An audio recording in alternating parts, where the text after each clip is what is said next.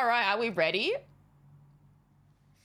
Loz decides to do Majora's Mask lore in a couple of hours. I'm actually going out to be social. She's so out of touch. Ew, you're being social? Yuck. Yuck, mods, ban that guy. Ew, you're leaving the house? What the fuck? Disgusting. Is that allowed? Ew. Have a fun time, Happy Gamer. I'm sorry you're missing the lore and stuff. There'll be a nice VOD to watch though, I suppose. Okay, first video is Majora's Mask is a depressing story. So I don't really know how good these videos are. I just know that the Zeltic guy is apparently like one of the best like Zelda nerds. So he's probably gonna be like in 1994, Ocarina of Time launched and the world changed forever. Miyamoto, or something like that, I don't know. Okay, Majora's Mask is a depressing story. Let's go. A game that stands apart. A pocket-sized world of colossal Number emotions 15. and daunting mysteries. Its haunting themes and dark beauty have etched themselves into the memories of countless players. The relentless descent of the moon, the enigmatic inhabitants of Termina, and the eerie Majora's Mask itself. These are all a part of a unique tapestry that make this strange but lovable game. To end October this year, let's dive into the story and development of Majora's Mask to see what we can uncover about this classic Zelda title. Welcome to October. So I'll be real, chat. I didn't really understand what the fuck. Like, I understood what was going on. Like, yeah, Skull Kid picked up the mask, and the mask is evil. It made him do all this evil shit. But like, that I understood. But everything like the deeper understanding of the game, I didn't quite understand. Like, you know, the four giants and like why the moon and all that kind of stuff.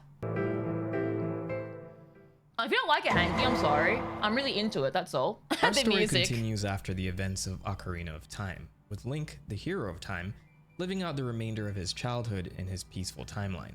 Link is on a journey to find his fairy friend Navi, who just up and bounced once the timeline was saved. And the crazy thing about this is that Link never sees Navi again. The game doesn't even solve this plotline. The adventure this time begins with a weary Link and his trusted steed Epona navigating a I was wondering, like, where is he? When you start the game, like, where is this location? Is this like Hyrule? Like, he seems to get like transported almost. forest, oblivious to the unseen eyes tracking their every move. Two mischievous fairies under Majora's the Mask for an command of entire Skull Kid year. ambush Link, and they all steal Link's Ocarina of Time What's that? and make off with Epona. Link is led through the forest, dragged by his own horse, and left at the entrance of a mysterious cave. This is where Link finds out how deep the rabbit hole goes. Yeah, it looks like the Lost Woods, right?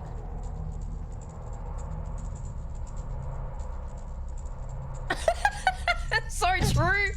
Skull Kid confronts Link once again after getting rid of his horse, but to add insult to injury, he casts a curse on Link, transforming him into a Deku Scrub. And this transformation isn't quick either. It's like he mentally torments Link in some type of advanced genjutsu. Skull Kid runs off deeper into the cave, leaving behind one of the two fairies who we learn is named Tattle. But she kind of deserved this because she stayed behind to bully Link, so it looks like these two are stuck together. Actually. And as Link grapples with the loss of his horse, a body that's not his own, and a snarky fairy companion, he finds himself facing a daunting choice. I totally forgot. Deku Link is the butler's son, right? Like the form that he takes on, that's the butler's son, right? And then you see like the proper grave of his son, like when you come out of here, I think. The unknown, where who knows what horrors and adventures await.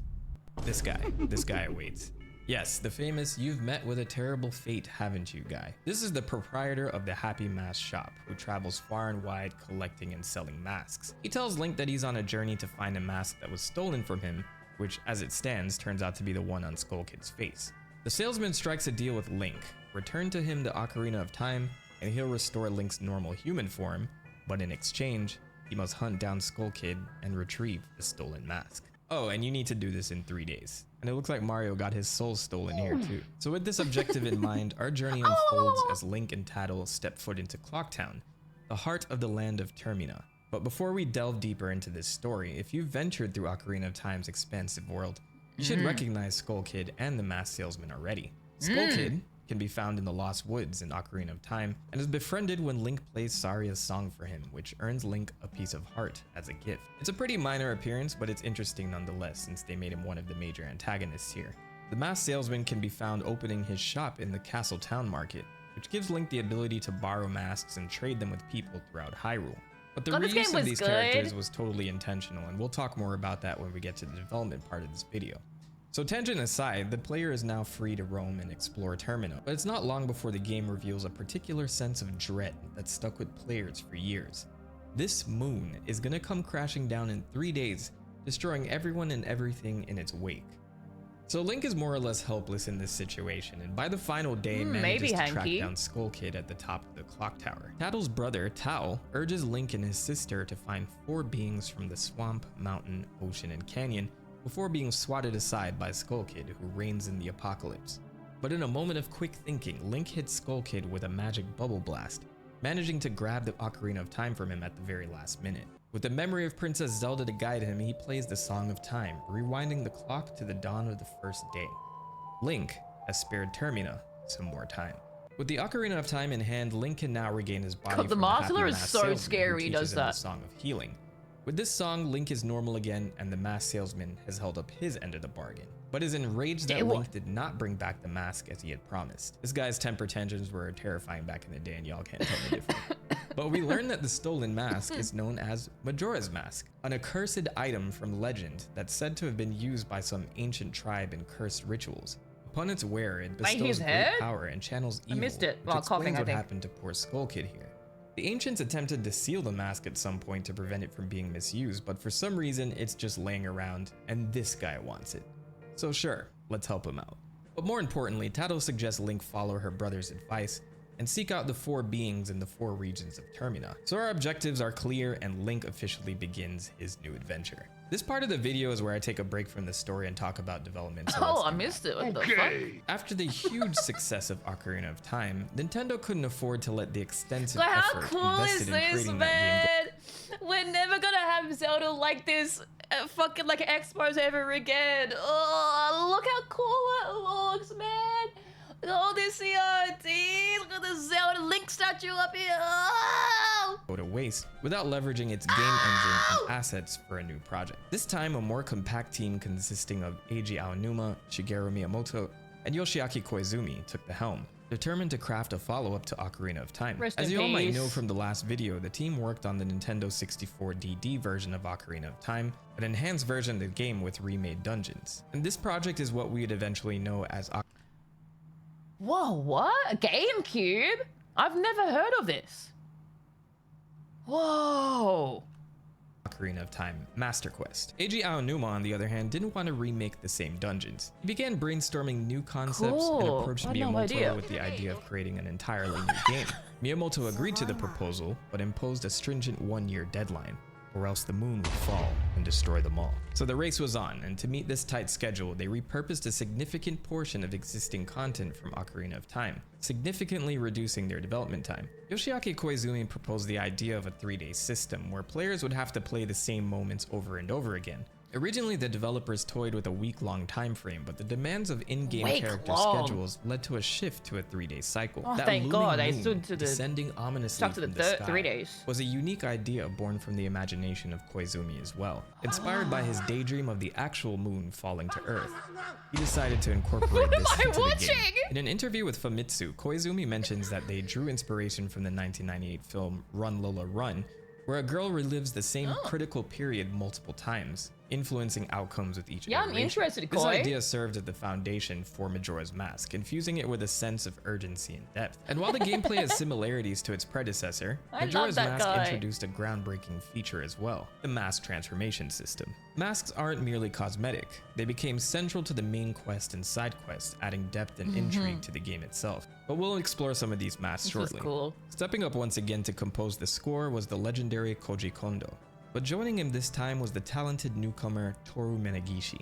Majora's Mask marked Minagishi's debut in the Zelda series, a journey that would see him contribute to other beloved titles like The Wind Waker and Twilight Princess, and later on, the Splatoon series. Interestingly enough, Minagishi is also the mind behind that iconic GameCube startup jingle. Before its best official jingle. release, Majora's Mask would be known as Zelda Gaiden, or Zelda Side Story. The name Majora itself is a unique localization of the Japanese Majora's Mask, a playful fusion of the art director Takaya Imamura's name and Jura, inspired by that's his love cool. of Jurassic Park. I always thought the origins of that name would be a lot more profound, but here we are. So Majora's Mask made its debut on the Nintendo 64 in April 2000 in Japan, and later that year in Okay, this will be October more about the in North lore of the America. game, but this is So cool yes, too. it's been 23 years since this game was released, and you should feel old. Anyway, we head back to Termina. Link has Okay. his body back, and with only Tal's clue about the 4 places to go on, Link and Tattle must travel to 4 different dungeons in Termina to free 4 giants from the evil lurking within those dungeons. And while there are only 4 major dungeons in this game, what I think really sets this apart from the rest of the series 4 is was its very perfect. unique side quest. The game is Yeah. stuffed with all of these weird encounters that sometimes leave you asking more questions, or they might just bring a tear to your eye. If you're not making a beeline to the end of the game, Link can meet several different characters within Termina, all with their own schedules in this 3-day time frame.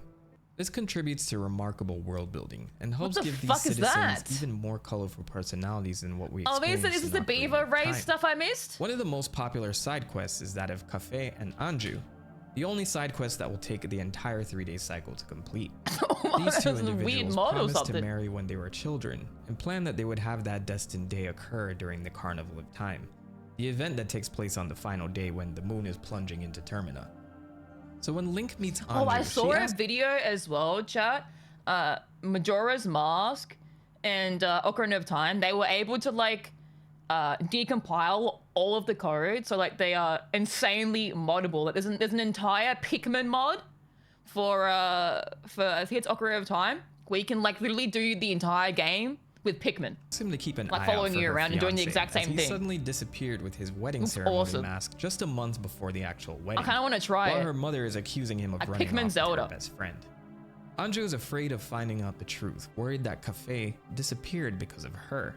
Link will eventually encounter Cafe, who Yeah, has I been saw a turned into short a of it. child by the I'll Skull show King. you guys. And to make matters worse, his wedding mask was stolen while he was on his way to ask the Great Fairy for help. This is not If you Majora's manage to Mask see lore. this quest to its end, you can find Anju in her room in the last few hours of the final day, pledging to wait for her fiancé in her Kind of, final but- minutes. The lovers will reunite in this moment, exchanging vows and staying right where they are to face whatever fate may befall them.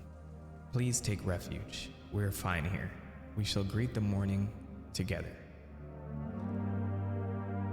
You never got to see the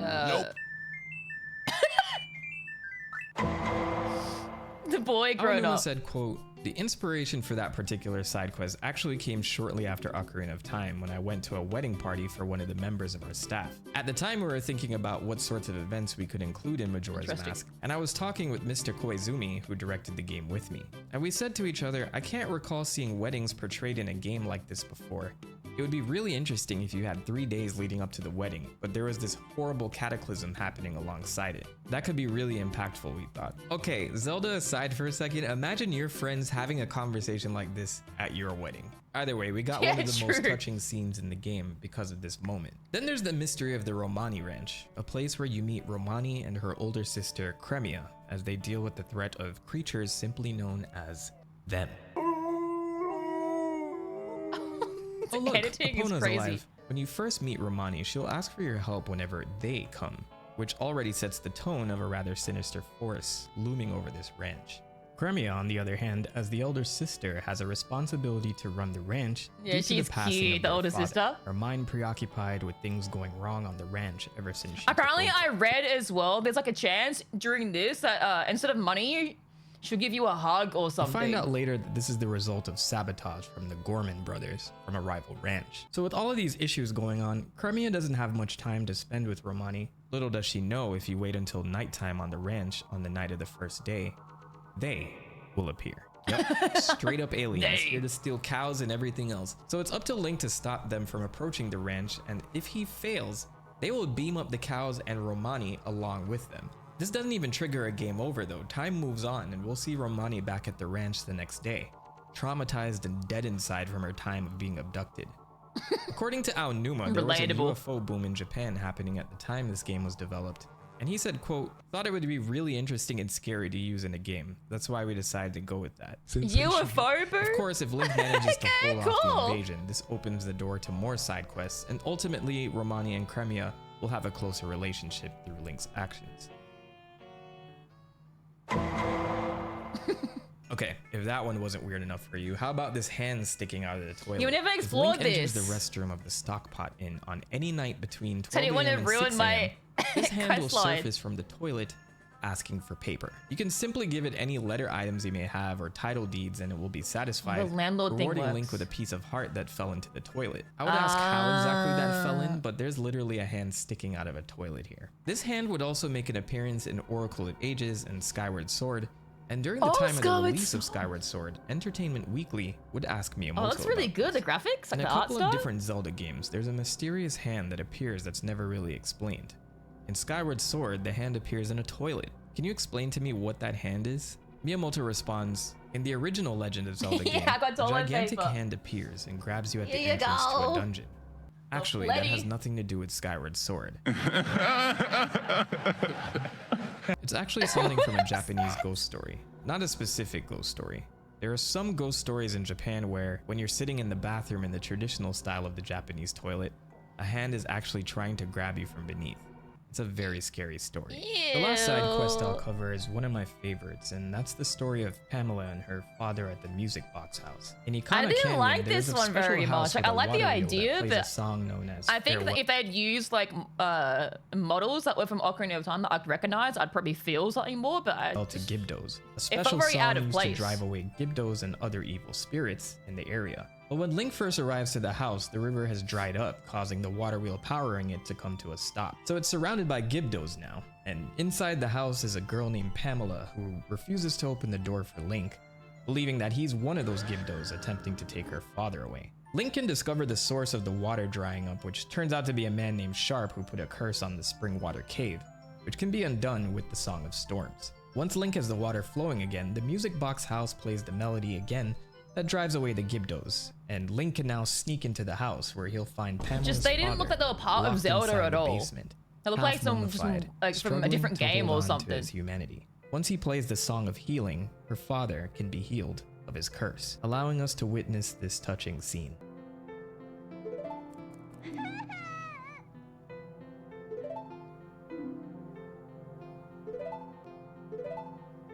The father looks These scary. contained but powerful stories within Majora's Mask make this game as memorable as it is. And with the final days hovering over the heads of the people of Termina, it makes each of these stories more impactful the deeper you dig in. Let me know your favorite side quest in the comments below, because I know I'm missing a few here. But Go within straight these to side those quests, two. the theme of masks still rings true, as Link can obtain collectible masks as a reward for completion. For example, seeing the Anjo and Cafe quest to its end will have them gift Link with the couple's mask, or while Pamela has this tear-jerking reunion with her cured father, a Gibdo mask will be on the floor for Link to collect. There are 20 collectible masks in all, which excludes the 3 transformation masks that Link will obtain throughout the story. These 3 masks are crucial to plot progression and include the Deku mask, Goron mask, and Zora mask, allowing Link to transform into these 3 races and use their abilities. If this game wasn't dark enough though, each of these transformation masks represent a deceased individual from each race, like the Goron mask for instance, embodying the soul of Darmani III, a Goron hero that was a great warrior of the tribe who succumbed to a fall from the mountains of the Snowhead region due to a blizzard. The Deku soundtrack's mask is so from the good. dead son of the butler who served the Deku King. You encounter him Yeah, at the that very beginning of the thing. game as a withered tree, his soul turned to a mask by the Skull Kid to curse Link. And to So take it a step further, it was sad. always a bit jarring seeing Link have to go through what seems like a painful transformation every time. Aonuma would actually be asked about these Oh, yeah, transformations I never really thought by about Game the Informer transformation and being why it looked like it painful, like hurt why so he much for screams Link, and stuff. To which he responded, "We're talking about masks that were created to contain the memories of people who have died. Often there are things they really wanted to do before they left this world, so becoming them is actually really painful because it's like hosting a really powerful spirit that's coming into you." Damn. After reading all of these interviews, I wonder why Aonuma These hasn't directed pictures an of them. all-out horror game yet. So we head back to our main plot. Link travels to each region, guided by the advice of Tao. The first being the southern swamp and home to the Deku Kingdom, where he frees the spirit of the Mask of Odalwa. the major boss for that area. Next is Snowhead Mountain, the home of the Gorons, where Link defeats Goat at Snowhead Temple to free the second giant. The third giant is liberated from Hjorg in the Great Bay, home of the Zoras. And finally, in the Ikana Canyon, Hjorg? Link will take on Twin Mold to free the final giant. Light work, no reaction. For those who engaged in conversations with Anju's grandmother throughout the game, they were treated to a fascinating nugget of lore about these giants. In the distant past, before the land of Termina was fractured into 4 regions, a single realm thrived with the presence of 4 benevolent giants. And these mighty beings made a pact to watch over the land's inhabitants, and if they were ever needed, a powerful call would summon them. But of course, there's a dark twist to this tale. One imp, feeling abandoned by his giant friends, spiraled into bitterness and began sowing discord across the 4 worlds. In response to this menace, the people of Termina resorted to summoning the giants, leading to an act of exile. The imp was even more saddened that his old friends would threaten him, so he returns to the heavens to hide out from their anger, and peace was restored to the 4 worlds. This is a pretty obvious tale of Skull Kid's origins, and I think the implication here is that he was exiled from Termina and found himself spending his time in the Lost Woods of Hyrule. But let's see what he has to say for himself later at the end of the game.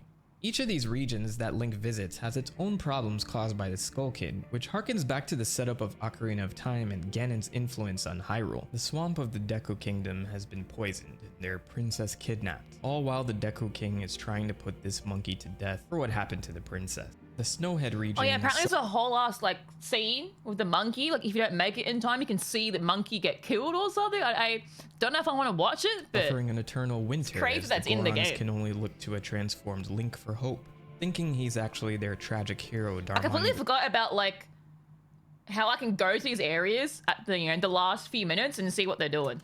The third who's come to save the day. In the Great Bay, a Zora guitarist He's hanging over the pod, dead or alive? His vocalist Lulu's eggs, that he was mortally wounded trying to retrieve. This was so weird as well.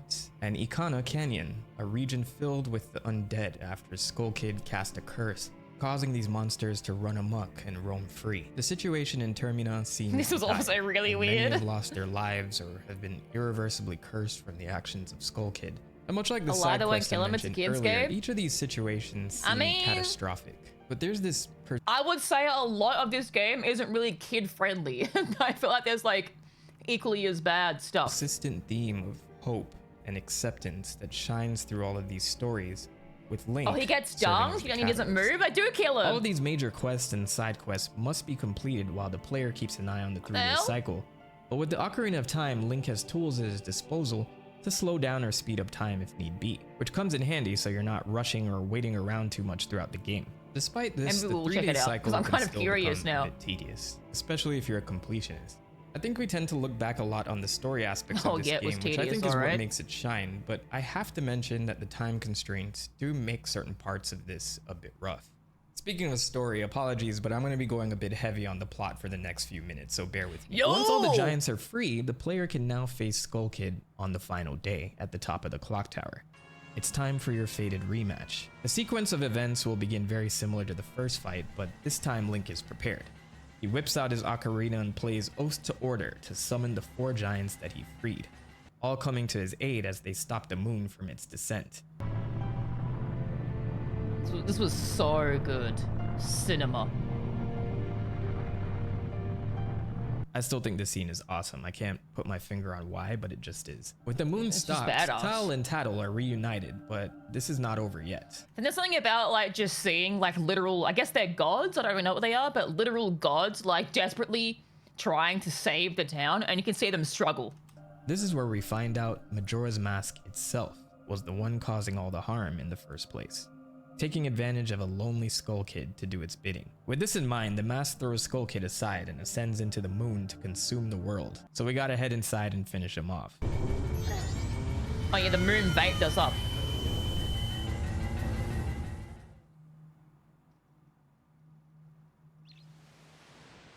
Now you see the giants at the end of each dungeon. So if you went out of your way to complete all the side quests in the game, there's one last strange occurrence that happens before it's time to face the final boss.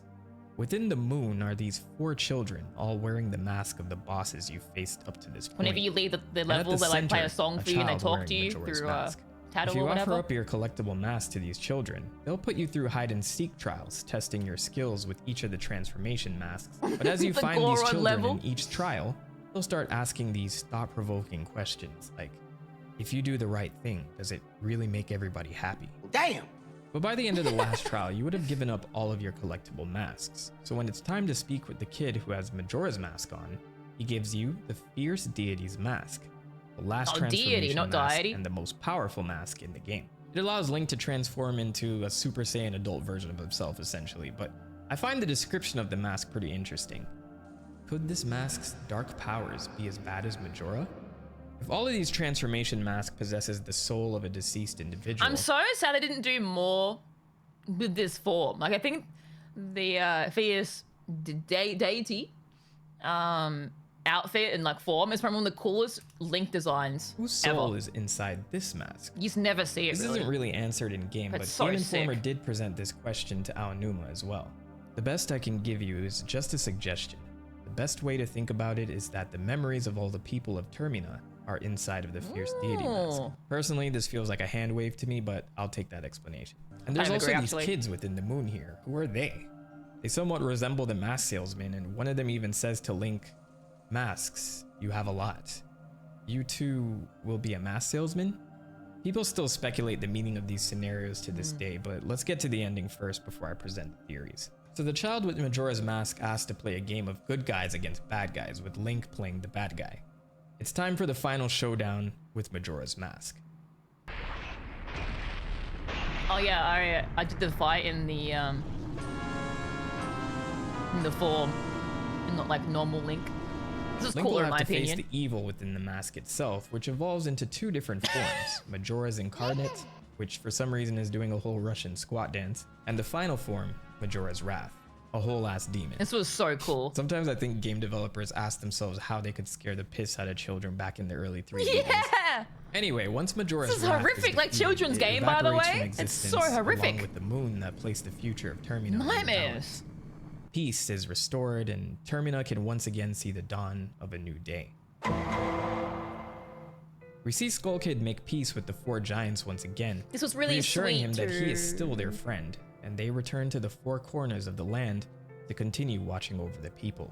Skull Kid, overwhelmed with emotion, makes peace with the situation and asks to be Link's friend as well, remembering the time where he played Saria's song for him in the Lost Woods. Just as a quick aside, this line here is debated whether it's Link or Saria that Skull Kid is referring to. I guess I'll leave that one up for you guys to decide, but I believe the main implication here is that this is the same Skull Kid you befriend in the Lost Woods, even though I know Yeah, there's a lot more. of like speculation, like how close are the games, like the stories and lore in the universe, like how close they are together is kind of speculated. Like if it's I think like a they're different trying to highlight dimension. that this is the same one. Universe, With the evil timeline? fully purged from Majora's Mask, Link holds up his end of the bargain with the mask salesman, who finally claims the mask and bids everyone farewell before disappearing. So Link, Skull Kid, Tattle, and Tal part ways, with Link heading back to Hyrule as the Carnival of Time can finally go on without a hitch. The credits give some closure to the people of Termina that Link meets along the way, like showing the wedding of Anju and Kafei, or Romani and Cremia practicing archery together. And in the final shot, we see Link continuing through the forest as we zoom into a drawing carved into a tree stump, with Skull Kid, Link, the fairies, and the four giants So being friends. cute. And this is where we say goodbye to this incarnation of Link as a main character. Majora's Mask is a Zelda title that leaves so a is lot that he for left discussion as well. even to this day. Like, the world of Termina itself is somewhat of a mystery, but is mostly chalked up as a parallel dimension to Hyrule. Yeah. Which I wouldn't think is too far-fetched since we've seen a few Zelda games already tread that territory. Somehow Link falls into this realm after chasing down a possessed Skull Kid, much like Alice stumbling into Wonderland.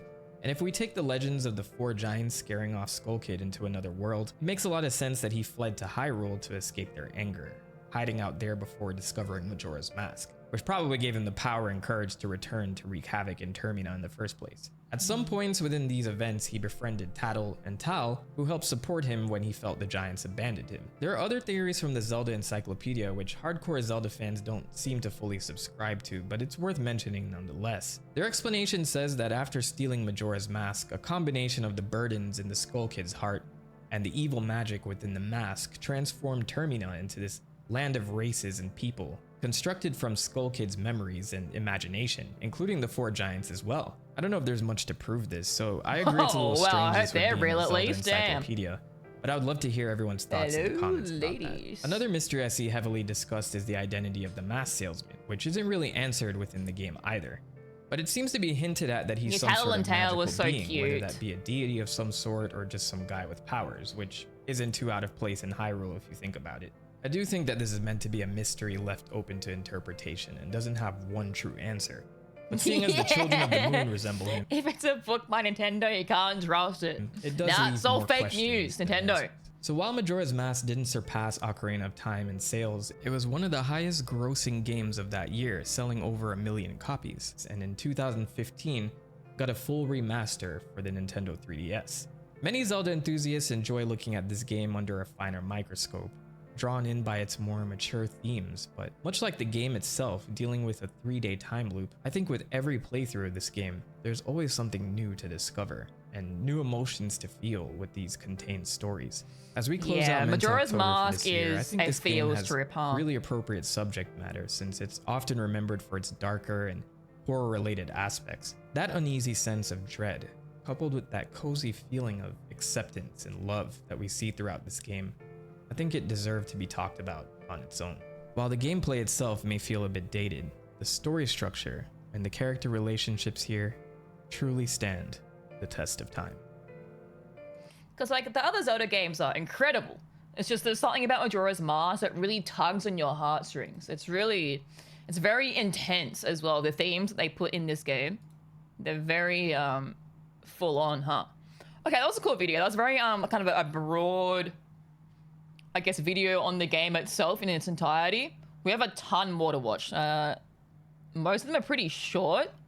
What should we watch next, chat? We can maybe watch the salesman one from Celtic. If he's evil or good or not. We have a bunch. But most of them are pretty short. Either that or the development video first. Or second, rather. This video I skimmed through. It looks pretty cool. It's a longish one, but it's very interesting. Okay, yeah, maybe do the development, then all these little wacky side videos. And then there's some like kind of like artsy Majora's Mask videos. I think this makes the most sense. And then speedrunning probably towards the end, I suppose. Project again in May. Yeah, it's kind of like what the previous video was kind of commenting on, but it's like all of it. Like every single little bit of info from the devs and stuff. It's pretty cool.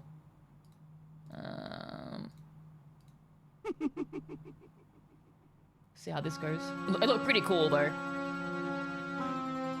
Majora's Mask is a story of crunch. It's a story of having a looming, seemingly impossible to meet deadline overhead at all times, of missing family and friends, of rising to a challenge. It's a similar video, there are other but more in interpretations, depth, of course, I think. and those are valid, but it's hard to ignore how the developers' feelings seeped into the game. We're exploring the development of the game this week in Legendary Adventures podcast.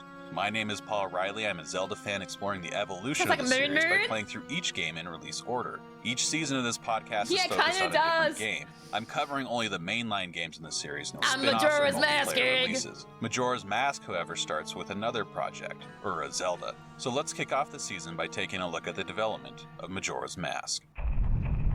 I just love videos where you can tell the person that's made them is a fucking nerd. Like, you know what I mean? That's what you want to watch, right? Like you want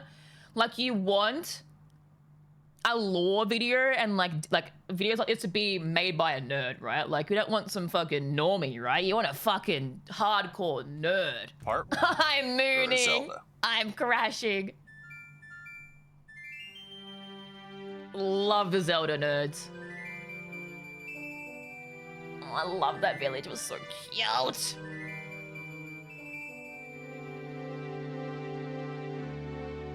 Did you say hi, Paul? This is why I can't deal with like naming Link anything but Link. Like, I can't take it seriously. Hey, Paul. This is not Paul, man. The development of Majora's Mask actually begins with The Legend of Zelda: Ocarina of Time. It was the subject of last season and is the fifth Naming game him in like the Zelda Dave series. or something. It is also the first title in the series for the Nintendo 64 and the first in 3D. The ball You may of recall I time. mentioned last season that when the development on Ocarina of Time began, it was intended for the Nintendo 64 DD. That was an... Is this a real... Oh my god, is this real? Chat, is this real? What the fuck is this? Holy!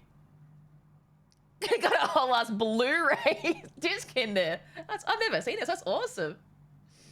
Yeah, the Elden Ring like Souls videos are crazy. Look at this thing. It also microwaves. Okay, let me go back a bit. I for zoned the out. Nintendo 64 and the fuck? first in 3D. You may recall I mentioned last season that when the development on Ocarina of Time began, it was intended for the Nintendo 64 DD. That was an DD. ill-fated add-on that played games off of what were essentially large floppy disks. However, the developers ended up moving to a standard Nintendo 64 cartridge. Co-director Yoshiaki Koizumi stated that the decision for this was for technical reasons. He said Ocarina of Time just didn't work when they were trying to run it on Nintendo 64 DD. In a 2011 Iwata Asked just interview didn't work. about Ocarina of Time 3D, Koizumi really? said, with a magnetic disc it takes time to move certain mechanical parts, so depending on where the data is, it takes time to retrieve it. So you couldn't make Link move. If there weren't many moves, I think this stuff's really, really interesting. I hate pausing videos and yapping, but I love videos like this where they really talk about just like shit no one really cares about, but I do. and so you could fit them in memory, and you could read them to memory from the magnetic disc beforehand, but there were 500 patterns. He went on to say that some people were disappointed with the decision, but some, including himself, were happy. I speculated Like that it, Zelda Graham? co-creator Shigeru Miyamoto may have been one of the people disappointed with the decision, and that is because of Ura Zelda. This was a planned expansion of Ocarina of Time that would use the 64 DD. IGN first reported on a second Nintendo 64 Zelda title for 64 DD in 1997. I never We knew can about the see DD. the earliest development of Ura Zelda overlapped with Ocarina of Time. The game is programmed with so-called hooks that recognize if a 64 DD system is connected. I do not own a Nintendo 64 or a 64 DD, and Yeah, I there is love region dense locking info. on both the 64 and the 64 DD. But people who have been able to work around these region locking issues have My discovered a God! Look how fucking big. Jesus Christ! What a chunky system! disc logo will appear on Ocarina of Time's title screen if a region-appropriate cartridge and DD are connected. This altered title screen can also be accessed through the use of debug tools or a cheat device like the Game Shark. In Ocarina of Time, these hooks are designed to Game pull data Shark. from the 64 DD disc after a save file is loaded, which is different It's from other bigger than the games with screen. DD expansions, which gave the disc data priority from the moment the game was booted up. Miyamoto's initial statements about the game were vague. I suspect Miyamoto himself was still working out the details of what the project would ultimately be, and that likely wasn't finalized until after the release of Ocarina of Time. I can't find the first article covering the announcement, but an article from November of 1997 states that the project was initially known as Zelda DD. Miyamoto said that Nintendo has not decided whether Zelda DD will be a completely new game. It may still turn out to be a plug-in adventure which requires the original Zelda cartridge game and simply supplies the game with a new quest. In a newly translated interview from Famiga64 and posted on the website Time Extension, Shigeru Miyamoto was a little more direct. This interview was conducted at Nintendo's Space World 97 event. He said, "Once we Wow. finish one Zelda game, it takes us 2, 3, even 4 years to make the next one. To keep things going in the meantime, we can easily release something like a second quest version on the 64 DD. Yeah, that's For right. example, for a cartridge Zelda, we could make a Zelda that has some separate sort of feature that works with the cartridge and the 64 DD. At the very least, don't expect something like a sequel to Zelda 64 to come out on the 64 DD immediately. More like an expansion kit so that you can enjoy playing Zelda for even longer." He went on to refer to it as Zelda 1.5. He added, "I don't think there'd be any changes or additions to the story. That's pretty much what they did with Tears of the Kingdom. It's the exact same fucking game. But like, I think Tears of the Kingdom was meant to be DLC, but it ended up being so big that it's ended up releasing it as its own If separate we game. did something, it would be like a dungeon or something like that, where we could add the most requested feature that people have after playing the game." IGN asked Miyamoto about the project again in May of 1998. This is, to my knowledge, the first time it was referred to as Ura Zelda. Asked whether it would be a 64DD add-on to Ocarina of Time, Miyamoto said, "I don't know if add-on is the right terminology. For the 64DD, we are working on a Zelda game which we call Ura Zelda, where you first play the initial disc version Ura. of Zelda. After finishing everything, you can enter into the world into the basic design of the same." The Japanese word Ura seems to be most commonly translated as another, though I've seen IGN use the word other on at least one occasion. And a 2011 Iwata IGN, Asks interview from Nintendo translates it as flip side. By 1998, Miyamoto seemed to have a firm idea that Ura Zelda would reuse the world of Ocarina of Time. He said what would be different were the dungeons. This is similar in concept to the second quest from the original Legend of Zelda. Here's what he told IGN in November of 1998, just before the release of Ocarina of Time. If you connect Zelda with the disk drive, an icon will appear on the screen announcing Ura Zelda, or Another Zelda. There were several ideas I could not incorporate in the current game because of the time shortage and other reasons. In the future, I want new areas and new dungeons to be available to players who have already finished Ocarina of Time, where they will find new challenges. Other features were speculated on over the years, including the ability to custom design masks, and some sort of internet connectivity. It seems Miyamoto himself put forward Zelda these Online ideas. sounds In that crazy. newly translated interview on time extension from Space World 97, Miyamoto said, "Usually once a game is packaged and released, that's it. We can't do anything more to it. But I think it would be interesting if creators could continue to address things afterward, sort of like live updates." In an interview on Nintendo.com from Nintendo's Space World 99 event, Miyamoto Back when they cared. said, "Since the 64DD media is cheaper than a new cartridge, this is an inexpensive way to make a sequel. We may also consider using network technology for Ura Zelda." Did You Know Gaming also found articles where Miyamoto mentioned mask customization and network features. It's unclear if these ideas were ever truly going to be a part of Ura Zelda and to what extent they Can't were even even imagine worked what it on. would In an interview be with like. IGN in August of 2000, Miyamoto said he couldn't remember ever talking about the potential for an internet-connected version of Ura Zelda. In 2022, Did You Know Gaming interviewed former Nintendo programmer Giles Goddard, who confirmed that he could recall work on a network Zelda, but he wouldn't say anything beyond that. And I want to stay alive, so I'm not gonna say what. I was contacted by Ooh, Zeth NDA? Ryder, or ZethN64. He's a longtime Zelda modder who has researched Ura Zelda extensively. Do a Google search for Ura Zelda, and Zeth's name is likely to pop up. Zeth and a few others searched through the Miyamoto files of the executes him 2020 personally? Nintendo Giga Leak. That's a collection of Nintendo code and assets that leaked online. Turns out data and files related to Ura Zelda were inside the leak. I asked Zeth about the possibility of network connectivity and customizable masks. He told me there's no reference to internet connectivity in any of the files. He suggested the feature may have been talked about among the developers but was scrapped early on. When it comes to customizable masks, Zeth couldn't confirm the feature for sure, but An he told idea me that tossed there were around some but eventually unexplained scrapped, I mentions suppose? regarding masks. He said he found the Gerudo mask item model in the 64DD files, which is strange because the mask is already in the game, so it wouldn't necessarily need to pull it from the DD. He also found a reference to another mask, but the file for that mask doesn't exist. What Zeth did find were dungeons, files that would replace the original Ocarina of Time dungeons with new, rearranged versions. Zeth shared an Excel sheet with translated commit Wow. logs with me and pointed out I love nerds, man. I fucking love nerds. This shit is dates crazy, on you the know? log suggest that the first 64DD maps weren't inserted into the game until May of 2000.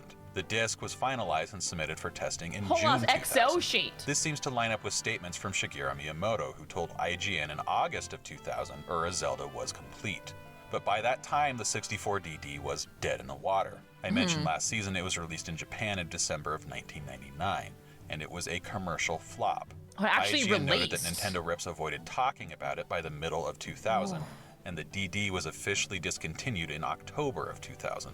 With the cancellation of the 64DD, it was thought that Ura Zelda would never see the light of day. That is until 2002, when Nintendo released Ocarina of Time for the GameCube as a pre-order bonus for the Wind Waker. I had no Included idea. on the disc was Ocarina of Time Master Quest. This, according to Nintendo, is what the Ura Zelda project became. I've heard of Master It featured Quest, but- redesigned dungeons that are more challenging than those found in the original Ocarina of Time. It is not, however, the Ooh. same version of Ura Zelda Zeth found in the Giga Leak that was completed Maybe in I'll June check of it out. 2000. The commit logs note that work on the emulated GameCube release started Oh, in this is how you April play of Gone Fast? 2001. Zeth tells me a number of the maps were changed, and Ganon's castle was added as it was not planned for the Official ROM original hacks, that's so 64DD cool. disc. For those interested in seeing this earlier version of Ura Zelda as it stood on the 64DD, Zeth worked with a small team to create a mod that restores the dungeons found in the Giga Leak. I have not checked this out myself yet, but Zeth tells me that it is more challenging than the version you may know from the Master Quest. If you want to check out these dungeons for yourself, I've included a link to Zeth's announcement trailer in the show notes. You'll find links there to Zeth's mod as well as instructions on how you can play it. And thanks to Zeth for help with this script. Guided? Part 2. Zelda Gaiden. Oh.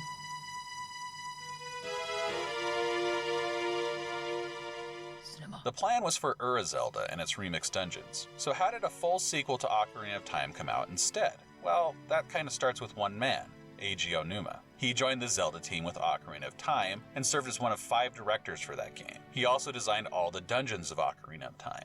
In a 2015 interview with GameSpot, Aonuma said, "Originally we were thinking of doing a rearranged dungeon version of Ocarina of Time for the disk drive, but I realized that the person who would have to do all the arrangement of the flip dungeons and would have to do all the tuning for that was going to have to be me. But I really didn't want to go back into the dungeons that we had just worked so hard to lay out, and then have to rearrange them and tune them in that way." He expounded further in an Iwata Asks interview. Basically, he said, I can't even bother doing that. Majora's Mask 3D, saying that he was handed the baton to rearrange Ocarina of Time's dungeons. Yeah, I ain't doing all that. I hesitantly obliged, he said, but I couldn't really get into it. So I secretly started making new dungeons that weren't in Ocarina of Time, and that was much more fun to me. So I grew up the courage to ask Miyamoto-san whether I could make a new game. He replied saying, "It's okay if I can make it in a year." In an interview translated on Glitterberry's Game Translations, Miyamoto explained his reasoning for the 1-year deadline. He said, "It's a shame when a game takes 3 years to make. So I figured, why not do it in 1? I wanted to be able to say, we can do it too. I thought if we just used the engine for Ocarina of Time and layered a new scenario on top of that, we'd be able to create a reasonably large game in 12 months. In that Iwata Asks interview, Aonuma was asked his reaction to the year deadline. Did he respond by saying, "Sure, I can do it"? "No. I was holding my head," he said. But they pressed forward all the same. The new project Oh, it's like, gonna make your own game? Okay, do it in 1 year, bucko. Go ahead. Was initially dubbed Zelda Gaiden, or Zelda Side Story. Today we know it as Majora's Mask.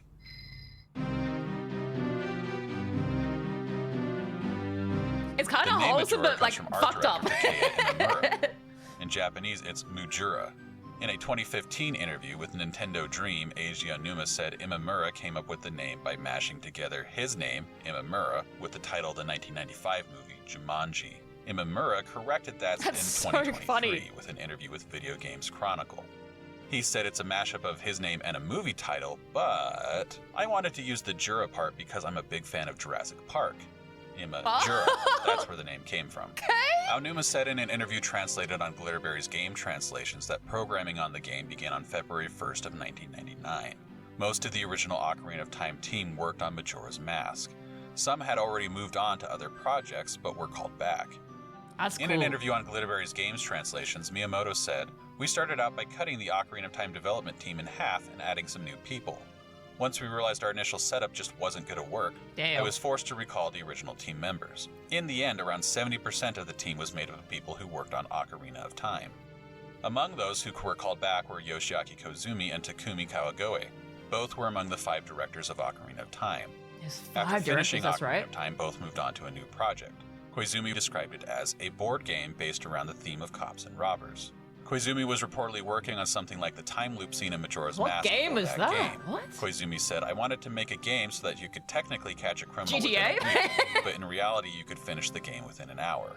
He ultimately said that the project was cancelled as he returned to the Zelda team. He said, "I figured I'd just throw what I already had into Majora's Mask." There is perhaps a slight contradiction in statements among Miyamoto and Aonuma as to who brought Koizumi back to the team. Or perhaps it's just that both were involved. In that Glitterberry's Games Translations interview, Miyamoto stated, "Generally I'd wait until July or August to start recalling people, once I saw there was no other way. But in this case I realized how insurmountable our task was just a few months after starting, so I asked him to come back." Aonuma followed up that statement by saying, "I tried to work on things all by myself, but I had no choice. I ended up asking Koizumi to come back. I couldn't have done it alone." Aonuma has made multiple statements over the years stating that he approached Koizumi and asked him to join the Majora's Mask project. In a 2017 interview on Japanese gaming website Denfa Minako Game, Aonuma said, "I was going to be in charge of designing the dungeons, but somehow I became the director. I felt anxious about being the only director, so I called in Yoshiaki Koizumi, Got who promoted was the by 3D accident, director no. for Ocarina. When I asked him to join us, he said, "I'd go only if you let me do whatever I want to do." There are multiple credited Fair enough. directors on Majora's Mask, but according to Aonuma and Miyamoto, Aonuma was named as the supervising director over the entire project. "We had 6 directors working on Majora's Mask, just doing the game design," Miyamoto said. "There were even more directors in addition to them, but it was those 6 individuals who were involved in creating the foundation of the game. Aonuma was the supervising director. But they worked Koizumi worked on the very sub-events and hard. player-related aspects. and they Takuma was cooked in charge really of the well, script. considering the Yusui was crunch. involved in the dungeons, and Yamada was the head of the system management. Finally, Kawagoe served as the cutscene director. We call this the multifaceted... Like, imagine if they had the 3 years that they would normally have.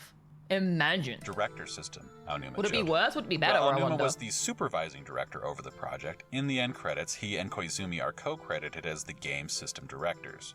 Aonuma also stated that he was able to largely leave the other directors up to their own devices.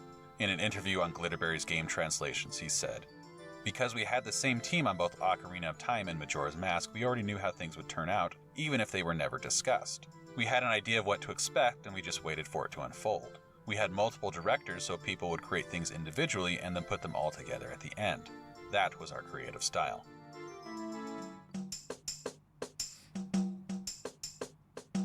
Shigeru Miyamoto stated that he had little involvement in the game after the initial design discussions.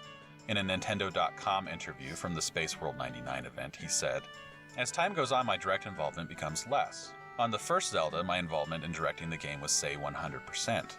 With Ocarina of Time, my involvement was about 60%. For Zelda Gaiden, it will be about 20%. Miyamoto expanded upon this in a July 2000 issue of Nintendo Power.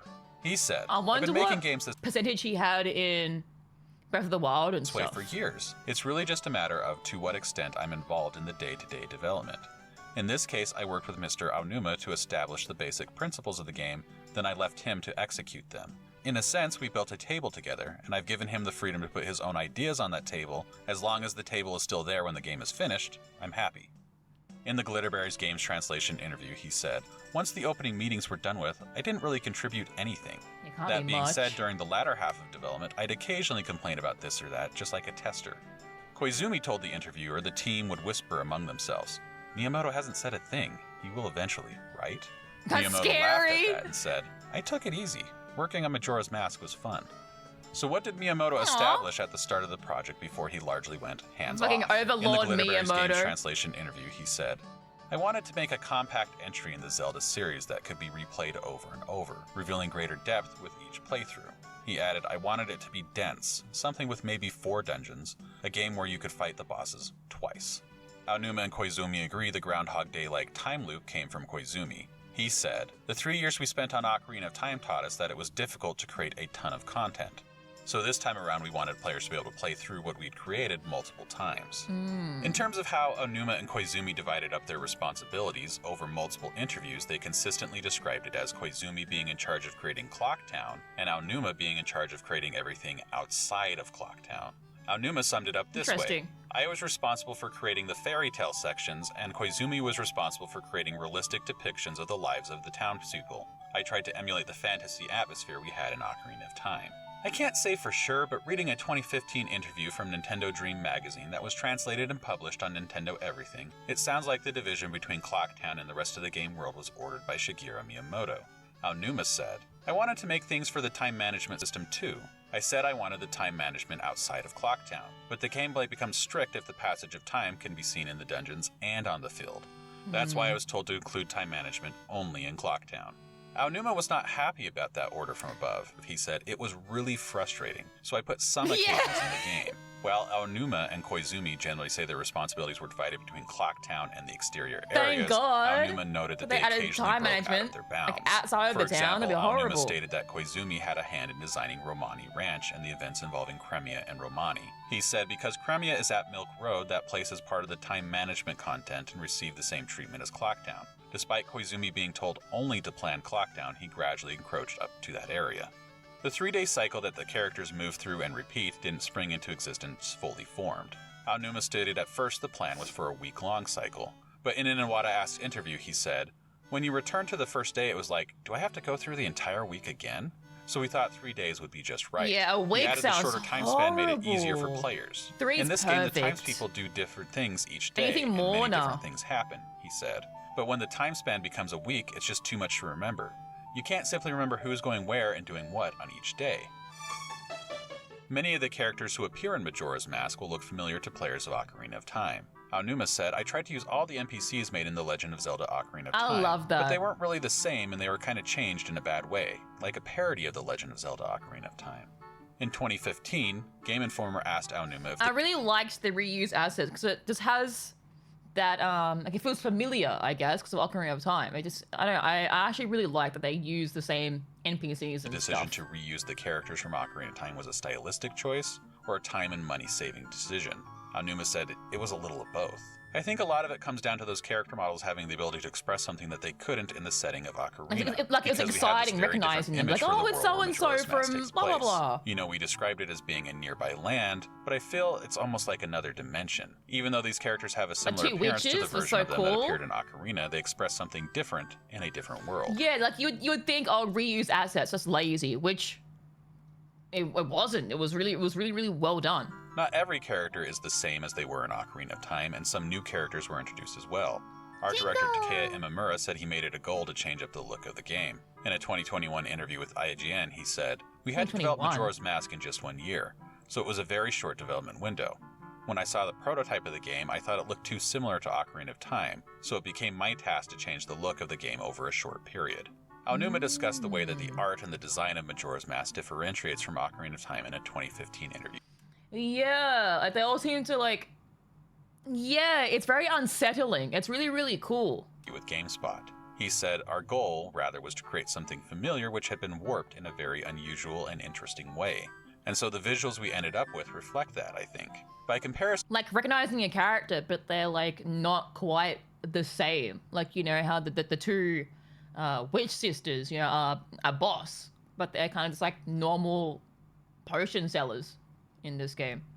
you saw a It's lot really more black cool. being used. The entire world just felt a lot darker, and we wanted to do this to set it up as a distinction Very visually from the world dream-like you or see in Ocarina of nightmare-like, if Time." anything.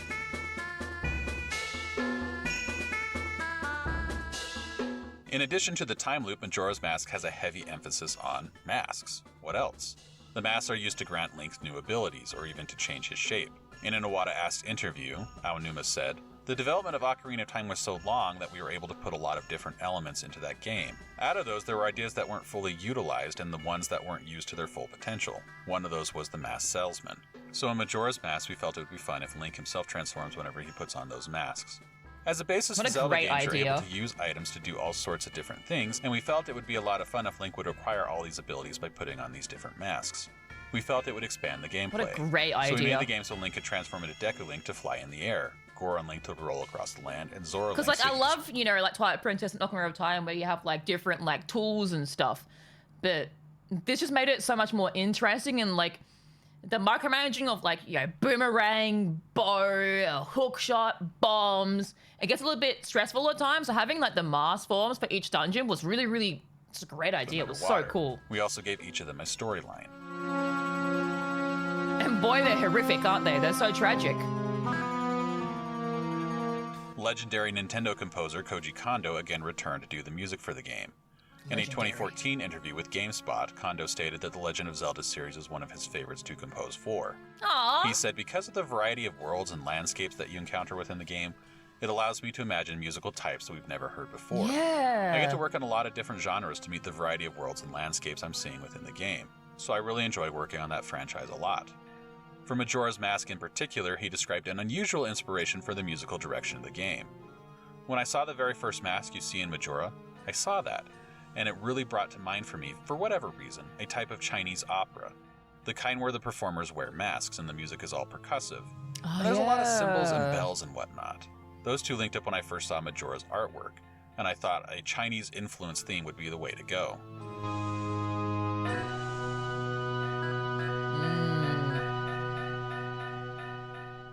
Chinese opera is of course not the only influence. In a 2015 interview with GameSpot, Aonuma said, "We thought it would be interesting to switch between different genres in this game.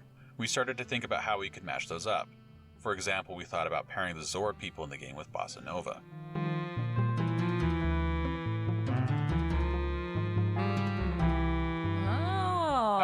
Aonuma said that Aonuma was largely hands-off when it came to the music. I love the music He design wasn't and super stuff, hands-on, like so I how was it's, able to create you the know, kind of music that I thought was appropriate for the game that I was seeing. And I figured that if no one was complaining because I was creating quite a bit of music, then it must have been okay. The game's music, story, and gameplay systems all come together to create an experience that's more complex than Ocarina of Time. Aonuma said that was by design. Speaking to Kotaku in 2015, he said, "We knew we wanted to age up the themes of the events a little bit and get into a slightly more adult-feeling drama moment here and there. And so I think as a Drama. natural outcome of that, you wind up with slightly more difficult to understand sequences and slightly more mature themes coming out along the way." That's why Twilight Princess, man. Part It's just 3, so the Tale of intense. Crunch.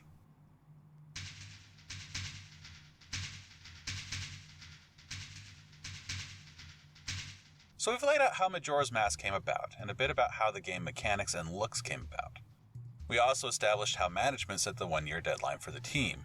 The result was an intense work situation that strained and potentially even scarred those involved. It's no secret the team had to put in intense overtime to complete Majora's Mask. Yeah, it must have been within so a year. stressful. Shigeru Miyamoto was upfront about that in interviews. "With the amount of resources required for a Zelda game, we had everyone working overtime," he said. "Striving for a unique experience with every game makes for hard work." Speaking to Devfa Minako in 2017, Aonuma said, "I did my best to finish it within a year after I was done with The Legend of Zelda Ocarina of Time, and I went out of my mind the whole time." English scriptwriter Jason Lung described some of the conditions the developers were working in and how it impacted the game. Yeah, because we're talking Japan chat as well. Like, working in Japan is a completely different, like, it's so much more strict and intense. You don't have, like, as, you know, many rights as you would. Yeah, the culture, the work culture in Japan is so intense. Lung only got involved near the end of the project as translation and localization were underway. That's why there's only one GTA every other gen the last 2 years, like basically a Majora's Mask 2 years in a row. Yeah, I can kind of agree with He that. was a writer for Nintendo Power and was tapped to write the Although I English liked, script after Dan Housen, who wrote the English scripts for I A Link liked to the Past, GTA Link's 4. Awakening, and Ocarina of Time, was made manager of Nintendo.com. In an Nico, article my for cousin. Nintendo Power, Lung shared entries from a journal he kept. He traveled to Japan to work directly I with want the this Zelda book. team during localization. He described working 15 hours or more a day while he worked on the game. He said, "Normally we wrap things up around 10 p.m. Lung also wrote, "The team rarely got to go home. As a result, many of the characters like the Deku Scrubs, who are involved in the cross-country trading sequence, talk about not being able to spend time with their wives." Speaking to Oh, IGN yeah. in 2000, Aonuma described part of his typical workday. He said, "First thing in the morning, I have to finish up the game specifications I failed to complete the night before. Then I bring the new specifications to the programmers and at the same time, check on how they made everything based on the specifications I gave them the previous day. And I repeat this procedure until noon." Miyamoto then chimed in and said, "I of course have the same experiences. At Nintendo it is often custom that we never make the whole game specifications at the beginning. But rather we are making something, and depending on what we are making, some other things. If you change one element, you have to change many others. Many directors work overtime and rewrite the design specifications at night. Even if you can't work the next day, Yeah. you still have to finish the specs and place a memo with the changes on the programmers' desks." Speaking with Nintendo Dream in 20... Because, like, it wasn't like working a 9 to 5 where you go to work and then you go home and then that's it. You have to, like, it wasn't like hourly based work. It was like you were given a job and you got to get it done in this time frame. If you don't get it done, you kind of fucked, basically. You have to do it. 2015, Aonuma was asked if it was a harsh experience. He said it was. "It has been a long time since I started working on Zelda, but I've almost..." That's probably why there's so many, like, talks of, like, how the devs didn't really like the game because of the conditions that they were put under, I never suppose. put in an all-nighter. Yeah, they would've However, I slept did in the once office for for the sure. N64 version of Majora's Mask. I did that together with Koizumi and Takumi Kawagoe. We were responsible for a movie which Miyamoto had rejected the day before. We had to do it again until the next day, and there was barely enough time. It left a lasting impression as I worked quietly in a room with no one around. Lung said, "Director Eiji Aonuma and supervisor Takashi Tezuka told me how they've incorporated things from their everyday lives into the game." Throughout interviews, Aonuma references how current events in the news and a wedding he attended with Yoshiaki Koizumi And a baby resulted crying. in storylines being created for the game. It's not hard to notice that all throughout Majora's Mask, the various stories, from the main story down to the side quests, often contain references to being separated from family and friends. For example, Oh, the it Goron Quest, sucks. Zora Quest, and Ikana Canyon Quest all feature instances of parents being separated from their children. The main storyline revolves around the Skull Kid being separated from his friends, and siblings Tattle and Tail are also separated at the start of the game. And while I don't know this was necessarily the idea from the start, it's hard not to notice that the game centers around a looming and ever-pressing deadline. Again, I'm not saying that there aren't other interpretations for the story and the events within Majora's Mask. This is a pretty rich game in terms of themes and stories, and there absolutely are other valid interpretations, including ideas about the stages of grief, or a Buddhist journey of enlightenment. I'm just pointing out that the developers' lives and their feelings also inform the story. And the game wasn't just inspired by the everyday lives of the developers, it bled into it. In an Iwata Ask interview, Aonuma shared, "At the time I did have a sense that I was being pushed by something strange. I had a dream about it. It was a dream about being chased by a Deku. Kids I was cry for thinking help about the an entire event for game. the Deku, and I'd been trying to figure out what to do with it. I thought of it at home, and the Dekus appeared in my dream. I woke up screaming. I went to work the next day, and that's when Kawagoe-san told me that he had finished a movie for the Dekus, so I had him show it to me. And the movie was exactly like my dream. Jesus! I even told him, 'How did you know my dream?' He laughed. That's how put up against the edge I was back then." Despite hours upon hours of hard work, as the one-year deadline was approaching, Miyamoto became concerned that the developers may not be able to finish in hair in time. my eye, In the I Iwata Ask interview, Aonuma said, "At the time when I was told I had to make it in a year, I was extremely focused on thinking on how great it would be if I could make it happen, and how disappointed I would be if I couldn't do it. I started working on the game with that kind of mindset, but towards the end of the game's development, we had to work under severe time constraints. That's when Miyamoto-san told me that we could delay the game's release. That's when I got mad. I said to him pretty loudly, 'There's no way we can do that now.' I also remember telling him, 'We'll definitely make this in 1 year.' Looking back at it now, I said something unbelievable to my boss. And they did. The team was able to carry Majora's Mask over the finish line by their deadline." I said something unbelievable to my boss. Gulp? Majora's Mask was released in April of 2000 in Japan. It would launch in North America in October of that year and in PAL regions in November. It would go on to sell 3.36 million copies. That's 25 years ago. RPGamer.com. That's less than half of what Ocarina of Time sold, and it's the fewest copies of any Zelda title up to that point. I can't say for sure, but I believe that there are a few factors driving the lower sales for Majora's Mask. For one, it required a peripheral to run. The Nintendo 64's 4MB expansion pack. The pack added additional RAM to the Nintendo 64. In his Nintendo.com interview at Space World 99, Miyamoto said the extra memory was needed to keep track of all the events that are happening simultaneously around the world. The game also featured more detailed graphics, which I suspect the memory pack may have possibly contributed to that. Another factor could be the declining popularity of the Nintendo 64. By 2000, Nintendo was preparing for the release of its next home console, the GameCube.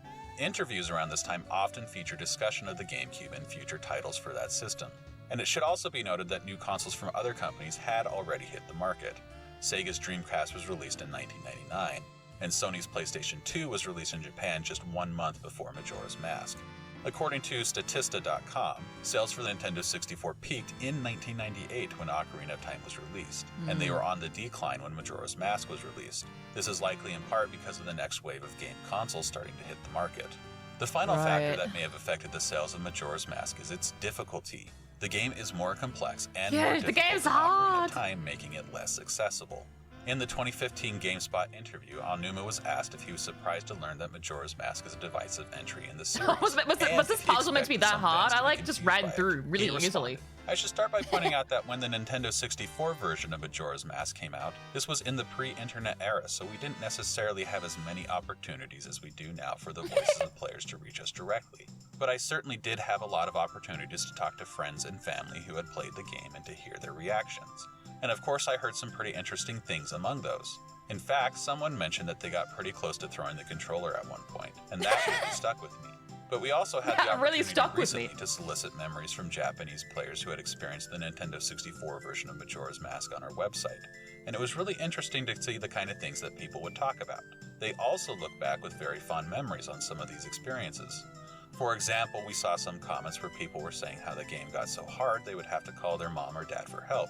But the way they relate it now is with sort of a fun nostalgic past to it.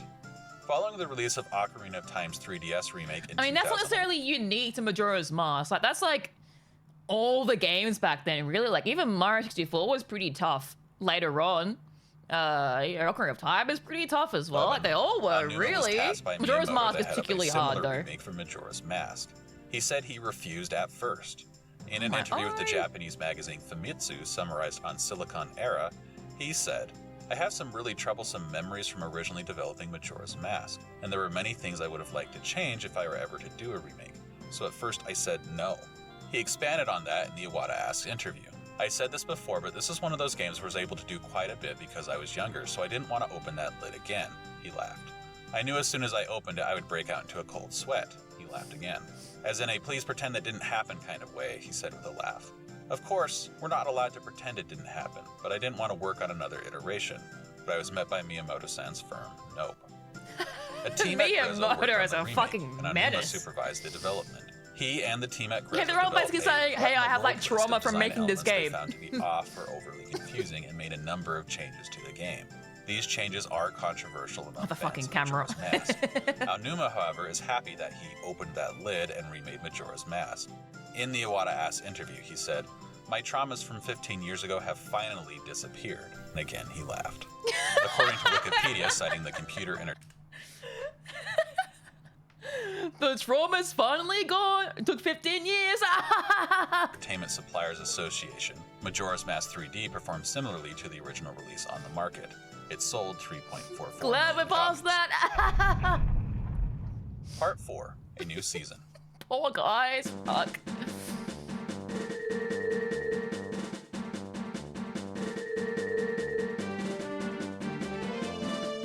In this season of Legendary Adventures podcast, I'm of course going to play through Majora's Mask. Each week I'll describe my gameplay through each of the game's 4 dungeons and its final challenge, and I'll try to mix in some interesting information along the way. To set some expectations, I will be playing the Nintendo 64 version of the game on Wii U.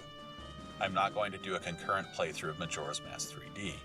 I felt On the I couldn't Wii work U. a dual playthrough into my schedule, and I have no way to record video from a 3DS for the YouTube editions of these episodes, so I'm keeping the gameplay to just one Oh, version. clearly this guy didn't get a Miyamoto special console. Don't expect me to really talk about any differences between the 2 versions. I feel I should also point out some of my own history with the game. As I Oh, have said, shit. I did not have a Nintendo 64 during its heyday, and I did not ever play Majora's Mask on its original hardware. My first experience playing the game was on Wii Virtual Console. I also ended up not finishing that game the first time I played it. I just never got into the right mindset to manage the 3-day cycle, and I wound He's a up nerd. quitting in the This middle guy's of a Snowhead nerd. Temple. I love it. My first experience playing through the game in full was with Majora's Mask 3D. I relied heavily on a walkthrough for that playthrough because of my negative feelings from my initial attempt to play through it on Wii. This is only the second time I've ever done a full playthrough of Majora's Mask, and will be the first time I play through the original version in its entirety. Don't expect me to know every secret or every trick that there is to Majora's Mask. Last season, I also had a number of bonus episodes, more than any other season before it. Okay, To he's keep yapping now, I think. expectations in check, don't expect many bonus episodes. Okay, he's like, don't expect me to do this or that. Oh my god. He's really making that clear, isn't he? Oh, that's so cool though. The history of this game is very, very interesting. Like, I kind of knew, but I didn't realize how terrible it must have been for the devs to be working that unbelievably hard. And it makes sense that they have like, you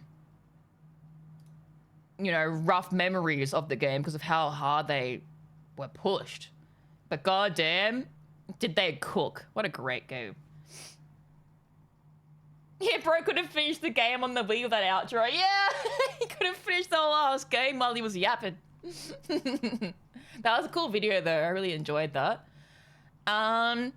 Okay, so now we can go into the shorter, like a bit more fun videos, I suppose, like more lore based. Before we do that though, there's like something I think stuck in my eyelash and contact lens, like both at the same time. It feels really, really weird.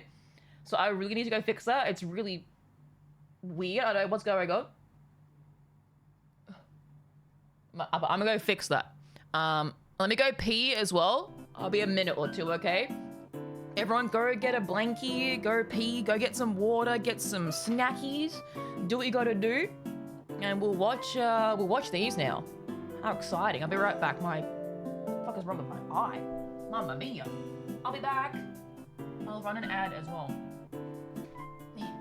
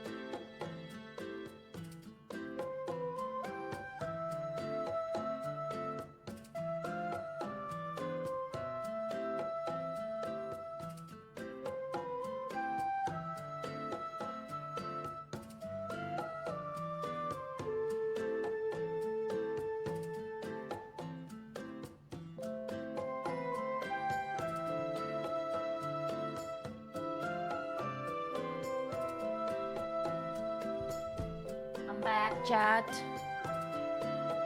I'm back.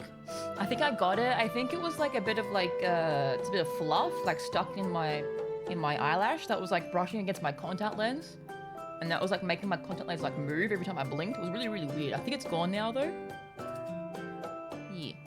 Also, chat, there's a Sony thing tomorrow, right? Like a video game thingy tomorrow. What is it?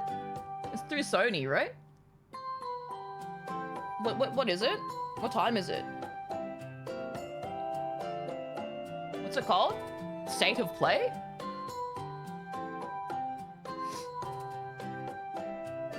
Maybe I'll stream it if it's at a non-wacky time. Let's see.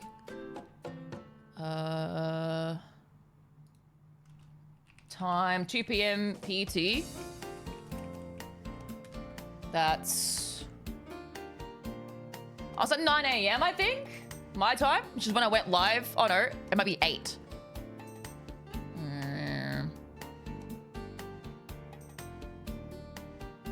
Possibly.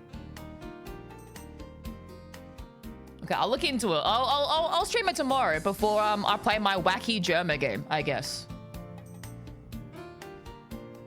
Sounds like fun. Okay, maybe Bloodborne. Maybe Bloodborne. That would be Pog.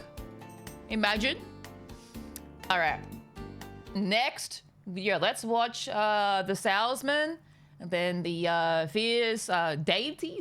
How do you pronounce it? I thought it was Deity, but it's Deity, I think. 16 hours ahead, 9 a.m. Okay, I wasn't sure because like Australia has this whack time zones as well. So, okay, I'll stream it tomorrow. We'll watch if you guys are down. We'll watch the Sony thingy tomorrow and Pog or whatever that gets whatever gets released or announced or whatever. That'll be fun. So I usually miss those. They're normally like at like 3 a.m. my time. So, which is strange because Japan has a pretty similar time zone to Australia. But I guess you're America, baby. All right, next video. Oh, hi, Battery. Hello. How am I feeling? Pretty shit, I'll be honest. But my energy's kind of back, but I don't feel good. Like every time I stand up, I get dizzy. So. But we're just binge watching fun Zelda videos today. We watched some SpongeBob earlier. And we're on to the next video. These are much shorter videos. Salesman. I didn't watch this. I just skimmed. Okay. Apparently, Zeltic is really, really, really good. You sound super congested. Yeah, I am. I feel very. I just feel. I don't know. I feel fucked. I feel fucked up. I don't know how to describe it. Everything is cooked for me. All right. Yo!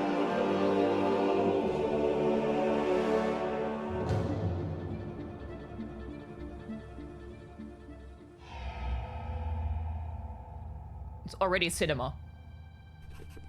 Wait, can I close my window thingy? I opened it for like 5 seconds for Ren, and then he just left straight away. Bastard. I'm getting glare on my screen. There we go. Had to crank my window.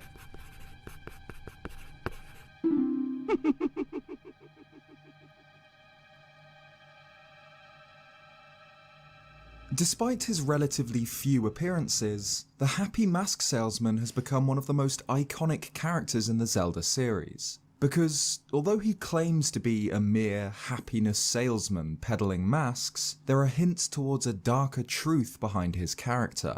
The Mask Salesman possesses incredibly dangerous, powerful ancient artifacts, and while his usual demeanour is overly friendly and humble, his personality shifts violently to deranged and psychotic when things don't go his way.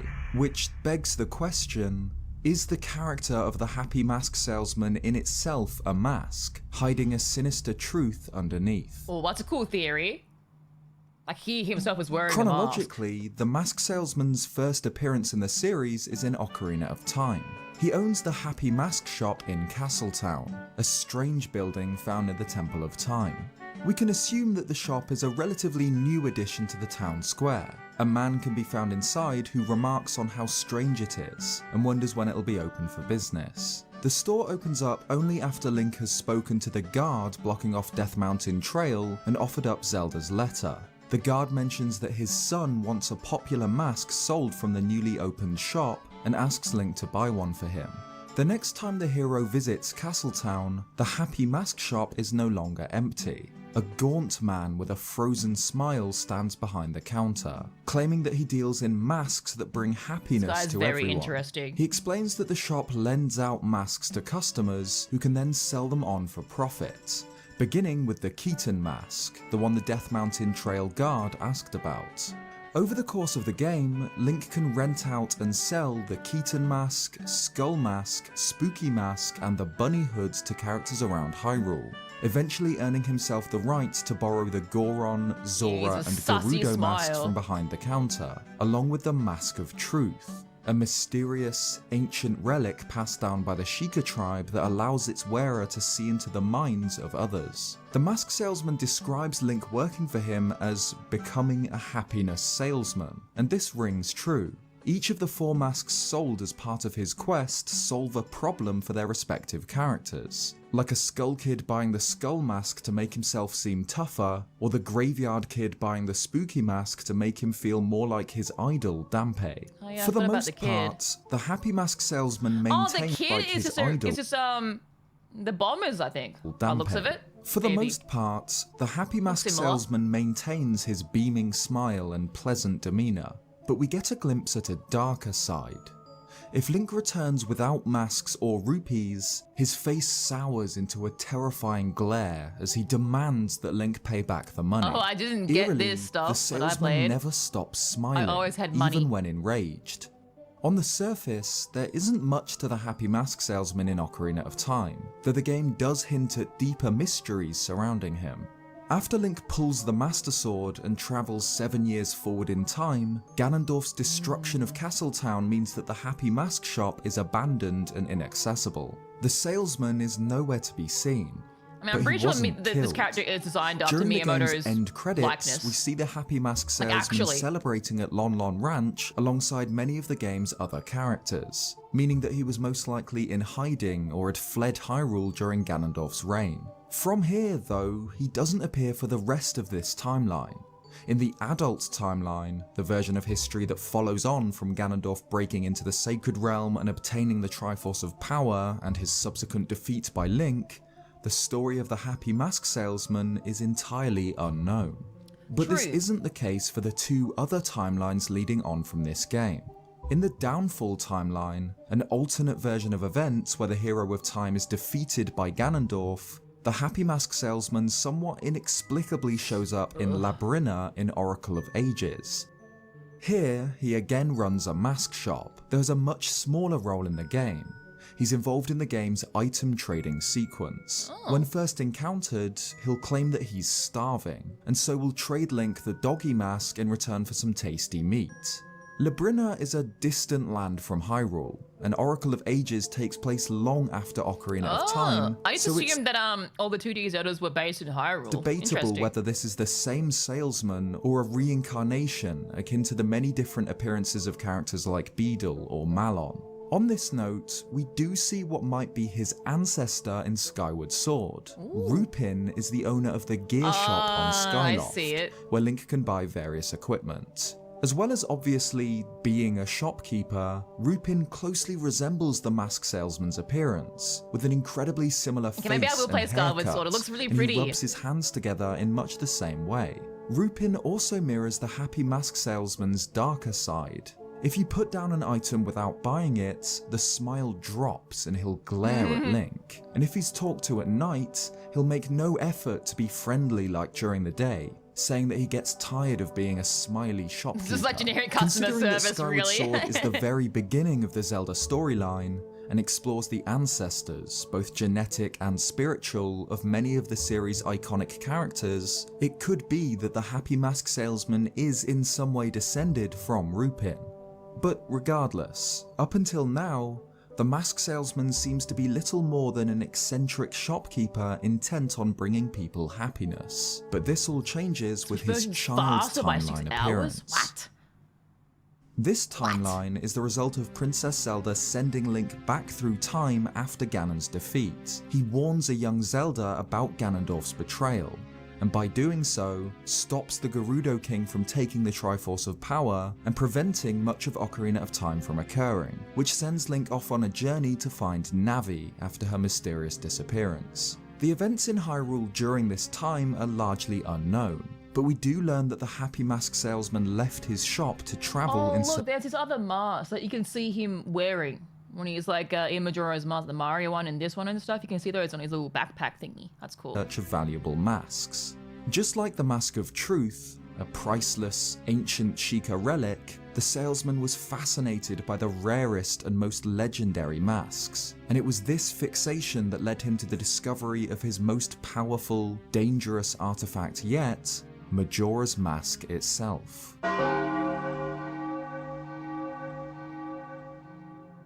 At some point during his travels, the mask salesman went to great lengths to procure an accursed mask once used by an ancient tribe in hexing rituals. A mask containing an evil, wicked power which it bestows upon its wearer.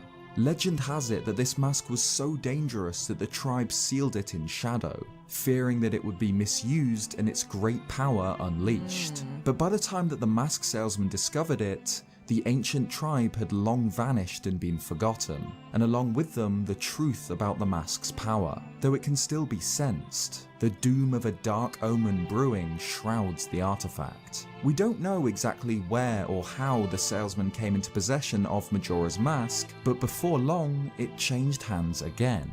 The Happy Mask Salesman was ambushed in the woods by a Skull Kid, a kind of forest spirit known for mischief. The Skull Kid stole Majora's Mask, and as soon as he put it on, its dark powers began to take hold. Now poisoned by the malevolent influence of Majora, the Skull Kid's pranks became increasingly dangerous and twisted. Sometime later, he encounters the hero of time journeying through the Lost Woods on his search for Navi, and steals Epona and the Ocarina of Time. Link pursues his assailant, but the Skull Kid vanishes down a tree trunk into the mysterious land of Termina. Oh, it's a tree trunk you fall into. What exactly Termina is, and how it relates to the Skull Kid and Majora's magic, is a topic for a different video. But it seems to be some sort of alternate dimension or other dreamlike world, populated with doppelgangers of the people of Hyrule. Termina has its own religions and history to Hyrule, and interestingly, the Skull Kid himself is a central figure in this land's culture and stories, apparently having befriended the godlike giants long ago. Regardless of the truth about Termina though, the Skull Kid and Majora's Mask transform Link into a Deku. That probably explains the theory of like how Majora's Mask is, it could be Skull Kid's like memories and stuff, like he's like a dream. Scrub, thereby trapping him not only in an unfamiliar world, but an unfamiliar body. Together, the forest spirit and the ancient mask wreak havoc on Termina and its people, threatening to bring the moon crashing down in 3 days. It's here, when all hope seems lost, that Link once again encounters the Happy Mask Salesman in the bowels of the Great Clock Tower. He explains that he's been following Link ever since he was robbed of Majora's Mask, and begs the hero to recover his lost treasure. In return, he claims that he's able to return Link to his true form, though he'll only be in town for 3 days.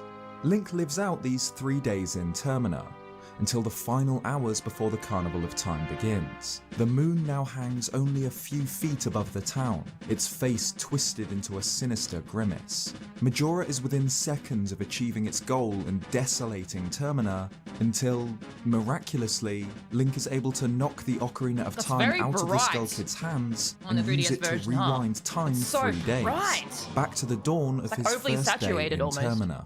In the Clock Tower, Link once again meets with the Mask Salesman, who seems overjoyed that the hero has recovered the Ocarina of Time from the Skull Kid. He teaches Link the Song of Healing, a melody that apparently heals evil magic and troubled spirits, transforming them into masks. By playing it, Link is finally able to shed himself of his Deku form, catching the Deku's spirit and containing it within a mask. However, when Link explains that he hasn't yet recovered Majora's mask, the salesman erupts, violently shaking the hero and crying that terrible things will happen if the mask isn't returned to him. Link now begins his journey through Termina, rescuing the 4 giants and healing the land's people by using the Song of Time to relive the same 3 days again and again. The mask salesman remains in the clock tower, waiting for Link to return with Majora's mask, but will offer insight into any other mask that the hero shows him. It's not until the very end of the game, after Link defeats Majora itself within the moon, that the mask salesman returns to the story. The 4 giants leave, the Skull Kid is returned to his normal self, and finally, the happy mask salesman once again holds Majora's mask, noting that the evil power within has finally gone. He bids Link farewell, saying that he must continue on his travels, commenting that whenever there is a meeting, there will be a parting to follow, but for how long this parting lasts is up to you. He mentions that Link has made a lot of people happy, and with that, the salesman vanishes. Yeah, fucking Despite how important the Happy Mask salesman appears to be for Majora's Mask and its story, he doesn't interact with Link for the vast majority of the game. Instead, he only plays a significant role at the very beginning and very end. But clearly, he's incredibly important to Link's quest and to Termina as a whole.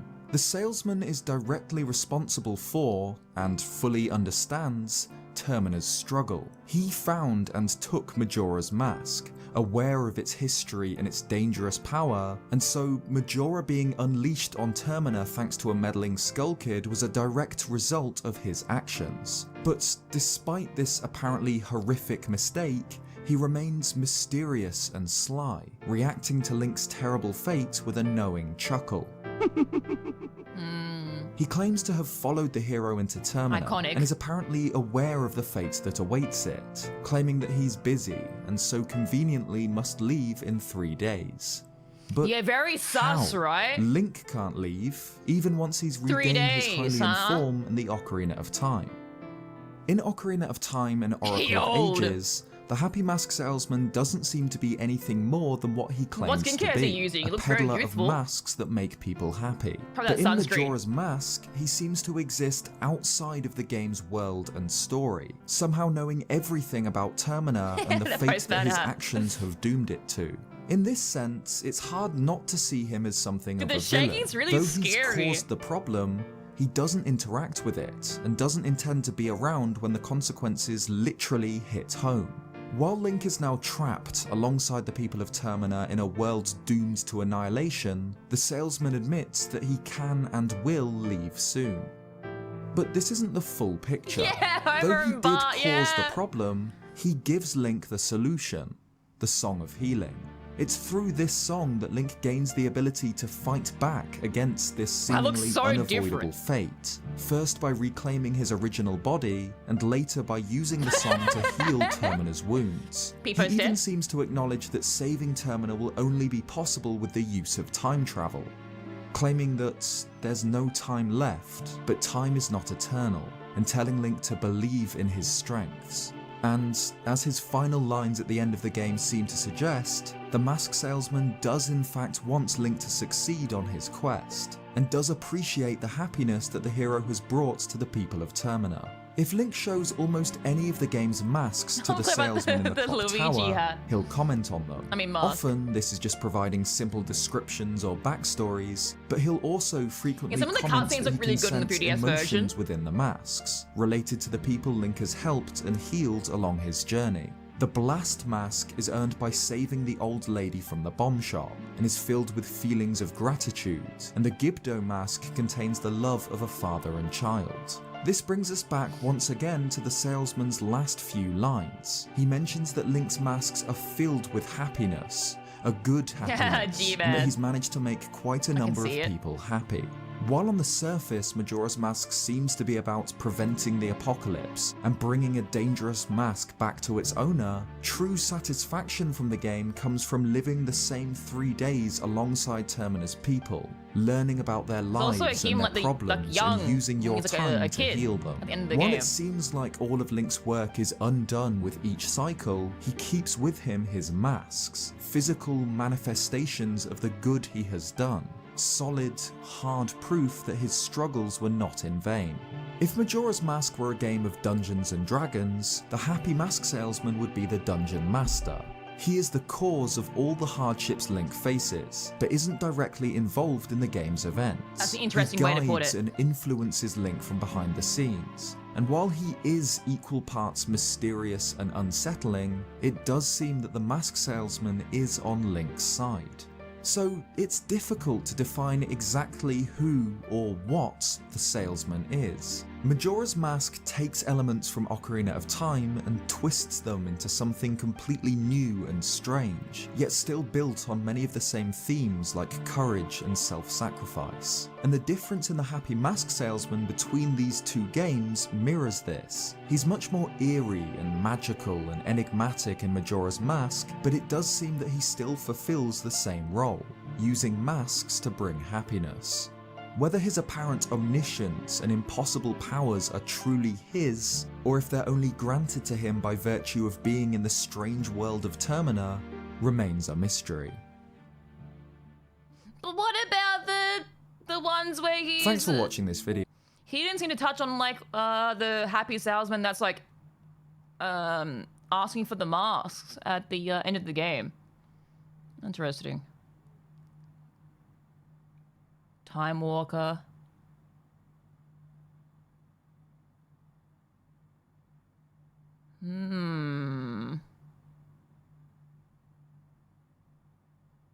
Oh, here we go. Somehow I forgot to mention that the children inside Majora's Mask Moon resemble the happy mask salesman. They too talk about the happiness inside Link's mask and give him the fierce deity mask in return for all of them. Makes the mask salesman all the more mysterious. How they related to him, does he know about them? Might be his kids?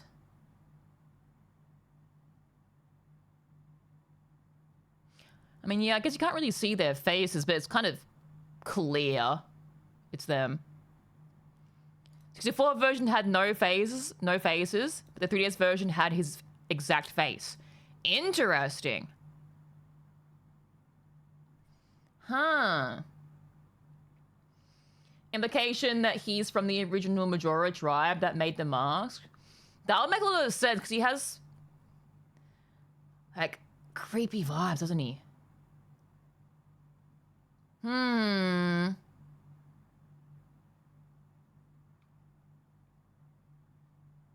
Because the game does start off very tribal-like, it's the very first two bosses at least, Aldolwa and the bull. I can't remember his name, but they're very tribal in theme, especially the Deku's the Deku Dungeon's first like soundtrack as well. It's very tribal.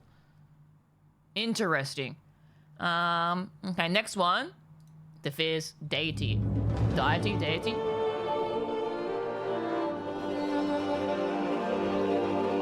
Hi, Chewie! Hello. The Fierce Deity's mask is perhaps the most powerful weapon in the Zelda series, but it's also the most enigmatic. While items like the Master Sword, Silver Arrows, or Bow of Light are sacred tools designed to repel evil, the Fierce Deity's mask instead seems to embrace the darkness, transforming Link into a towering, demon-like warrior. The mask's description emphasizes this. It asks whether the mask's dark powers are as bad as Majora itself. With the mask equipped, Link is unbelievable. That's right, because he like tells you to be the bad guy and Majora will be the good guy or powerful, something. And the final boss fight against Majora becomes a joke. Fierce Deity Link wields a great two-handed sword shaped like a double that's a completely helix, different game and almost. each massive swing throws an equally massive blade beam. The deity's attacks are quick and deal massive damage, meaning each of Majora's 3 forms can be dealt with in a matter of seconds. It's not even a real fight. Link can use the deity mask in the rest of the game's boss fights too, and as you'd expect, it absolutely destroys them. Each swing deals 4 times the damage of the Kokiri sword, and the blade beams deal the same again, giving Link an absurd damage output. This ridiculous strength makes sense, given that the mask is only obtainable after Link hands in all of his other non-transformation masks, many of which aren't necessary to complete the game.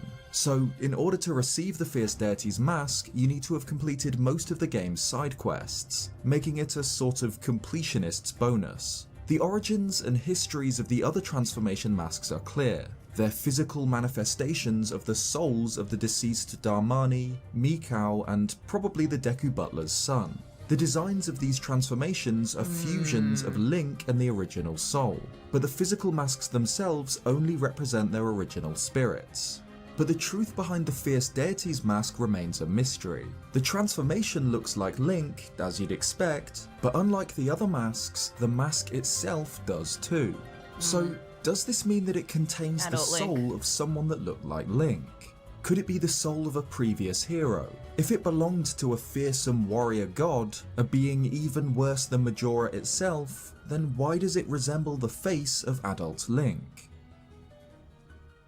Such a cool design.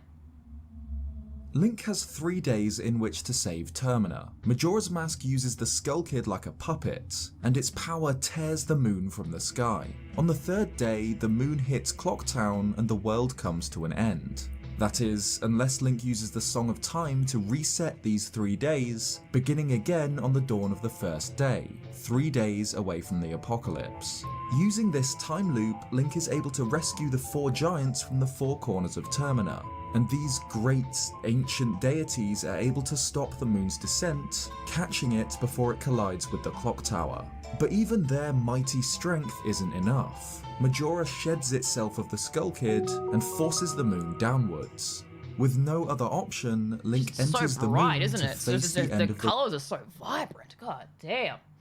J3, thank you for the 3 months Prime. I don't know how to pronounce your username, I'm so sorry.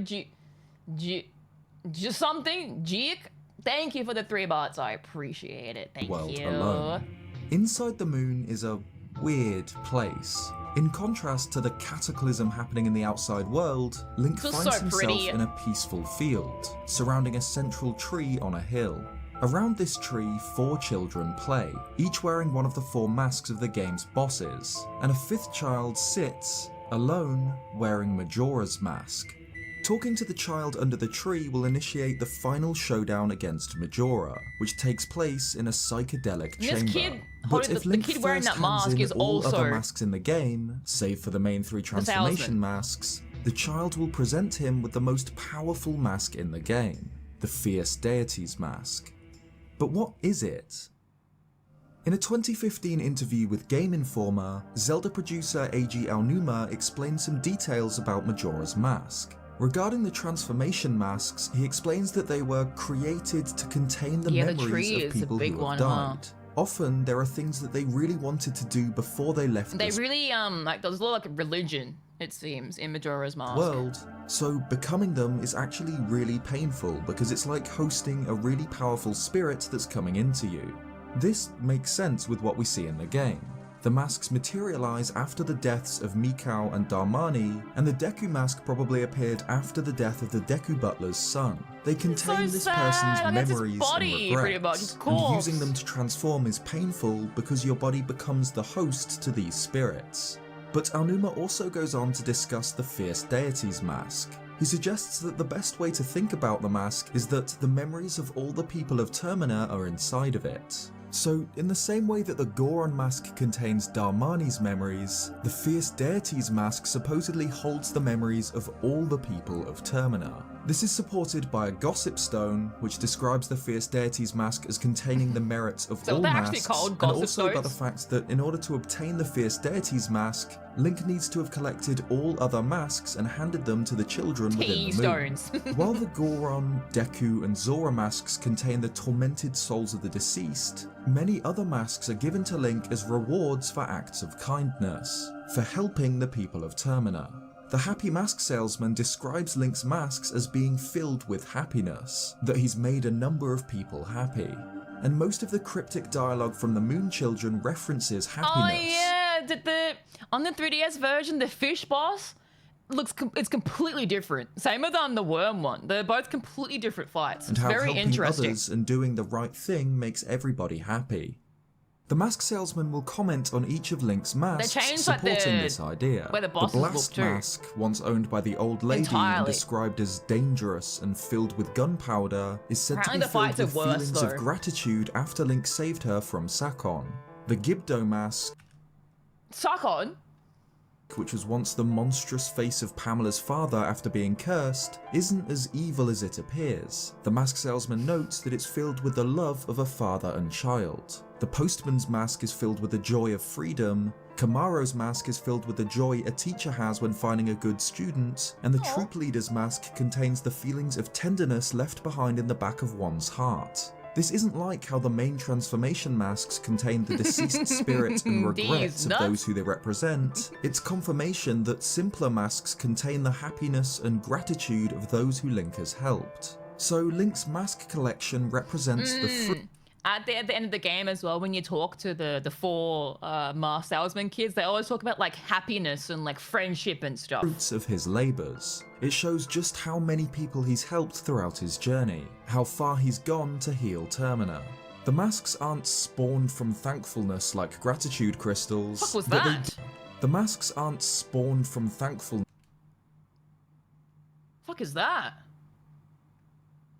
That's a Garrow mask? What's it look like that? Gratitude crystals, but they do show Link's journey and his triumphs. They're filled with the happiness and memories of the people he's helped. Even the Link's frog's mask different. collection Whoa. is traded in return for the Fierce Deity's mask, a mask which contains the merits of all others, a mask which contains the memories of all the people of Termina. While this idea explains the strange process of obtaining the mask, it doesn't answer what exactly the mask is. Why does healing the people of Termina result in Link transforming into a dangerous, powerful warrior god? In the Japanese version, the child who gives Link the Fierce Deity's mask first asks him if he wants to play tag. In Japan, tag is known as onigoko, meaning pretending to be an oni. Oni being demons in Japanese Oni? folklore. One player is said to be the Oni and others run away from them. The Fierce Deity's mask is called the Kishin mask, literally translating to Oni God, and its description asks if it's an Oni mask that an Oni wears. But Kishin are more than just monsters. Kishin is the term used to refer to Buddhism's wrathful or fierce deities, which are forms taken by enlightened Buddhas to protect or help vulnerable sentient beings. Fierce deities are terrifying, powerful beings who use their strength to destroy obstacles to enlightenment. They're formidable because they represent the indomitable energy of compassion, which destroys anything preventing wisdom and liberation. In Japanese Buddhism, 5 fierce deities, known as the Wisdom Kings, make up the 3rd level of the pantheon. The Wisdom Kings are emanations of the Buddhas, and 4 of them watch over the 4 directions, north, south, east, and Oh, west. the 5th giants. chief among them is Fudo Myo, a warrior god who wields a sword revered Maybe. throughout Japan. Fudo Myo is a deliberately frightening figure. He carries a sword in his right hand to cut through ignorance and temptation, and a rope in his left to rein in evil. He's believed to protect Buddhism and its followers. Fudo Myo, or wrathful deities in general, obviously inspired fierce deity Link in some way. Link That's can take on a cool. powerful, godlike form which, while dangerous and terrifying, ultimately fights against evil. Not only does the fierce deity take inspiration from Fudo Myo, some Zelda but the trivia, other that 4 sounds Wisdom fun. Kings, one in each cardinal direction, likely inspired Majora's I did Mask's pretty well. 4 giants, 4 powerful With, gods the who fox protect questions. each corner of Termina.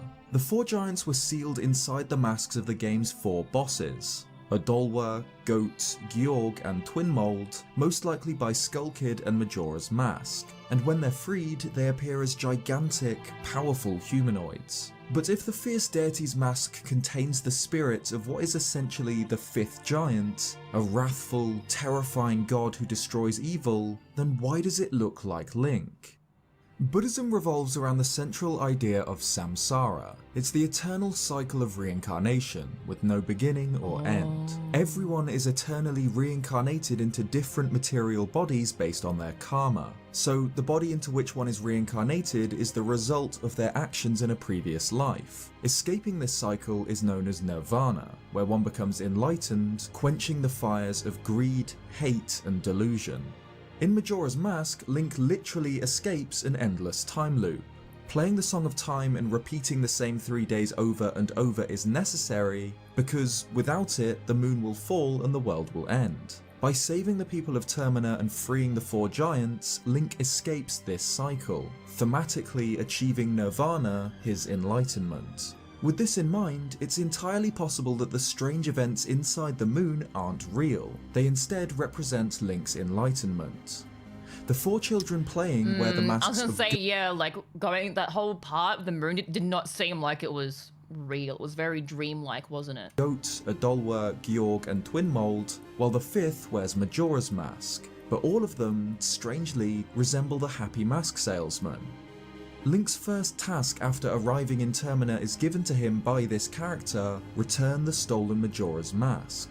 And here, in a dreamlike field, Link hands in his masks to beings resembling this salesman, though in the form of children like Link is himself. A bit of a nightmare. I don't think it's a stretch to assume that these 4 children wearing the boss masks are meant to represent the 4 giants, who were imprisoned within these same masks by Majora, who is obviously represented by the 5th child. As already mentioned, most of the dialogue spoken by these children references happiness and friendship, just like the Happy Mask salesman himself. Again, the masks that Link has collected throughout his time in Termina are physical representations of the people he's helped. They're filled with happiness. This is why Link can't hand over the Goron, Deku, or Zora masks to the Moon Children. As the salesman explains when he teaches the Song of Healing, they're troubled spirits and they seal evil magic.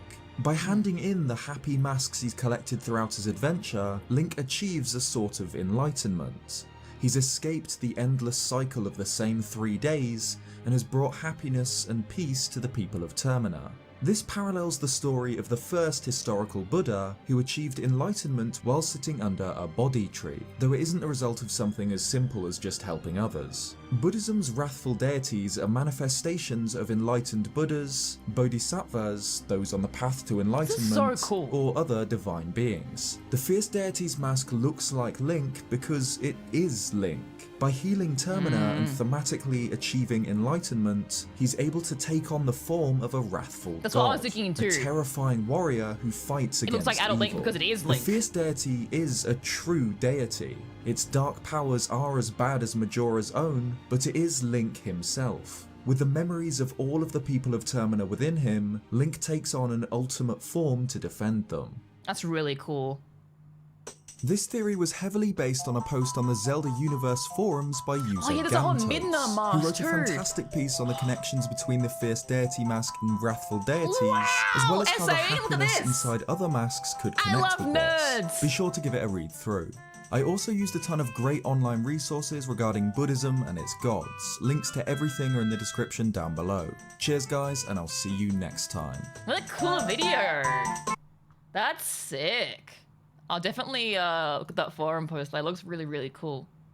Comments say. Always like the idea comes from the grandma's story. That's right, because there's already like a fairy tale about it already.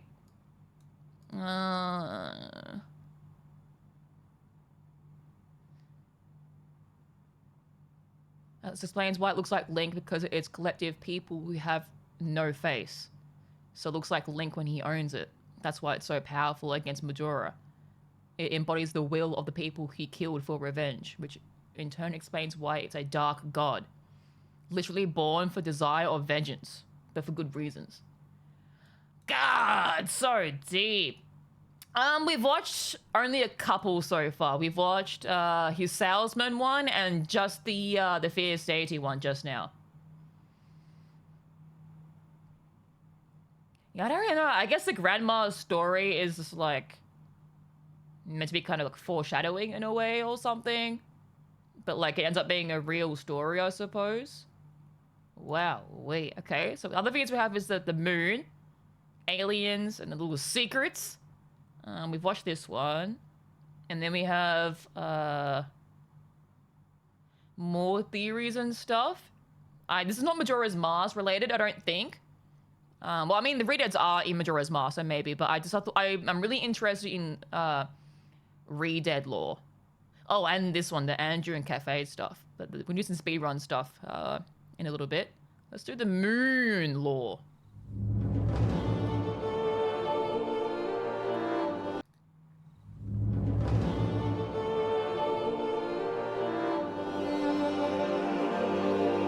Ultimate trauma narrative.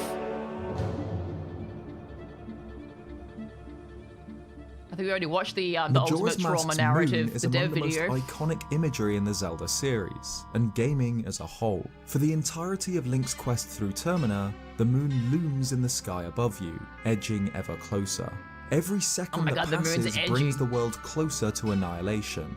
A celestial body hurtling towards the planet's surface is terrifying enough, but this is magnified by the fact that it seems to be aware of what it's doing. Ew, his teeth aren't that defined in the 64 version. Twisted into a nightmarish grimace, its eyes lit like flames.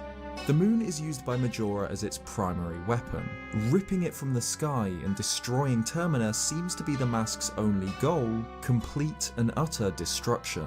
This fate is only avoided by Link freeing the four giants, who use their immense strength to catch the moon seconds before it collides with Clocktown. After a final showdown with Majora inside the moon itself, Termina is saved. The cutscenes are very different, huh? Disintegrates, and the Carnival of Time takes place. The fact that the moon is destroyed after Majora's defeat leads many people to believe that this isn't Termina's real moon. Besides, Who the hell is this? The moon is Talking. far smaller than you'd expect, and the game's final few areas are more like a fever dream than what you'd expect the inside of a moon to be. So, perhaps this moon was just a creation of Majora. Instead of pulling Termina's moon out of orbit and bringing it crashing down, why couldn't a being as powerful it sounded like an AI voice or something. and dangerous as Majora simply conjure an it's like me illusory doing a weapon voice. designed to terrify the people? Supporting this idea is the fact that the moon has a, well, giant evil face. Would you guys kiss complete the with moon, the be same honest? burning yellow eyes as Majora's mask itself. This, obviously, isn't consistent with the moon in any other Zelda game. After the giants catch the moon, might we get in the see way, Majora though, but possess it. Its eyes light just more up surface and it area to speaks. kiss, I suppose. So it would make sense for the moon's face to be a result of Majora's influence, either because it was created by the demon or as a side effect of being pulled towards Clocktown. However, this doesn't seem to be the case. The people of Termina all recognize and refer to the moon as the moon, which they wouldn't if it had been created by Majora. There's no other moon visible in the sky, which means if Majora's moon wasn't the real moon, the people of Termina wouldn't even know what a moon is. Majora didn't create a weapon, it really did tear That's one of the hardest parts about Japanese games, especially when it comes to like Dark Souls and stuff like that.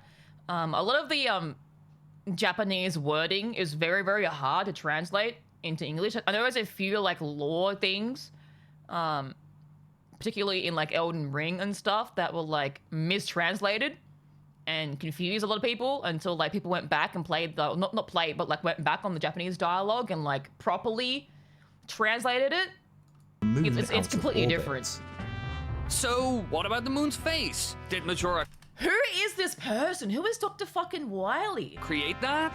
The jugglers and the Gorman troupe mention that the carnival happens once in a blue moon, or in this case, a really, really scary red-eyed moon, suggesting that it didn't always Look look at the posters and stuff. They're so much more detailed.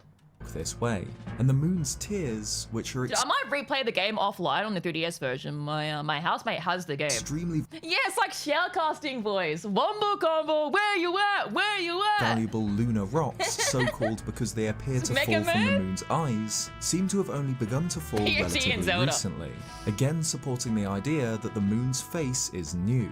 Except, there's one detail that completely changes this. In East Clocktown, we find the mayor's office, and the mayor there's a moon himself, on there. Dutour. This is scary. With the Do you guys think this is scarier than the other moon? Like, there's something. I think it's his smile. That goddamn smile. moon careening towards his town, the mayor is obviously in a tough position. Evacuate the settlement and save his people, or give in to the pressures to go ahead with the carnival as planned. The mayor sits at his desk on a strange two-legged chair, decorated with a round, stone, smiling face. The moon. This It even symbol looks like a seems to be the mask. sigil of the mayor's office. I didn't It's see also that. seen above the door outside. It's never referred to by any dialogue, never acknowledged by any character, but it does bear an uncanny resemblance to the moon. He looks With like his one lips would be. notable exception, the moon is smiling, and its eyes are a neutral yellow, as opposed to the actual moon's terrifying expression and burning red eyes. We can assume that the mayor's office and chair predate Majora's invasion and the moon falling. So this gives us strong evidence to the idea that the moon always had a face, but wasn't always so, nightmarish? Shikashi, the astronomer at the Astro Nightmarish? Observatory, mentions that he's been enamored with the moon ever since he was a It's child. so intense. According to him, the moon has long been considered a mystical body, and it was worshipped and feared, a cosmic influence that affects their daily Little line lives. read, okay. He mentions that recently there's been something strange I'll wait about for him the to speak moon, again. that it's being pulled down to Earth, but he doesn't He's seem right to notice behind me, anything isn't he? strange about the fact that the moon has a face. Real-world cultures have worshipped and feared the moon for Real world cultures have worshipped and feared the moon. as long as there have been people to look up at it. Either it's owned by a god, ruled by a god, Ruled? or it's a god itself. And in the case of Termina, it seems that the Honestly, incredible. moon has always had a face. It requires no faith at all to personify. A religious symbol that has Personify. been historically worshipped and feared throughout Termina is a fitting symbol for the seat of power in Clocktown, invoking fear and awe. The primary gods in Termina appear to be the four giants. The Carnival of Time itself I is love it. partially to honor these guardian deities, as the residents of Clocktown wear masks resembling them. But the festival is also closely connected to the moon Think it's itself. AI, really? It takes place when the moon is aligned It's very with the sun. So the moon likely always had a face, like no one talks like that, right? So the moon likely always had a face. and was worshipped as a deity by the people of Termina. I don't think if it- the I don't moon think he is would. really some Celtic. sort of guardian deity, possessed and controlled by Majora, is it sentient? Is it aware of its fate and what it's being made to do? Made. Symbolically, this is what the moon's tears seem to suggest. They're obviously not actual tears, they're shards of bright lunar stone, but they fall from the moon's It's like it's very much like a YouTuber voice, but with like a bit of flair to it, you know? eyes. It's unclear if these have always been known to fall from the moon, or if it's only recently. A business scrub knows about the tears and how they're faint. It's like the YouTuber voice is like, hey guys, like and subscribe. It's very upbeat, but this guy it's not as upbeat. It's more slower, but it's still the same kind of like tone. Like, hey guys, like and subscribe to my channel or something, you know? Honestly, the shiniest stones in all the land, but Shikashi suggests that they've only been falling recently. Regardless, the moon symbolically crying as it gets ever closer to Brazil Clocktown coded. depicts it not as the force of evil that its face would suggest, but as an unwilling pawn That's cool in though, I Majora's like it. plan. As I've mentioned, the moon's burning eyes and maddened expression are probably because it's under Majora's control, but the tears seem to be a deliberate subversion of this terrifying appearance. As this True. ancient I forgot that it celestial body, cries. one worshipped and feared by the Terminians, falls from the sky, it cries. It is That's so helpless, sad. completely controlled by Majora and forced to do its bidding. Majora's Mask's moon could be a deity in the same vein as other guardian deities in the series, like the Great Deku Tree. another structure which shouldn't have a face but does. The Deities goat. like the Deku Tree are often possessed or controlled and used against their own innocent people, like Valu in The Wind Waker, who was tortured by Goma into a blind rage, Oh, Levias yeah. in Skyward Sword, who was infected by a parasite, Oh my god, or spoilers, looks Majora awesome. in Breath of the Wild, controlled by Malice, among others. It's difficult to tell exactly what Majora's Mask's moon is, and what it means to the people of Termina. But then again, it's difficult to tell anything about this game. It's so beautifully weird and cryptic. Regardless of whether Termina really is a parallel Wow, there's dimension, like rainbows and shit in the 3DS version. Was there rainbows in the 64? a dream, or a sort of purgatory, the evidence we're presented Wow, with wait. seems to suggest that the moon did exist before the Skull Kid and Majora, where it was worshipped and feared, and that it has always had a face. It makes Majora's attack even more terrifying. Yeah, it looks like the mask or whatever that's on the moon, the mayor's areas, were like what the moon was supposed to look like before it went all crazy. Like, I guess Skull Kid fed the moon some milk and then grew some teeth. Knowing that its primary weapon needs is not some just milk. sentient, but a being that's revered as a deity by the people it's thrown at. Majora didn't just pull the moon from the sky, it forced a god to turn on its people. Thanks for watching this video, and a huge thanks to Dr. Wily for joining me on this one. If you're interested in more talk about celestial bodies in Zelda, hop on over to his channel where Okay, so this is a YouTuber. What's he sound like normally in his own videos? I don't know, but because we hit the edge of one of those, we are doomed. Be prepared to crash. What a cool guy! So much energy. I love it. What a cool dude. All right, we have more videos. Aliens. We have the alien video. 7 secrets and trivia in Majora's Mask you might not know. Gulp. We've watched this one. Speedrunning video. This is like a little gimmicky video.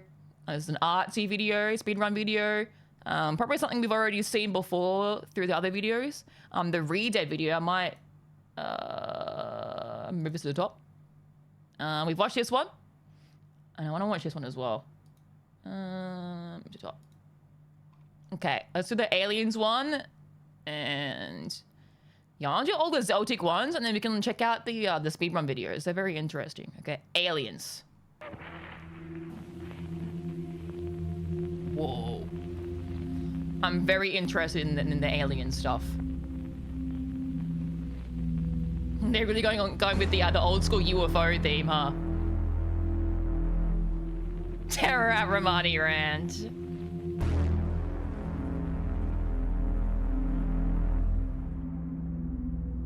Imagine there was an alien ending, like a UFO ending, like Alan Wake.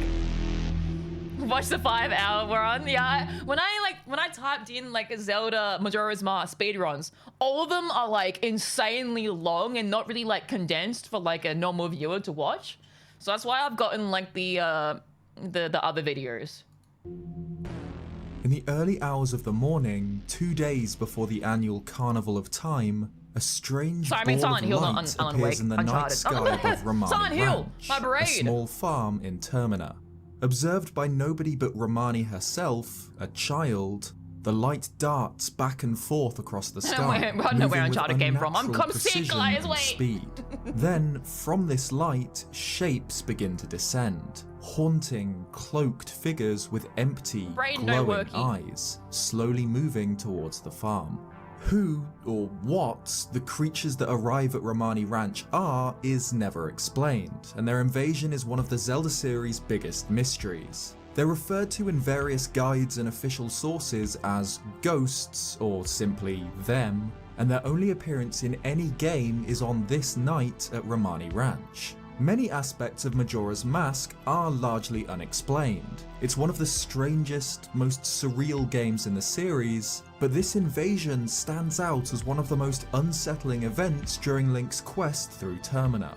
So today, let's have a closer look at the mystery of Majora's Mask's aliens.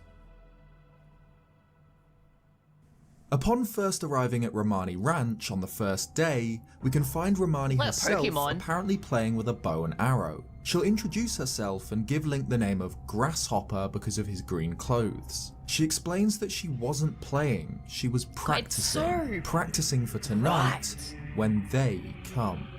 According to Romani, every year when the carnival approaches, they come riding in a bright, shining ball and move towards the barn apparently because of the cows. Romani's older sister, Cremia, doesn't believe her, leaving her to defend the ranch alone. The models look really with good Link though. here, Romani has help. She explains that the strange balloon floating near her is used for target practice, as they are vulnerable to arrows. Later that night, at around 2 AM, Romani sneaks out of her house and heads to the barn to protect the cows. Link remains outside, waiting for their arrival. At 2:30 AM, That's where she Romani's is. claims are proven true. A ball of light appears in the sky, and a horde of creatures appear. The music was the scariest part of all of this whole section because it's music that you not really expect to hear in a Zelda game. It's very alien-y. Fields, They did a great job with floating this song. shapes with claw-like hands who begin to glide towards the barn.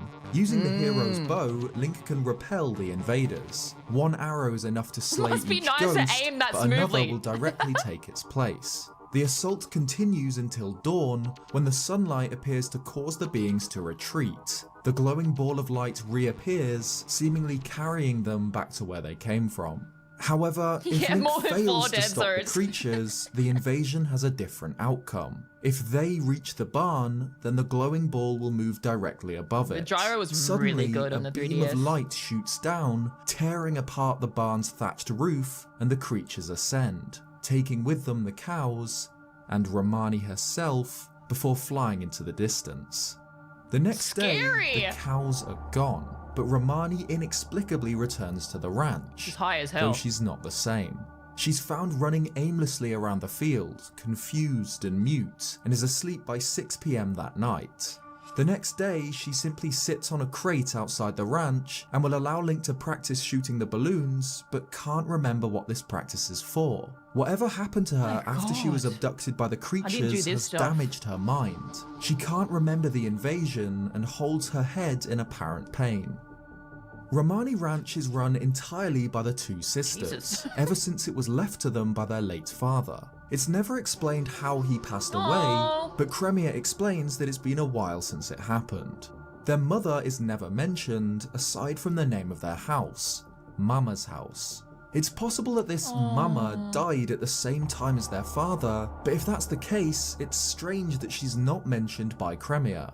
Instead, I think it's more likely that the girl's mother died, or left, a long time before their father, hence why she's never mentioned. At the risk of getting into speculation, it's entirely possible that the girl's father, and perhaps even their mother too, was killed or abducted by these ghosts. Romani makes it clear that they've appeared at least one time before, as she knows about the ghosts and how they attack. She sets up the practice balloons around the ranch because she knows that they're weak to arrows, and even draws up defensive plans in her bedroom, detailing how she aims to defeat them. My God. So perhaps the girl's father, who we know ran the ranch before his passing, Get her died into fucking esports.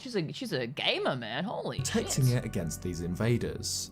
While many aspects regarding the ghosts aren't clear, one thing is their target. They all make a beeline directly for the barn, and as soon as they reach it, they proceed to abduct the cows and leave. While Romani is returned at some point after she's taken, the cows are never seen again, giving us reason to believe that stealing them was the sole purpose of the invasion. The cows at Romani Ranch aren't ordinary. They're Romani bred, able to produce the special Chateau Romani. This milk is not only implied to be alcoholic, but also magical. It provides Link with The cow unlimited mask. magic power until he resets the cycle. Regardless of who these invaders are, if they're at all magical in nature, then stealing the cows whose milk has these magical properties is reason enough for the attack on the ranch. A popular theory for the culprits behind the attack on the God. ranch blames the Gorman brothers, rival farmers who envy the quality of Romani Ranch's prized milk. The brothers are constantly trying to sabotage the sisters' farm. breaking bottles of milk, terrorizing. Oh, I read as well during this mission, if you're wearing the Luigi mask, they don't attack. Cows, and even blocking Milk Road with a boulder to prevent Cremia's deliveries to Clocktown. On the second day, if Link has defended Romani Ranch from the ghosts, he can help Cremia deliver milk to Clocktown. During this journey, the Gorman brothers wear Garrow masks and chase the cart on horseback, trying to destroy the shipment. Out of everyone, it makes the most sense for the Gorman brothers to be responsible for the invasion on the first day. God. The ghosts specifically target the cows, the prized cattle who make Chateau Romani. Without them, the ranch is worthless. The fact that the brothers own Garrow masks shows that they're connected, at least slightly, with darker, more... Look how different they look. The Garrow mask looks... What? Garrow mask? In 64, it's like the ninja hood. Interesting. Sinister powers than we'd expect from a group of criminals. The Garrow were once the rivals of the Akana Kingdom, who now, even in death, continue to spy on the region. They changed the design completely. Notably, the brothers' reaction if Link fails to defend Romani Ranch hints that they might know something about the invasion. Because they look like this in the 64 version. These guys. They changed it to this for whatever reason. Very interesting. However, this doesn't seem like something the brothers could organize. They're definitely criminals who without second thought terrorize and sabotage their neighbors, but I just can't see them being able to somehow summon these sinister creatures every year, who appear from a ball of light near the Carnival of Time. If the brothers somehow had the ability to call down an army of cow-abducting ghosts, why would they bother with plots like blocking the roads or smashing bottles or chasing down the cart? They're selfish and nefarious, sure, but I think what happens on the first night is far more sinister and far more strange. The creatures are based on the Flatwoods Monster, a famous American alien sighting. On the 12th of September 1952, around 7:15 p.m, something bright streaked across the sky above the town of Flatwoods, West Virginia. Two brothers, Ed and Freddie May, along with their mum and a few other boys, travelled to a nearby farm, where they believed that the object had landed. After travelling to a hill on the farm, the group discovered, to their horror, that they were no longer alone. They came face to face with a creature around 10 feet tall, with claw-like hands and a head shaped like a spade. The creature's eyes glowed with a sickly greenish-orange light, and according to some sources, it hissed at the group and began to glide towards them, causing them to flee in terror. It's since been concluded that the Flatwoods Monster may well have been a barn owl disturbed by the group, and the bright object in the sky was most likely a meteor.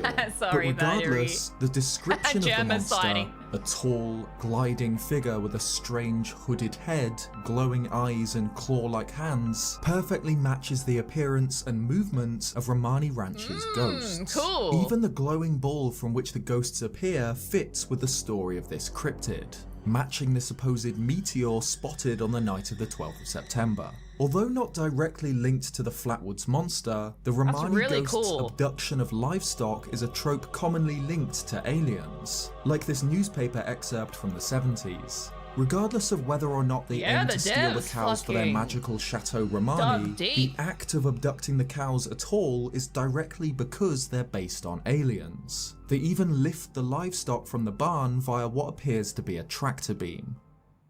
In fact, this connection is outright confirmed in a 2015 interview with Eiji Aonuma. An interviewer from GameSpot asks the Zelda director, one thing that felt very different from other Zelda games was the section where you're rescuing Romani Ranch and its cows from aliens. When I played this game as a kid, I thought that they were sent by the Gorman brothers, but replaying it now, they were definitely just a weird, alien-like presence. What was the inspiration behind their inclusion?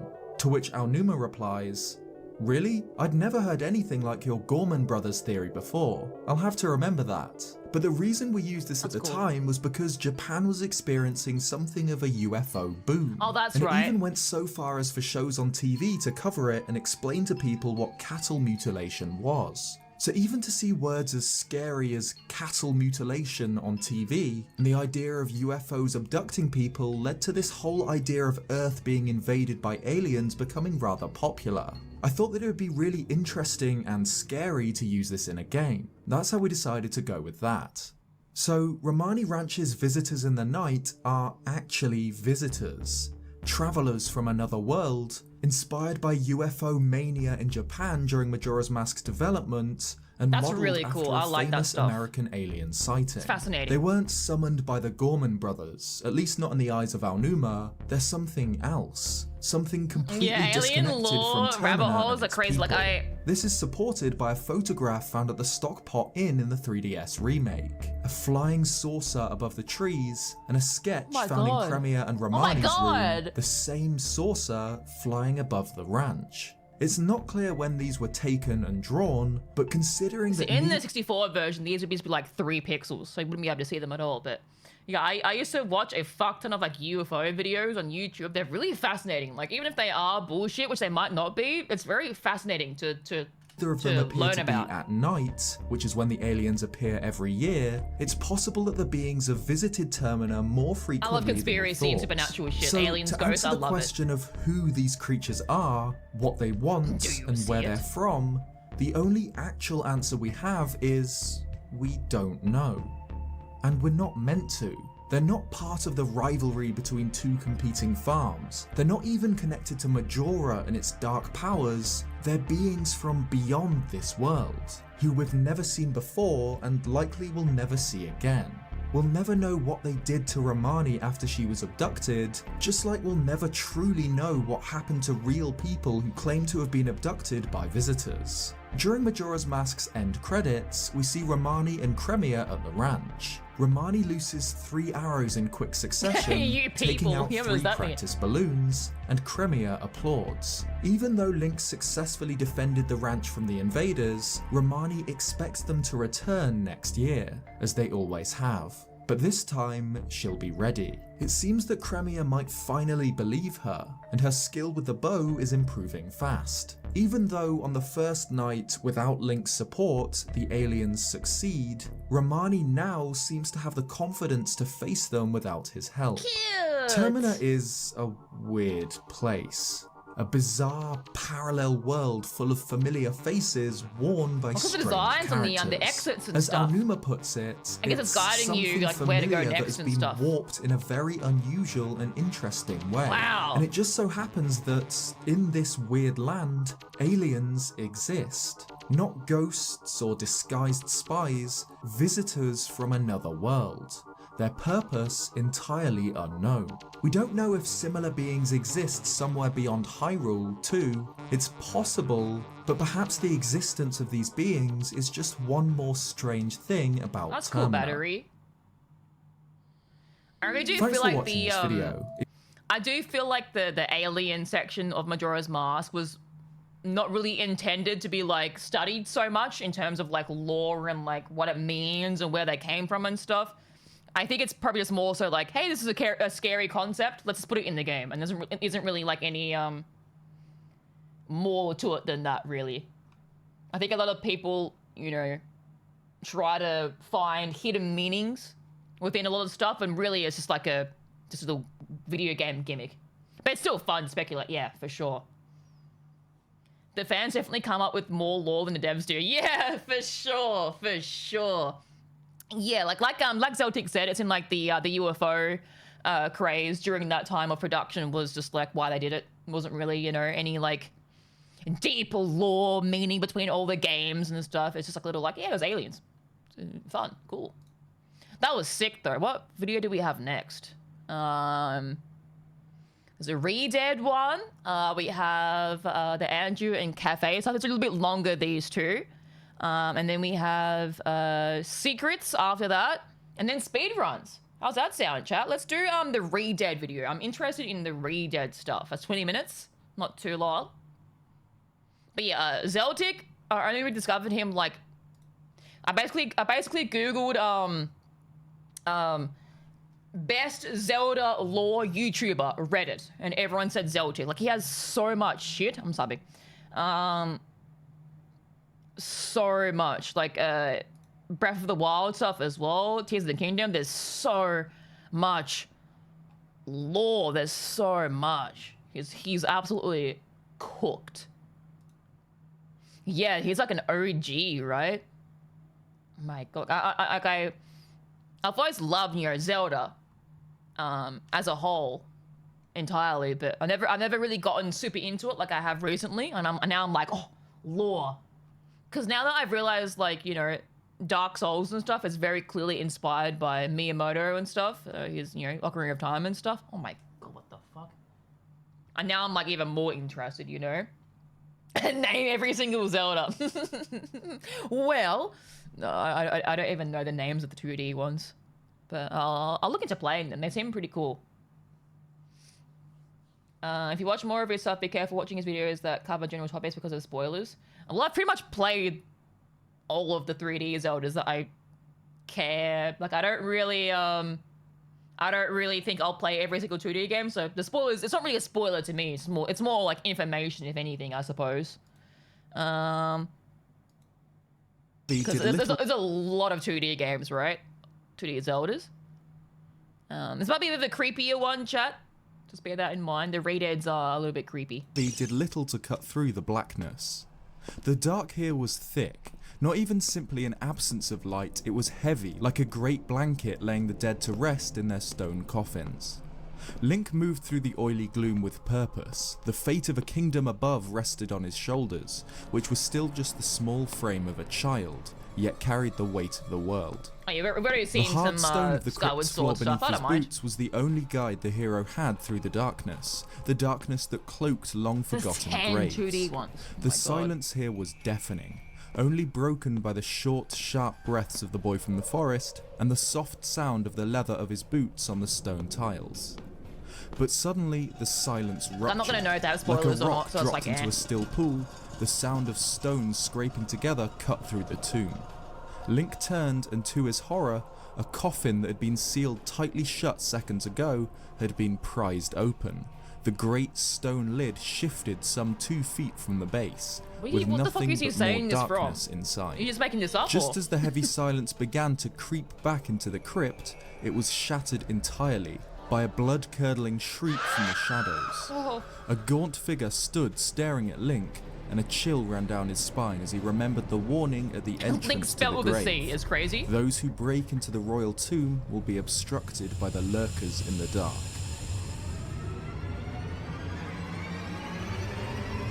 Nah, the redeads are fucking horrifying.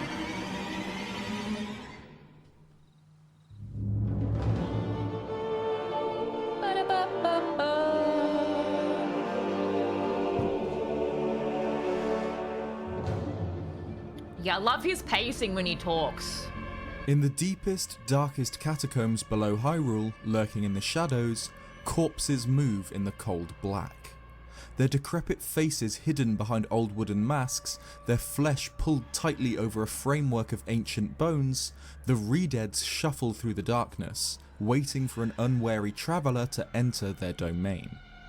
They're If so you've chill ever in played a Majora's Zelda Mask. game, you know that very few things compare to the sheer terror of having a redead lock eyes with you across a dark room and that blood-curdling scream.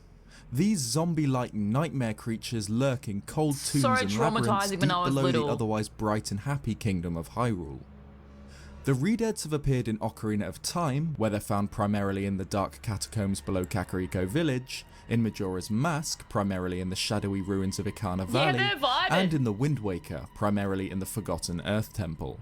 And they also appear in Triforce Heroes 2 if you count that, but let's be real, no one counts Triforce Heroes. Enemy Big drama? These called Redead Knights appear in Twilight Princess's Arbiter's Grounds, though their English name is a mistranslation, Oh. and they're actually Gibdos, a similar but separate I was gonna say it because they're called Zelda enemy. Gibdos. But wherever and whenever they appear, one thing is always true of the Redeads. They're absolutely terrifying. Yeah! Despite the fact that they've only appeared in a few games, they're some of the most popular Zelda enemies of all time, just due to how most of us who played Zelda games as kids were scarred forever by these undead nightmares. But since they've only appeared a handful of times, the Redeads are still shrouded in mystery. What are they? Are they zombies, or are they animated clay like the Smash Bros series would have you believe? Who created them and why? Smash Bros? Let's delve into darkness and try to dig up the dark truth behind the Redeads, a secret that makes these already horrifying enemies even scarier. So the Redeads obviously appear to be zombies, which we can tell from their appearance in Ocarina of Time and in The Wind Waker. In most of their appearances, they're brown in colour, skeletally thin, unnaturally tall, zombie-like figures, wearing an eerie wooden mask with 2 black eye holes and a third hole through which we can see their yellowing, yet creepily human, teeth. In The Wind Waker, however, Redeads appear slightly differently. They're turquoise in colour, and they don't wear a mask, They're more instead having strange tribal tattoos and large pierced ears with golden hooped earrings. Redeads always function similarly. They hide in the darkest They're basically yassified Redeads a little bit. They got fucking earrings, man. Areas of Hyrule, and if Link gets too close, will paralyze him with a scream before latching on to the petrified hero and biting him. So they're zombies, right? They look like human corpses and they bite Link. Well, that's a bit of a mystery. Super Smash Bros. Melee, while being non-canon to the Zelda series, mentions that Redeads are simply animated magic rather than the living dead. Smash 4 goes one step further, saying that Redeads are clay monsters fashioned in the shapes of humans. Triforce Heroes would support this. In this game, while they look similar to their previous appearances with a haunting mask and gaunt brown bodies, they can actually melt into the floor and quickly travel around, as if they're made of something malleable like clay. More evidence to support this comes from their masks, which bear an uncanny resemblance to haniwa, ancient Japanese funeral ornaments that were placed outside graves likely to help protect the dead. Wait, aren't these in Animal Crossing? Aren't these the cute, like, what do they call, like, Lloyds or something? Gyroids or something in Animal Crossing? Wait, that's kind of fucked up. And serve as a marker for the resting places of the deceased.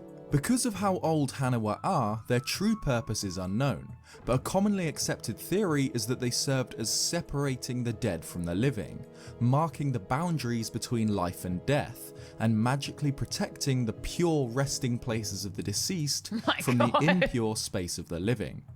Haniwa shaped like warriors would have defended the dead from harm, and it's possible that the ancient Japanese believed the souls of the deceased would inhabit these figures.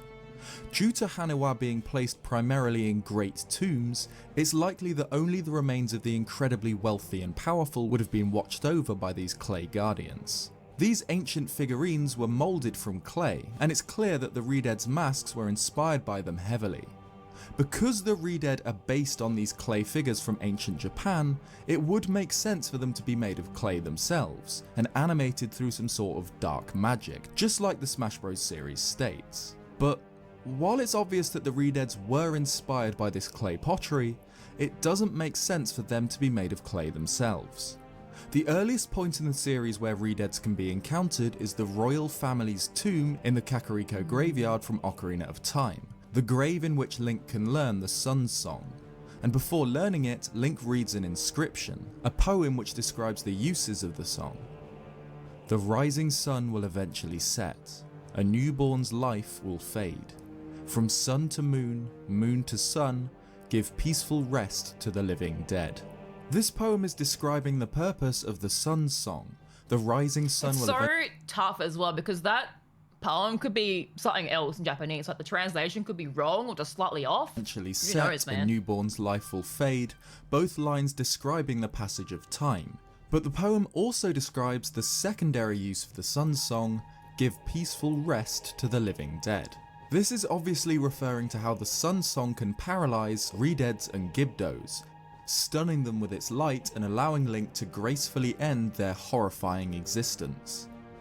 But if the Redeads were simply figures made of clay and animated by magic, they wouldn't be described here as living dead, so the mystery deepens.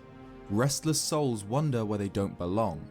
Bring them calm with the Sun's Song. This line too, also describing the use of the Sun's Song, refers to the Redeads as more than magical clay. Well, Zeltic seems to like look at the Japanese versions a little bit, and he seems to point out whether or not it's a mistranslation like he did before. They're restless souls, people who've died but due to some unholy... But the Japanese just, the way that they speak is just so different. Like, they don't say, like, for example, they don't say, I'm tired. They just say tired, if that makes sense. They don't really, they kind of leave out a lot of, like, magic wording like we kept have from death. Hyrule Encyclopedia goes one step further, calling Redeads mummified corpses, and the original Ocarina of Time artwork clearly shows bones, sinews and veins under the Redead's skin, showing that they're clearly more than clay. And as their name implies, they're dead again, or perhaps reanimated dead. These restless souls inhabiting their living dead bodies elude death until Link lays them to rest. The same royal tomb also features skeletons who warn of the Redeads. Those who break into the royal tomb will be obstructed by the lurkers in the dark, and tell Link to shine light on the living dead. Linking back to their masks, inspired by Japanese Haniwa, we can actually wear one of these terrifying things in Ocarina of Time through the mask trading sequence, the Spooky Mask. It's used to scare people into different dialogue. Dampe the Gravekeeper, for example, will ask if you know what sort of mask it is, and if so, why you're still wearing it. The Lake Scientist will identify its origin for you though. It was fashioned apparently from the wood from a coffin. Visually, it's obviously meant to be the exact same mask worn by the game's Redeads. So we know that the Redeads are the mummified walking corpses of long dead people, and that they wear masks carved from the wood from a coffin. But there's still something missing here. A mystery still surrounds these walking dead. Who created them, and what's their purpose? Hi, Chris! If Ganondorf's magic caused dead bodies to attack the living, why would they wear masks carved from coffin wood and be found in secret sealed locations like the royal family's tomb before Ganondorf's dominion of Hyrule? Why would an inscription on this tomb, built long before the events of the game, mention their I just want to know why the hell the Redeads in Majora's Mask dance. Like, well, I want to know that lore. Like, why are they so funky? Presence in the grave if they were created by Ganondorf? It's because I think the Redeads have a far darker secret. Gulp. A secret that makes the already terrifying enemy even scarier. I don't think the Redeads were created by Ganondorf or any other Zelda villain. Miyamoto is one of the traumatized people. The Redeads are the souls of the devs who made Majora's Mask. Oh man. None other than the Hylian royal family themselves. Twisted, horrific guardians of tombs and sacred places, walking evidence of one of the royal family's darkest, most terrifying crimes. I think they're living Haniwa, protectors of the grave, created from corpses by the royal family themselves. Let's look back at the Haniwa. I've mentioned that it's theory. This is fucked up. They're in Animal Crossing and they're cute, right? What they call like gyroids. Animal Crossing. Like, isn't that what these guys are? From Animal Crossing? And they're like cute and like they play music for you in Animal Crossing. Why are they so terrifying in the Zelda universe? Haniwa were created to defend the remains of deceased powerful wealthy people and serve as a wall between tombs and the outside world. And this is exactly what the Redeads do. They're primarily found in places that have a connection with death and the dead, the underground torture chambers at the bottom of the well and the Shadow Temple, the royal family's tomb, the ancient long-dead kingdom of Ikana, and the Earth Temple. The Earth Temple is the ancient forgotten crypt that served as a place for the Sage of Earth, Laruto, to pray and infuse the Master Sword with the sacred power of the gods. We can see across the temple that it's a place of worship, but also a place of burial. The symbol of the Triforce and the symbol of Medli's sacred harp decorates the temple, but so do coffins and skulls, even symbols that represent the Grim Reaper, Death himself. The whole temple is built to embody the parallel of light and dark, death and life, shown by the symbol of a sun and a moon combined, and the puzzles based around bringing light into the darkness of the temple. Very confusing though, The boss room where Link fights Jalhalla is actually revealed to be the main prayer hall where the Sage of Earth must offer her power to the Master Sword. It's complete with a giant wing crest on the floor, the official symbol of the royal family of Hyrule, meaning that whoever built this temple did it under the command of the royal family. The item found in the Earth Temple is the Mirror Shield, a powerful item which can reflect beams of light. The Mirror Shield found in Ocarina of Time's Spirit Temple, a Gerudo shrine, was emblazoned with the Gerudo symbol, but this And the Majora's Mask mirror shield has a scary face on it as well, like a re-dead. Wait. Mirror Shield found in the Earth Temple features twin birds and the symbol of the Triforce, likely inspired by the legendary Hylian shield. And the harp symbol found all throughout the Earth Temple is all. Every time I see like random cutscenes of Skyward Sword, Link looks so happy. He's pogging all Also the time. found in Hyrule Castle. He's stoked. Despite Ganondorf's corruption of the temple with Jalhalla, the king of Pose, This boss was so and his silly, I minions liked like it. Choo-Choos and Darknuts, this temple was once a sacred place of worship built by the royal family to grant power to the Master Sword. But we know that at the time Link enters the Earth Temple, it has been poisoned by Ganondorf's evil powers. It's inhabited by his minions, his malice, moblins and Pose, bubbles and floor masters. The Redeads here could simply just be yet more creations of Ganondorf, monsters lurking in the darkness sent by the evil king to stop the hero of winds, right? If only there were a sign, some piece of evidence that showed that the royal family knew about the Redeads, the build-up. that the royal family had placed them here as a way to defend the temple from outsiders. The statue. The centerpiece of the Earth Temple is a colossal grinning statue, which guards the main part of the complex with a light puzzle. But this statue is a Redead. The ears, elongated, pointed, pierced with large hoop earrings. I didn't notice Its that. skin, an eerie greying blue lined with white tribal tattoos. And it stands there, Yeah, it's the front same. and center in a temple built by the royal family. A warning. Here be monsters. Only those who harness the power of light may pass, just like how light is used to defeat real Redeads. Whoever built this temple built it for the royal family as a place of prayer and a place of burial, and knew about the Redeads. They built a behemoth statue of one of the living dead, guarding the lower levels of the temple to intimidate and deter those who would invade it. And looking back at the other locations where Redeads appear, the connection to the royal family just gets stronger. God, it's quite jarring going from the different art styles, huh? Royal family's tomb itself in the graveyard of Kakariko crawls with Redeads, despite being tightly sealed with a tombstone that will only move if the royal family's song, Zelda's Lullaby, is played. And the Redeads here didn't just appear due to Ganondorf's power. Inscriptions carved into stone in the tomb talk about the restless souls and the living dead. The royal family knew. They always knew. The Shadow Temple, the bottom of the well, both torture chambers used by the royal family, full of Redeads. And Redeads are also found in the ruins of Castletown. When Ganondorf attacked Hyrule, both Castletown and the Memories. entirety of Hyrule Castle, the seat of the royal family, were destroyed, and subsequently Redeads lurk amongst the wreckage. Could these Redeads have been hidden somewhere originally, guarding a tomb or a crypt which was destroyed by Ganondorf? Good point, yeah, why But are this they theory there? goes deeper still. Throughout the history of the Hylian royal family, the rulers have had a shadow, the Sheikah tribe, guarding and protecting the bloodline. Dude, the Sheikah lore is like, that's a whole different thing I have to learn about too. Like, oh, Zelda and Sheik being the same person and stuff. Like, the oh goddess my God. Hylia.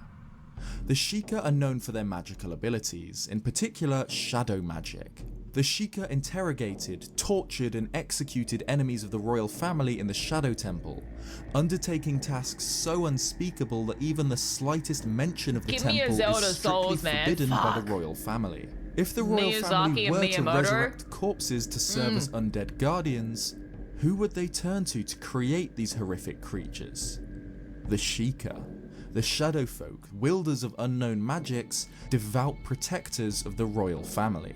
We've actually seen the Sheikah perform some sort of magical mummification before in a Zelda game in Breath of the Wild, where each shrine features a Sheikah monk, magically preserved to deliver a message and a spirit Why are we going to Sheikah tangent for? What about orb the to dancing hero when he Redeads? completes their trial.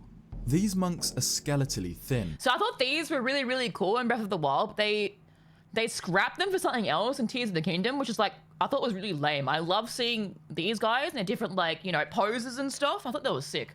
With gaunt grey-blue skin, strange golden hooped jewellery and white tattoos. Just like the Redeads. In The Wind Waker, the Redeads look incredibly similar to these Sheikah monks. They're tall and incredibly thin, grey-blue skin, golden hoop jewellery, white tattoos. The Redeads were corpses resurrected by the Sheikah to serve the royal family, to deter invaders from entering tombs, graves and temples.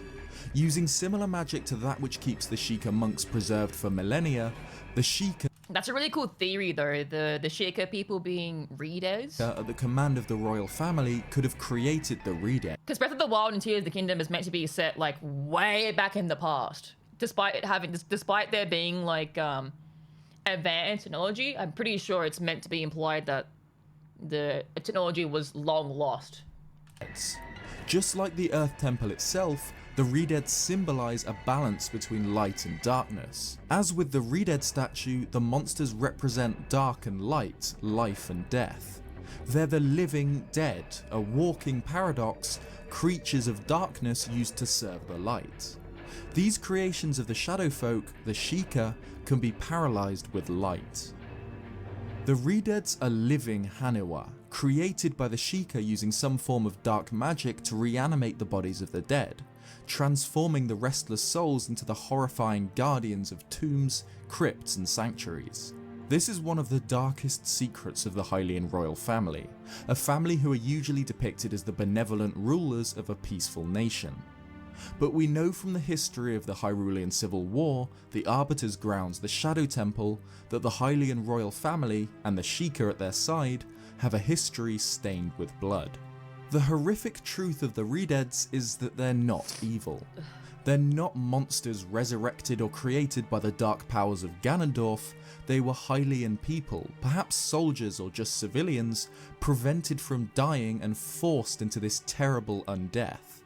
For decades the Redeads rot in dark crypts or tombs, defending the dead. The royal family resurrected these corpses, either fashioning wooden masks from coffin wood or decorating them in tribal war paint and piercings to make them more terrifying, and stationed them in graves and temples, garish guardians of the underworld.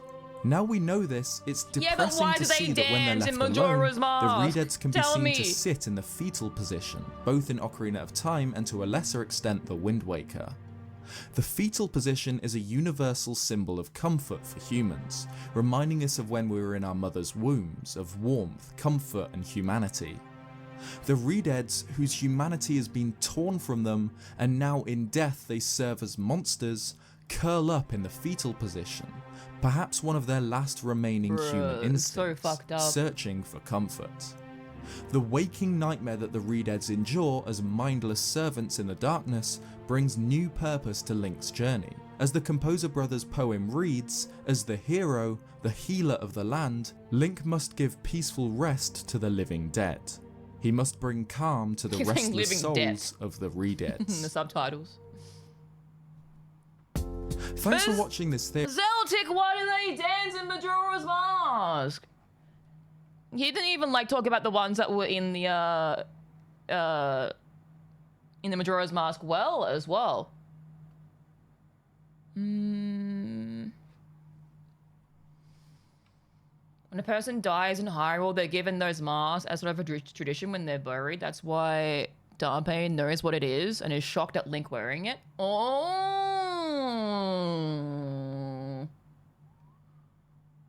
Yeah, meanwhile, Majora's Mask redid Dance Party, yeah.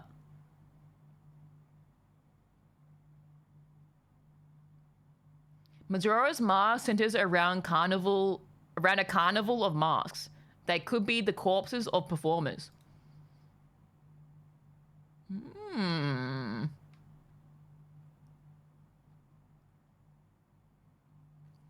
You forgot that in the Hyrule Castle, the Redeads will mourn when you cut down one of them. They walk over to the defeated one and then sit down next to the fallen. Oh. Scary. Oh, good night, Hanky. Take care. Have a good sleep. Isn't that what didn't we try doing something like this? But it never worked or something? Maybe I just wasn't doing it properly? I don't know. Aren't Gyptos just wrapped up redeads? I vaguely remember that in Majora's Mask, if you shoot one of them with a fire arrow, it reveals a redead underneath. What? I didn't know that. Cool.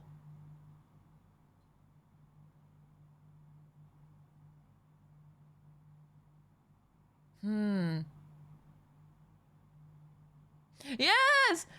Makes me rethink collecting gyroids in Animal Crossing. Imagine having redeads in your kitchen for aesthetic. Yeah, yeah. I had the gyroids in Animal Crossing like playing me like a weird song. But I didn't know they're redeads. Oh my god. Spooky. Okay. Last couple of videos. Okay, 2 more Zeltic videos. This is a much longer one, chat. This is a video based on that really long side quest we did, the Andrew and Cafe, the marriage one. And then after that, we'll watch a short little trivia video, little secrets in Majora's Mask, and then we'll watch speedruns and like little videos based on the speedruns and stuff. I'm gonna go pee real quick as well. I'm a pee machine. I mean, keeping my fluids up. Go get yourselves a snack. Go pee as well if you need to. I'll be right back. I go pee. I'll be right back, chat. Oh.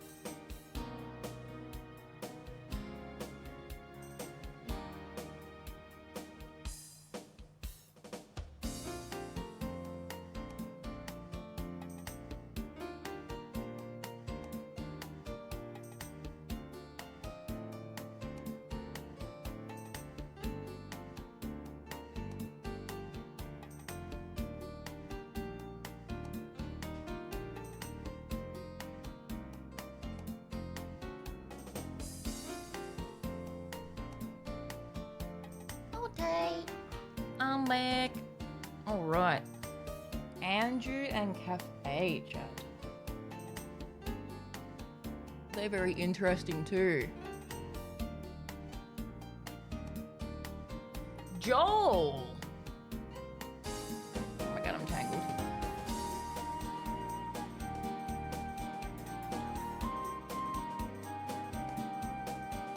Volume warning. Oh, I don't want to open it then because my audio settings are fucked up. But I might check it out later though. Thank you. Okay. Andrew. It is the dawn of Link's first day in Termina, and the moon This is so cozy, fallen. chat. This is perfect for being sick. Preparations for the Carnival of Time are underway. Carpenters frantically hammer at scaffolding. Entertainers of the Gorman troupe practice in the streets, and posters have been pasted onto the town's walls announcing the upcoming performance of the Oh, looks like the posters in the 3DS version are just like changed entirely by the looks of it. Indie-Go-Go's, the famous Zora band, I don't remember any on of the these. eve of the carnival, 3 days from Looking now. familiar at all to me. This carnival will not happen. the moon will fall. And on the night of the third day, the world will end. A young boy, his face hidden behind a yellow mask, emerges from the laundry pool into the South Clocktown Square and deposits something in the postbox there.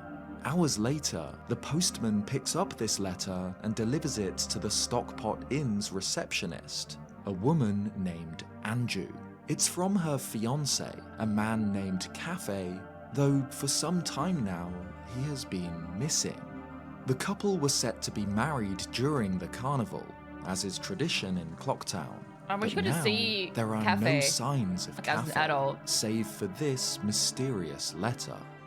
If Link visits Madame Aroma, the wife of the town's mayor, he can Aroma. agree to play detective and find the missing Cafe, her son, thus beginning the Zelda series' greatest side quest, one which explores the painfully human lives of so many of Clocktown's residents. I guess they A couldn't be tale bothered that like making shows a the whole new true asset might for of something that's Link's never going to ability be in the to game, really, I rewind suppose. time back to the dawn of the first day, and how the choices he makes during these 3 days drastically alter the course of these people's lives. This is the Anju and Cafe quest, a love story at the end of the world.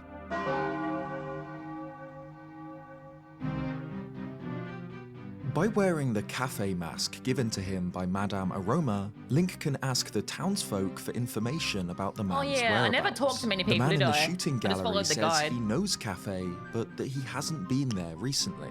And the treasure chest shop girl gives the same answer. One of the carpenters threatens Link, demanding that he doesn't find Cafe, so that he can have his dear Anju all to himself. The Ugh. mayor's office receptionist believes that Cafe has broken off his engagement to Anju, and thinks that maybe he doesn't want to be found.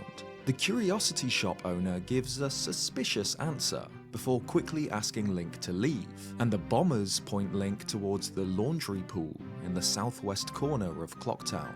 The bombers are correct, as the masked child leaves the laundry pool at dawn on the first day, delivering a letter addressed to Anju. It's delivered by the postman later that day, though he refuses to tell her who it's from, or even from which postbox it was collected. This is the first instance where Link can truly interact with these characters and change the course of their actions. Link can choose to speak to Anju wearing the cafe mask, and she'll tell him to meet her later that night in the kitchen, claiming to have a clue to his whereabouts. But if Link doesn't talk to her wearing this mask, or doesn't meet her in the kitchen, she'll continue the investigation that's so on her sad. own. On the second day, as thunder rolls across the sky, as rain patters onto the stone streets of Clocktown, and as the moon Umbrella's so draws cute. ever closer, Anju will make her way to the laundry pool, presumably having heard the same rumors as Link about the sightings of Cafe. Here, didn't know she'll she's ask that any passers-by about Billy. her lost lover, explaining that it's been a month since she last saw him, A and month? I wondering didn't if realize it's it was her that fault long. he left. Alone, she weeps in the rain, confused and heartbroken. I didn't realize it was a month. Later that night, Link can use a broken wall to eavesdrop on a conversation between Anju and her mother. Her mother plans to flee Clocktown for Romani Ranch, fearing for their lives. She believes that Cafe might have run away there to be with Cremia, the owner of the ranch and Maybe that's Anju's why that little best friend, but asks Anju that section if by the this wall is true, there, the one she you can, thinks get the key about to? Cremia, who would need the strength of a partner To listen to and this the business cutscene? support of the mayor's wife to run her ranch. She says that if Cafe really has abandoned her for Cremia, Anju shouldn't be sad, that she'd only have been miserable with a man like that. If Link talks to Anju's mother while wearing the cafe mask, she'll scold Link for wearing it, showing just how much she dislikes him for what Wow! she thinks he's done. But by this point, Link has already had the opportunity to discover that this isn't true. Behind a curtain in the mayor's office, in a room adjacent to the one where I saw Cafe's this. mother sits, Link can discover Cafe's diary, revealing how excited he was for their wedding, and that he planned I to don't know if this visit picture the was milk there in bar the to 64 show off version. his ceremonial wedding as mask detailed, maybe. and talk about his fiancée with his friends. Whatever has happened to Cafe isn't as simple as Anju's mother believes. His disappearance wasn't because of another woman. Anju doesn't believe her mother, saying that in the letter, Cafe promised he would come back. But with the moon looming above, Anju relents and agrees to flee the next evening. And this is what they do. Anju, her mother, and her grandmother take refuge at Romani Ranch on the final night. Oh yeah, I couldn't But they see don't them because find the Cafe door there. was locked when I got there is there. only Cremia and her younger sister, Romani, who, depending on whether or not Link has completed their quest, may or may not be in an almost brain-dead state after her encounter with the invaders on the first night. Cremia reveals to Link that she knows that even here at the ranch, they aren't safe from the moon, that it means the end not only for Clocktown, but for the whole of Termina. Anju's family face the apocalypse together, with Anju broken, regretting her choice to flee, but knowing that now it's too late. Without Link's involvement, Anju's story is a tragedy. But there's another, more unexpected character who also suffers if Link doesn't interact with the quest in any way. Postman The or? Postman. Yeah! That's why princess music. The Postman, at first, seems like quite an inconspicuous character. He obviously takes his work very seriously. On the first day, he'll leave the post office at 9 AM for his collection round and won't stop to talk to Link. If he's followed back to the post office, it becomes apparent just how much his schedule dictates his life. From noon until 1 PM, he'll nap, because that's what his schedule tells him to do.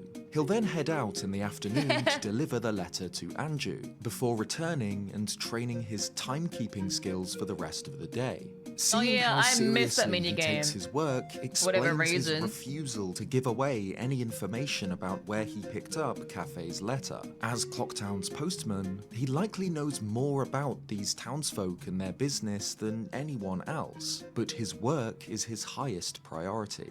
On the second day, if Link hasn't progressed through the Anju and Cafe quest, the postman will carry out his collection rounds at 9 AM, but finds that no letters have been posted, probably because the world is ending and the Aw. townsfolk are preparing to flee. Link can find him back at the post office, distraught. This is a real problem, because it leaves him unable to follow his scheduled delivery round later that afternoon. Without this, he doesn't understand what he should do, and wishes that someone would tell him. Link is kicked out of the post office at 1 PM, Dude, but his the postman story is will so remain sad. inside, confused and panicked. At Like, way midnight, more sadder however, than it the needs to be, postman you will know? emerge from his office and deposit something in the South Clocktown post box before returning. On the final day, the postman again begins his collection run at 9 AM and only picks up one letter, the one he left in the South Clocktown post box the night before. If Link speaks to him after he's returned to his office, he'll admit that he wrote himself a letter that he I didn't know intends to that. deliver to himself later on, so that he doesn't have to break his schedule. I wonder if you During can his read it. delivery route on the final day, You wear the however, postman hat like the later on. postman will instead travel to each post box and just touch it, perhaps saying farewell to the closest thing he has to friends. In the Aww. afternoon of the final day, Link finds the postman back in his office, kneeling on the floor, utterly possessed by terror and panic. He says that he desperately wants to flee, to escape this doomed town and the falling moon, but can't. It's not written on the schedule, his highest priority. After 6 PM, there's a change in the post office. The postman has now opened the letter he sent to himself, which now that's a rests on the letter. edge of his bed. It reads, "To myself, you've been doing a great job delivering the mail. I have a request for my hard-working self. All of the townsfolk have taken refuge. I want myself to flee too. Even if it is not written on the Yeah, schedule, I did. want myself to flee. I thought maybe it was a different letter Please. to the one that's in the letterbox. From me." But the postman doesn't flee. He stays here, petrified, until the end. He's so Like Anju, the scared. postman's story is heart-wrenching. If Link had not arrived in Termina, these would invariably have been his final moments. Panicking, desperate but unable to flee, shackled to certain doom by his almost religious devotion to his schedule. It's like the swordsman. He's like, I'm gonna slice the moon in half, and then on the last day, you see him hiding in a corner. So sad. But Link did arrive in Termina. He is the master of this land's 3 final days, able to reset time and live them over and over again. He can learn the last actions of these characters and work out how to help them. On the first day, Link can choose to meet Anju in the Stockpot Inn's kitchen at night, where she'll tell him her plan. She's written I think the reason why I like Majora's Mask so much is because it has like kind of like RPG elements, like the side quest stuff. I don't know. I really like that. In Ocarina of Time, the only time you really had that was like doing the mask quests, right? I think there's a few in Twilight Princess as well. a letter back to Cafe, But nowhere which near as Link intense needs as to Majora's deposit in a Mask. post box. Then, by following the postman on his delivery rounds, he can meet her missing lover and solve the mystery of his disappearance. Posting Anju's letter on the morning of the second day changes the postman's schedule. He now has something to collect and deliver. This means he does not post a letter to himself that night, and instead heads out on a normal delivery route in the afternoon. Hi, Samba Samurai, Link can what's up? follow him to the laundry pool, where he'll deliver the letter to the masked child, the one who originally That's right, sent I tried the to run letter in. to Anju. While the pair are speaking, Link can sneak into the side door nearby, which is usually locked. This leads into the back of the curiosity Whoa, it looks shop, so different in and the 3DS this version. Holy secret shit. hideout, the masked child will reveal his identity. He is Cafe, Anju's betrothed. Sometime before Link's arrival in Termina, he had been cursed by the Skull Kid and trapped in the body of a child. He immediately decided to visit the Great Fairy in North Clocktown, but on the way was attacked by a thief who stole his sun mask, a traditional item he intended to give Anju at their wedding. Cafe has been hiding in So that's the one thing I'm kind of confused about now, because it's saying that apparently Cafe was missing, has been missing for a month, and that Skull Kid's one that cursed him, but I thought the Majora's Mask incident happened within the 3 days. Of the curiosity shop, knowing that Maybe it is not, a place or where Skull Kid stolen was- goods are fenced. Certain that his mask will eventually show up, he uses a secret peephole to observe the customers in the shop. Too embarrassed to face his partner without his promised mask, Cafe gives Link his Cursed him pendant. before, but is Skull Kid a bad guy though? Like I thought he was only like evil or bad until he put the mask on. Link was lost in the Lost Woods for a while. Oh.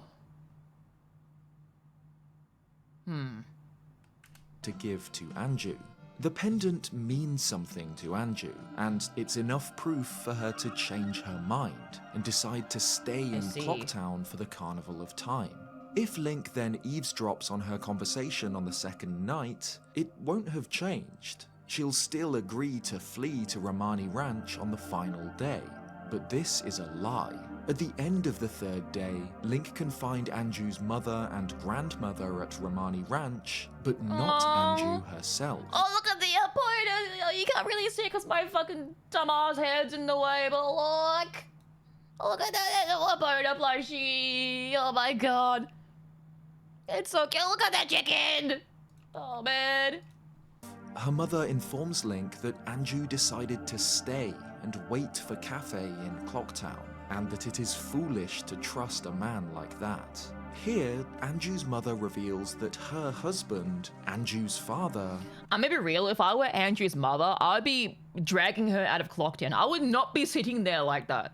left her for another woman, explaining why she doesn't trust that Cafe won't do the same to her daughter. Anju believes that her father is dead, but this calls that story into question. Perhaps Anju's mother lied about his death, unwilling to admit that he left his whole family behind. Link can find Anju Oh man, in he went out for Clocktown, milk, like did her he? mother said, sitting in her room on the bed, waiting. And if Link delivered the pendant to Anju, but did not help Cafe recover his stolen mask, then this is how Anju's life ends. She sits here, patiently waiting next to a wedding dress she will never wear, alone. Oh my This god. doesn't have to happen. On the first night, an old lady enters North Clock. Makes me wonder if there was like a Japanese dev that was like engaged but like couldn't get married until he finished the fucking game or something. That's why they put it in there. Town, carrying a bag of bombs. She's the mother of the owner of the bomb shop and is delivering a shipment of stock to the family store. Before she so can messed reach up, the right? shop, however, she's robbed by Sakon, the very same thief who had stolen Cafe's sun mask a month ago. Link can choose to intervene, either by attacking Sakon with his sword, retrieving the bombs and gaining the blast mask as a reward from the old lady, or by attacking Sakon with any other weapon, detonating the bombs and killing the thief on the spot. That's what I did. However, Link can also choose to allow Sakon to get away with it, either by it's written standing on by our as he 92. robs her, or by just not being present in North Clocktown. Like some devs like grandma died and they couldn't like go to their funeral or something because of this fucking game. Can on you the first imagine? night at Oh all. my god. This results in the thief That'd be arriving so at the curiosity fucked. shop on the second night to sell his ill-gotten goods. The curiosity shop owner Okay, decides this is the cutscene I missed. That probably should have been not optional. severely lowball him for the stolen bombs, and Sakon is forced to settle for far less money than he originally hoped for. The shop owner knows that Cafe is using his shop as a hideout, and Link perhaps can- knows can't that see this my is the camera's in the same way, but Link's thief just who there. robbed Cafe.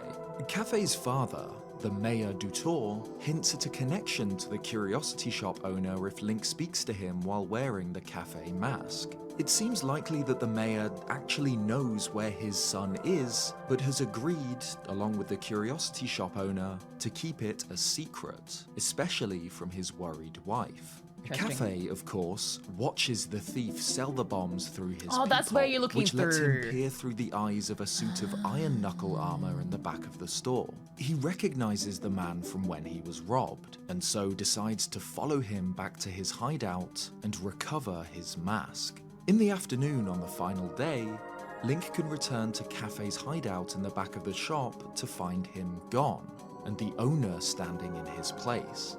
He explains that Sakon lives in Oh my god, was that how it looked in the 64 version? What the heck? village, and tells Link that Cafe chased after him, leaving behind his mask, the Keaton mask, and a letter addressed to his mother, marked as priority mail.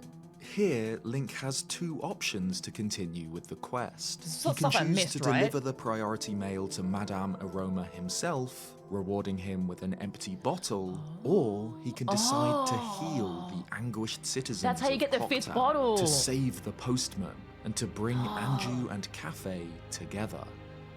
If Link visits the post office on the final Yeah, night, there's no way you could organically just like do all of that without Googling or knowing what to do, right? Like, there's no way. he'll It's of so course complicated. find the postman there, desperate to flee.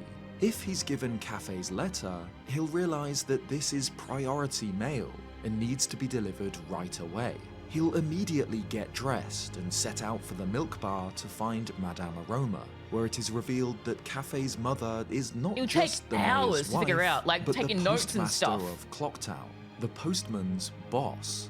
Madame Aroma tries in vain. Oh yeah, I didn't get to see this cutscene because I didn't have the VIP thing yet. So I missed this entire dialogue. I had to wait for the postman to exit. To explain the reality of the situation, that the world will end tonight. But the postman says that he cannot flee, as tomorrow's deliveries are still on the schedule. After she accepts the Game's letter incredible. from her son, the postmaster orders the postman to flee Clocktown, overruling his schedule. Finally, the postman is free. He has not failed his duties, as he has a direct order to flee. He understands now that he can set his own schedules, and gives Link his hat. before finally leaving Clocktown. To help Cafe, Link needs to travel to Ikana Valley. Yeah, games that have like a time limit are very stressful, but I think Majora's Mask and Outer Wilds did it perfectly. It makes sense of the story and everything, right? It's not just like a random timer added in to, be stressful, it's like part of the game. 6 p.m. on the So final good, day. so well done. Here, he'll find the child hiding out near a secret cave entrance, Sakon's hideout. With only hours until the moon falls, Link and Cafe can storm the thief's lair together. Like it's this, like, how the fuck are you supposed to know that you're meant to like wait for him, Like how long and when does he show up, It's like, oh, there's so much little things to it. Manipulating a series of switches and defeating the enemies within to was so circumvent cool too. Sakon's security measures. If they take too long, however, the Sun's Mask is lost, and the exits are sealed Oh yeah, I off, missed the full cutscene trapping of Cafe this. inside. In this event, Tatl tells Link to leave him, that he can save himself with the Song of Soaring, but that there is no What the way to fuck? help Cafe. However, by working together and completing the hideout before the mask reaches the end of the conveyor belt, He becomes the two trapped in children there. are able to recover the Sun's Mask, the final piece of this puzzle. Cafe thanks Link and makes his journey back to I played the Clocktown, Song of Save where State, he so I didn't finds get to see. nobody. If Link has completed every part of the quest, Wait,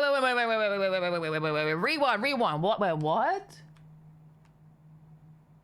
mask, the final piece of this puzzle.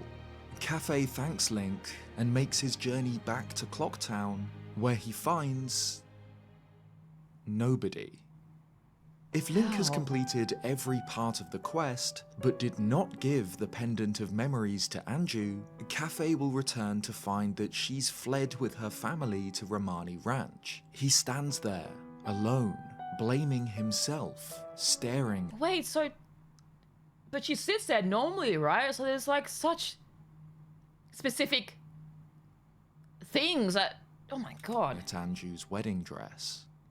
But if Link has helped Cafe recover the Sun's Mask and also given Anju the pendant that causes Yeah, her so to many stay, layers. the couple finally reunites. With less than 2 hours until the Now, world she'll either ends, wait Cafe finally or reaches the stockpot inn reunite with and him, enters the room where or go Anju back to waits for him.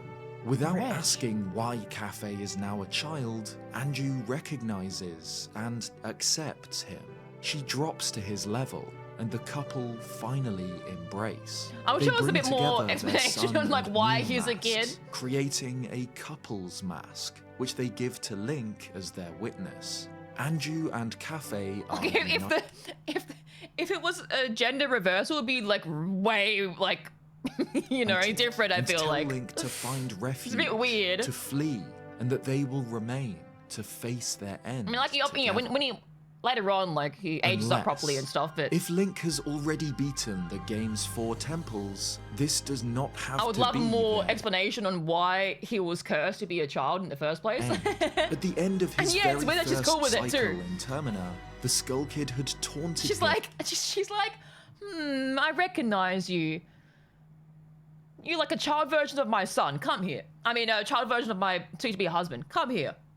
I mean, she could be her husband at that, If her it's something son at that that can point. be stopped, then So stop strange. it. Now, standing on the precipice of oblivion, Link answers. He plays the oath to order. Music, what the is notes this? of this ancient like song Star Wars or echo something. across the land, and the 4 giants answer their call. With divine strength, they catch the falling moon, giving Link just enough time to enter the dreamlike space within it and destroy the terrible power sealed in the Skull Kid's mask, Majora itself. Link has This, used his arena control looks of crazy time on the to 3DS prevent version. Termina's end, and after the moon disintegrates, a new day dawns. I'm glad No you liked longer it. I bound see. to Yeah, we the had a lot same of we have cycle, an the same insane amount of patterns backseaters anguish and when we were despair. playing. The people of Termina I respect awaken your, to a world where time ability is to hold once back. again their own.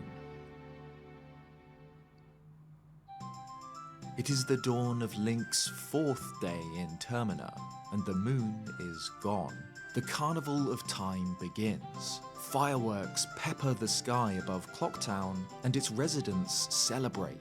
The Indiegogos play the Ballad of the Windfish wish Link could on have the stayed. Milk Bar stage. The dancers of He the left so Gorman quickly, troupe you know, show all the off their hard new work. moves, and the old lady from the bomb shop is embraced by her son. If Link has obtained the postman's hat, That's his then son? the postman himself returns, shown running back, alive and happy. Aww. And finally, if Link has reunited Anju and Cafe and obtained the couple's mask, the pair are finally wed. They are oblivious to the countless cycles in which they suffered apart. The loop is broken. So The timeline cute. continues from here, with the couple united. Anju wears her dress, and the Clocktown residents surround them, with Tingle showering them in confetti.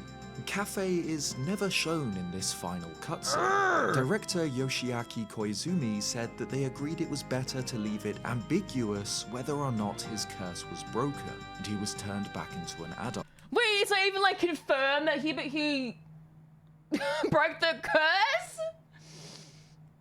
I thought it was just I thought it was implied. I thought it was implied that the curse was broken. What the fuck? So everyone's just okay with this. I mean, like, it's a bit different because he's not actually a child, but at the same time... However, this shot appears to be from Cafe's point of view, perhaps that's what I was thinking as well. Like, it looks like you look at your... Yeah. implying that he did They're not like indeed us. return to normal. Regardless, Hey, this Andrew. additional scene shows the end of Zelda's greatest side quest. Anju and Cafe marry. Of all the Zelda series' many side quests, the story of Anju and Cafe Actually, stands he's thousands as, of by years old. far, the most involved, emotional, and memorable. Although it's separate from the game's main story, except for providing masks required for Link to unlock the Fierce Deity's mask, it's an integral part of Majora's Mask. Yeah, it's a very important part to the story, considering it's like such a highlight of the credits. The point where I wouldn't consider the game to be complete Andrew, without it. so fun. The quest is the greatest showcase of how the game's time loops give the player such an intimate view into the lives of these characters. The quest cannot be completed without studying how these people Does bro go have about booty their box? 3 Which final bro? days, Which and how their guy? actions change depending on Link's own decisions, allowing him to peel back the layers of this complicated situation and learn how he can help. The quest forces the player to examine its characters extremely closely, allowing Oh us yeah, to no one's got see his their back. Yeah, true those the depth construction and the guys are amount of always care that went moving into so their design. weirdly. This Like isn't ants in only their the pants. case for the quest's main characters, like the postman or Anju and Cafe themselves, but side characters too. For example, in order for Link to eavesdrop on Anju's Oh conversation yeah, is there different credits if you don't do that side quest? with her mother on the second night, he needs to act You watching my Twilight Princess playthrough? Oh, it's my favorite Zelda game. Like this was really hard. Like I've decided Twilight Princess is still my favorite, but damn, this is close. This is very close. access the room next door, which has apparently been booked by a Goron, meant to check in on the afternoon of the first day. Link can wear the Goron mask to claim this booking. Yeah, the leading to a postman's job fun seems exchange amazing. When the real Goron, coincidentally also called Link, Deliver, tries like, to check in 3 letters a day? afterwards, followed by him being forced to sleep outside. It was so Not that he sad, minds, too. because the weather's nice. And why is he wearing like a policeman kind of hat? It was like a bomb tube almost. Compared to the frozen mountains. Okay. In the cutscene, in the credits, they just remove it entirely and it shows the mask missing instead of the cutscene. Oh. There's also Cremia, who becomes involved in Anju I'm sure and there's, like, Cafe's fan art and story stuff. not only by harboring Anju's family when they flee from Clocktown, but by Japanese being hat? the object of vicious rumors, blamed for Cafe's disappearance. She's Anju's best friend, but after mentioning the wedding to Link, she'll go quiet for a while. Romani reveals that her older sister actually does have a crush on Cafe, and that the fact that her best friend is marrying him is difficult.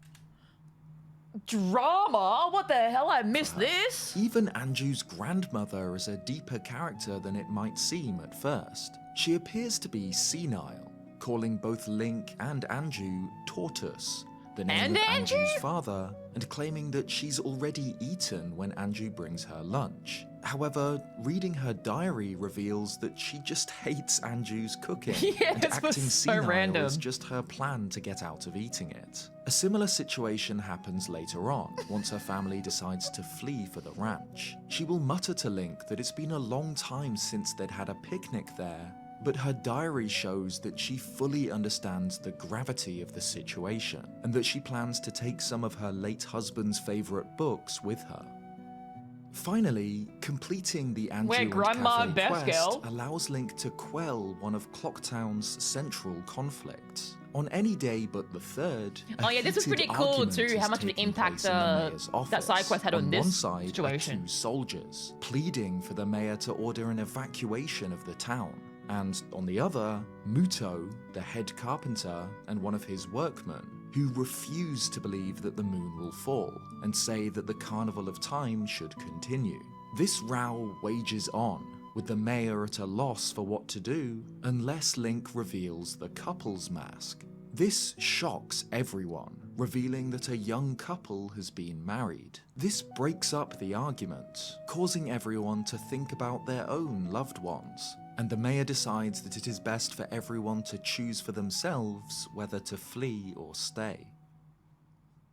The development of the Anju and Cafe quest is an interesting story in itself. Shortly after work had concluded on Ocarina of Time, Majora's Mask's director, Eiji Aonuma, attended a staff member's wedding alongside Yoshiaki Koizumi. They were discussing ideas for the kinds of events they could include inspired. in the game, and noted that they'd never really seen weddings depicted in these sorts of games before. True. And at the same time as this staff member's wedding, North Korea was performing a missile test, giving the event a strange feeling that they were at a wedding, celebrating Gulp. the love of a young couple, while missiles might rain down at any moment. Aonuma and Koizumi decided that this feeling could make for an effective plot point in Majora's Mask, to have a couple wed while the moon falls from the Drama. sky. This coincided with a previous decision to age up the themes of the game when compared to its predecessor.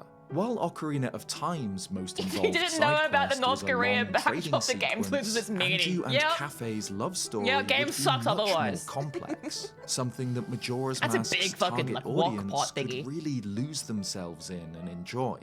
And in doing so, they created what is, in my opinion, Kim the Jong-moon. greatest side content in any Zelda game.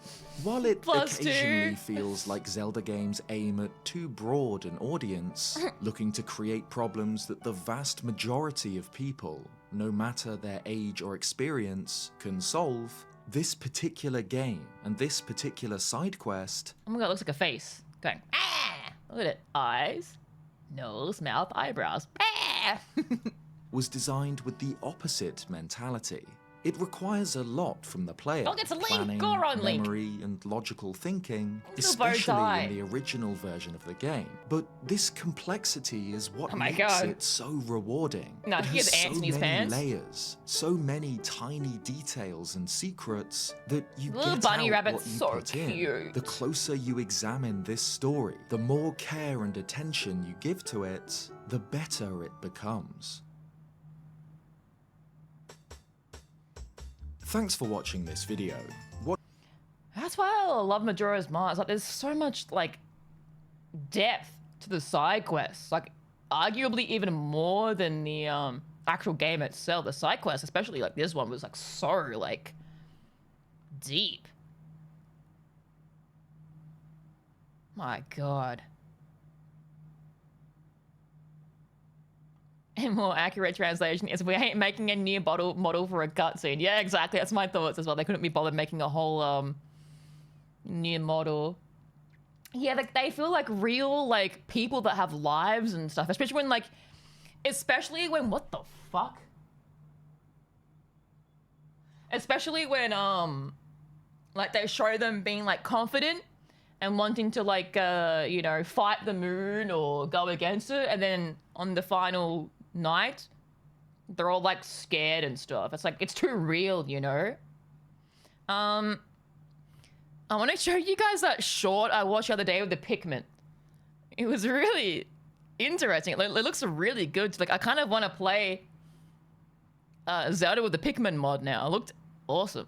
Can I find it? Here it is. The mods for Ocarina of Time just keep getting more and more out of control, thanks to the game's source code being fully decompiled a few years ago. These guys aren't just doing like the usual retexturing and model swapping. These are fully developed new gameplay mechanics that are built into the engine, like what adding the fuck? stasis from Breath of the Wild, object fusion from Tears of the Kingdom, the recall ability,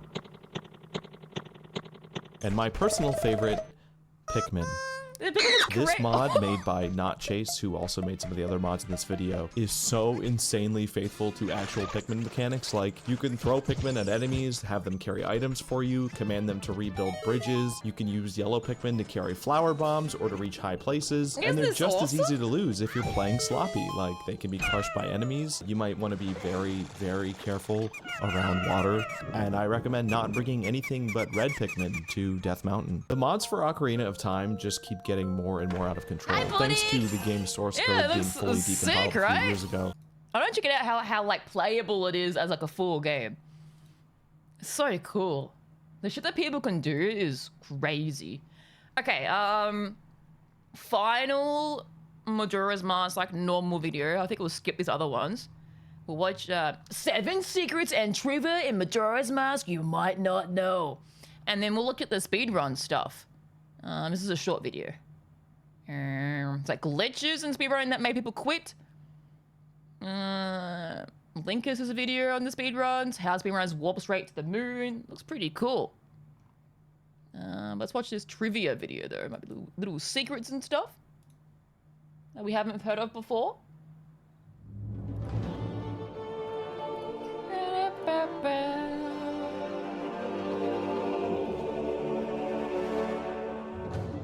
I love secrets in video games. Termina is a strange reflection of Hyrule, an alternate world filled with familiar faces belonging to eerily different characters.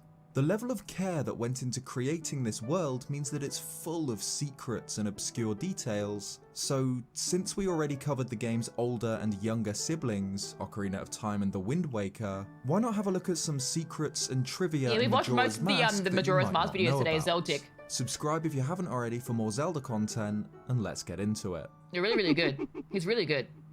Clocktown sits in the center of Termina Field, surrounded by high stone walls. A single enemy, known as a Gwei, flies around the walls of Clocktown in a loop, and notably... Is that the fucking stupid-ass chicken? It won't attack you. You can kill it, but this won't reward you with anything. Oh, different chicken. Instead, if Link plays one of the temple songs, the bird will begin dropping rupees as it flies, beginning with green, but finally dropping a red rupee before flying off into the distance. There's another secret way to grab some rupees in Termina Field. In the north end, in the shadow of Snowhead Mountain, Link can find a set of music notes carved into a flat wall, next to either a drawing of Skull Kid in the original or some rupees in the remake. Playing the notes rewards Link with some rupees. Most of the time, these notes don't mean anything, but occasionally there'll be songs from Ocarina of Time, like the Temple Warp songs. The Ikana region is the broken ruin of a once great kingdom, a barren wasteland, writhing with the lost undead. Underneath. As well as the kingdom's castle and the enigmatic stone tower, the region features a graveyard, of course watched over by Dampé. This was so is cool a strange, hunchbacked man who, funnily enough for a gravekeeper who lives in a haunted valley, is scared of the undead. He'll hide under his bed when spooked by a ghost and locks himself in his hut at night when the dead come out. You can provoke a brilliant reaction from Dampé by talking to him while wearing the captain's hat, zooms a off. skeletal mask given to Link by Captain He's Peter. so quick too. Mistaking Link for one of the undead, Dampé freaks out and sprints a lap around the graveyard before locking himself in his hut and refusing to leave. Another interesting reaction to the mask Link is wearing can be seen at the doggy racetrack at Romani Ranch. The owner, Mamamoo Yan, will warn Link about participating if he's wearing any of the Wait, Mamamoo? Maybe that is why the building outside is called Mama's Ranch, maybe? main three And nothing to do with the transformation mother at all? masks, saying that the dogs will be scared of Goron Link, will try and attack Deku Link, and will love the smell of Zora Link. Oh! So I guess that's I thought she was just confirmation that racist. Zora Link absolutely reeks of fish. Not sure what else I expected. She's not lying either. If Link enters the pen with the Zora mask Where's the little pole on, in the the dogs middle? will surround him. If he wears the Goron mask, they'll growl and run away. And if he wears the Deku mask, he'll be torn apart in a frenzy of fur and teeth. My god! Zelda games often have fascinating So no head? What the fuck? What's going on here? unused assets, like a cut animation showing the Master Sword returning to the Korok Forest from Breath of the Wild. Majora's Mask of course has its fair share of unused content, Okay. and one of the most interesting examples is a mask resembling Child Link, which obviously never made it into the final game.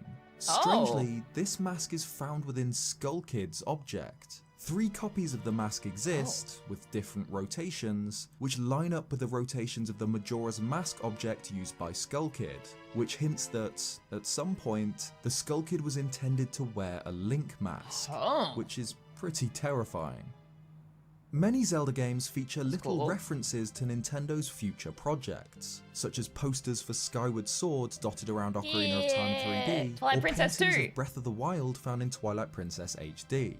The original cool. Majora's Mask is no different. In the Astral Observatory, breaking a small pot covering a piece of paper will reveal a drawing of a dolphin, most likely a nod to the console Nintendo were developing at the time, the GameCube, which was known as Project Do you mean the emulator dolphin? Dolphin. Understandably, this doesn't appear in the 3DS remake.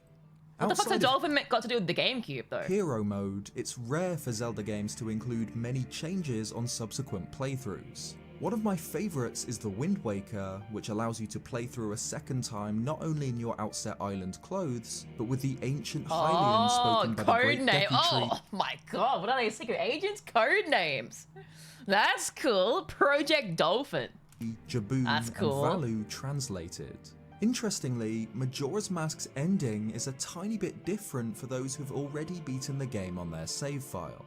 During the confrontation with the Skull Kid atop the clock tower, after the giants have been called and the moon's descent halted, Tail usually explains to Tattle how the mask manipulated the Skull Kid, that their friend was lonely and Majora's power was too much for him to handle. However, if this cutscene is repeated on a save which has already beaten the game, this dialogue is completely different. Tattle will sarcastically explain to Tail that she already knows the Skull Kid's story, and Tail responds by wondering how his sister knows this. The rest of the ending That's is the so same, cool. but it's a neat little change for those who've beaten the game before. Thanks That's for very watching cool. this video. We're in the final Okay, stretch not as many now secrets before as I thought there would be, but that's a very cool one, that last one. I love stuff like that. One of the secrets shown was going to be Skull Kid reacts to being spot on through Oh, really? If you look through the telescope on different days, you can see the mental state of Skull Kid declining. That's cool. Well, what is my recommended right now? Jammers, Squigs, and XQC. Ah, yes. There's a sign in Clocktown with a doggy picture on it, and the Hylian text translates to "I hate Dekus." What? My god.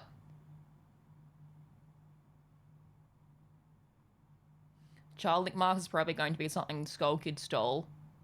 That would make sense, like when he gets turned into the Deku, Link like left a Link mask behind or something. That's cool. Yeah, after cursing Link into the shop of a Deku scrub, Skull Kid would gain a mask of Link's face. That mask is going to be a key to reverting back to your original form. They scrapped it, I guess. That's really cool.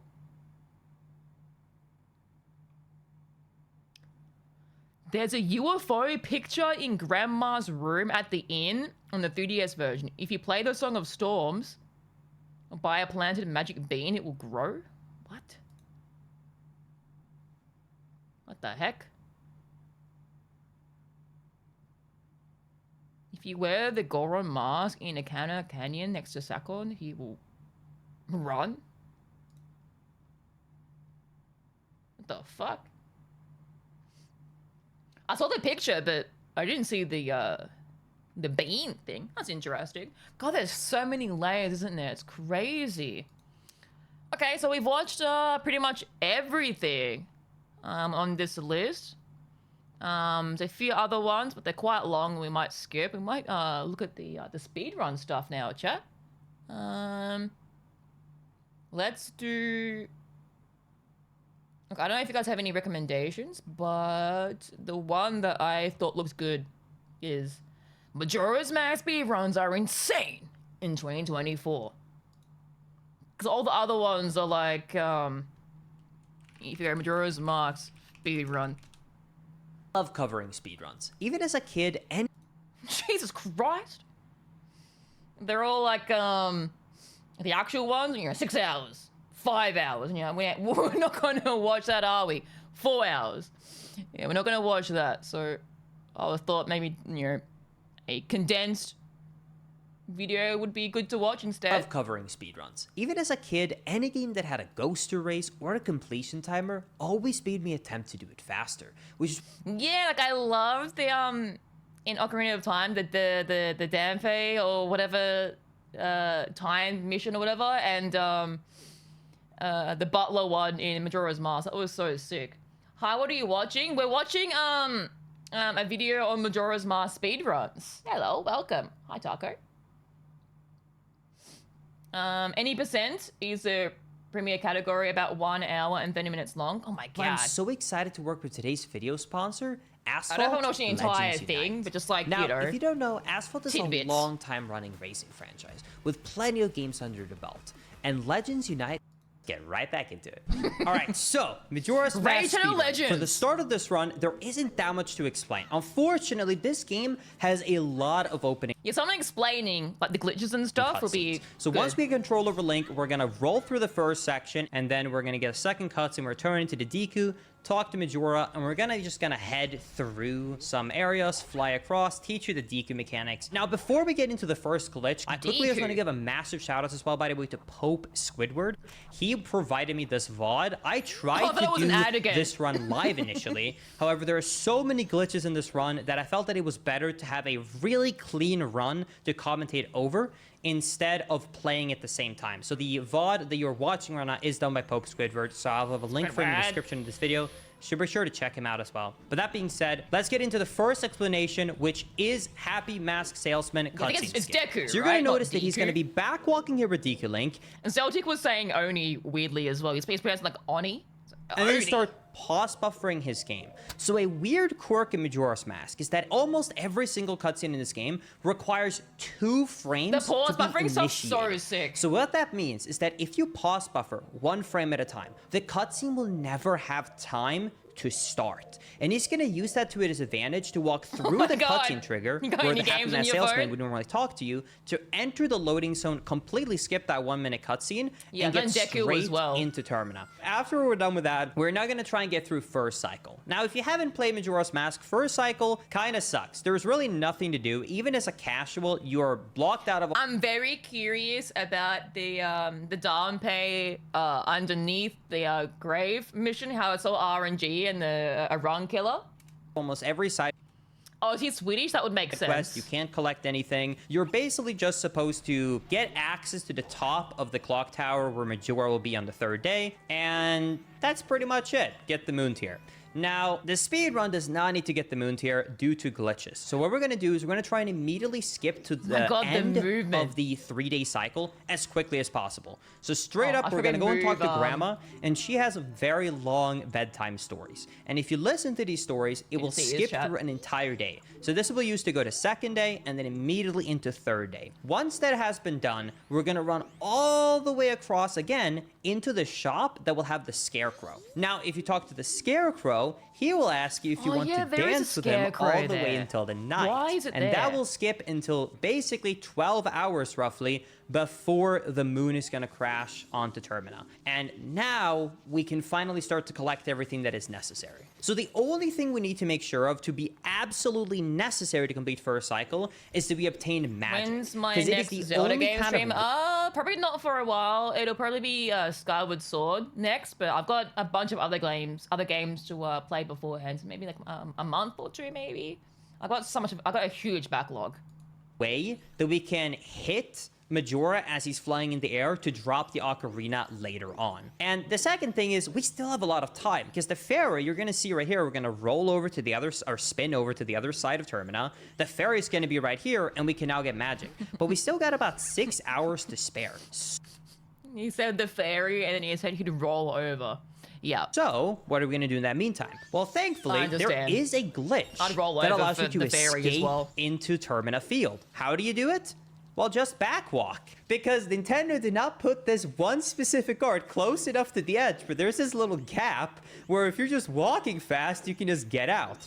And another beautiful little kind of oversight, since you're not supposed to get out here during first cycle, is that you have no drops other than hearts and rupees. And since we're at max health, the bushes can only drop nothing or rupees, which will result in a huge rupee gain. So you're going to see from just 2 bushes, we have 17 rupees right now. And the objective here is to get at least 90 rupees. And after getting the 90 rupees, we basically have everything that we can do. So we're going to run back in, talk to the fairy to get the magic, then walk over to the bank to put in the 90 for the second cycle. And then our second glitch of the run is coming up. Because as I'm sure you've noticed, we never got the moon tier, which is the normal kind of intended method to get to the top of the clock tower where you would go up and see Majora. So we're going to be performing a glitch known as a gainer. Now, when you backflip in Majora's Mask, it works like any other game. You're going to literally be evolved like a backflipping, Pokemon. so you're going to be moving backwards. But there's a really cool technique that you can do, where if you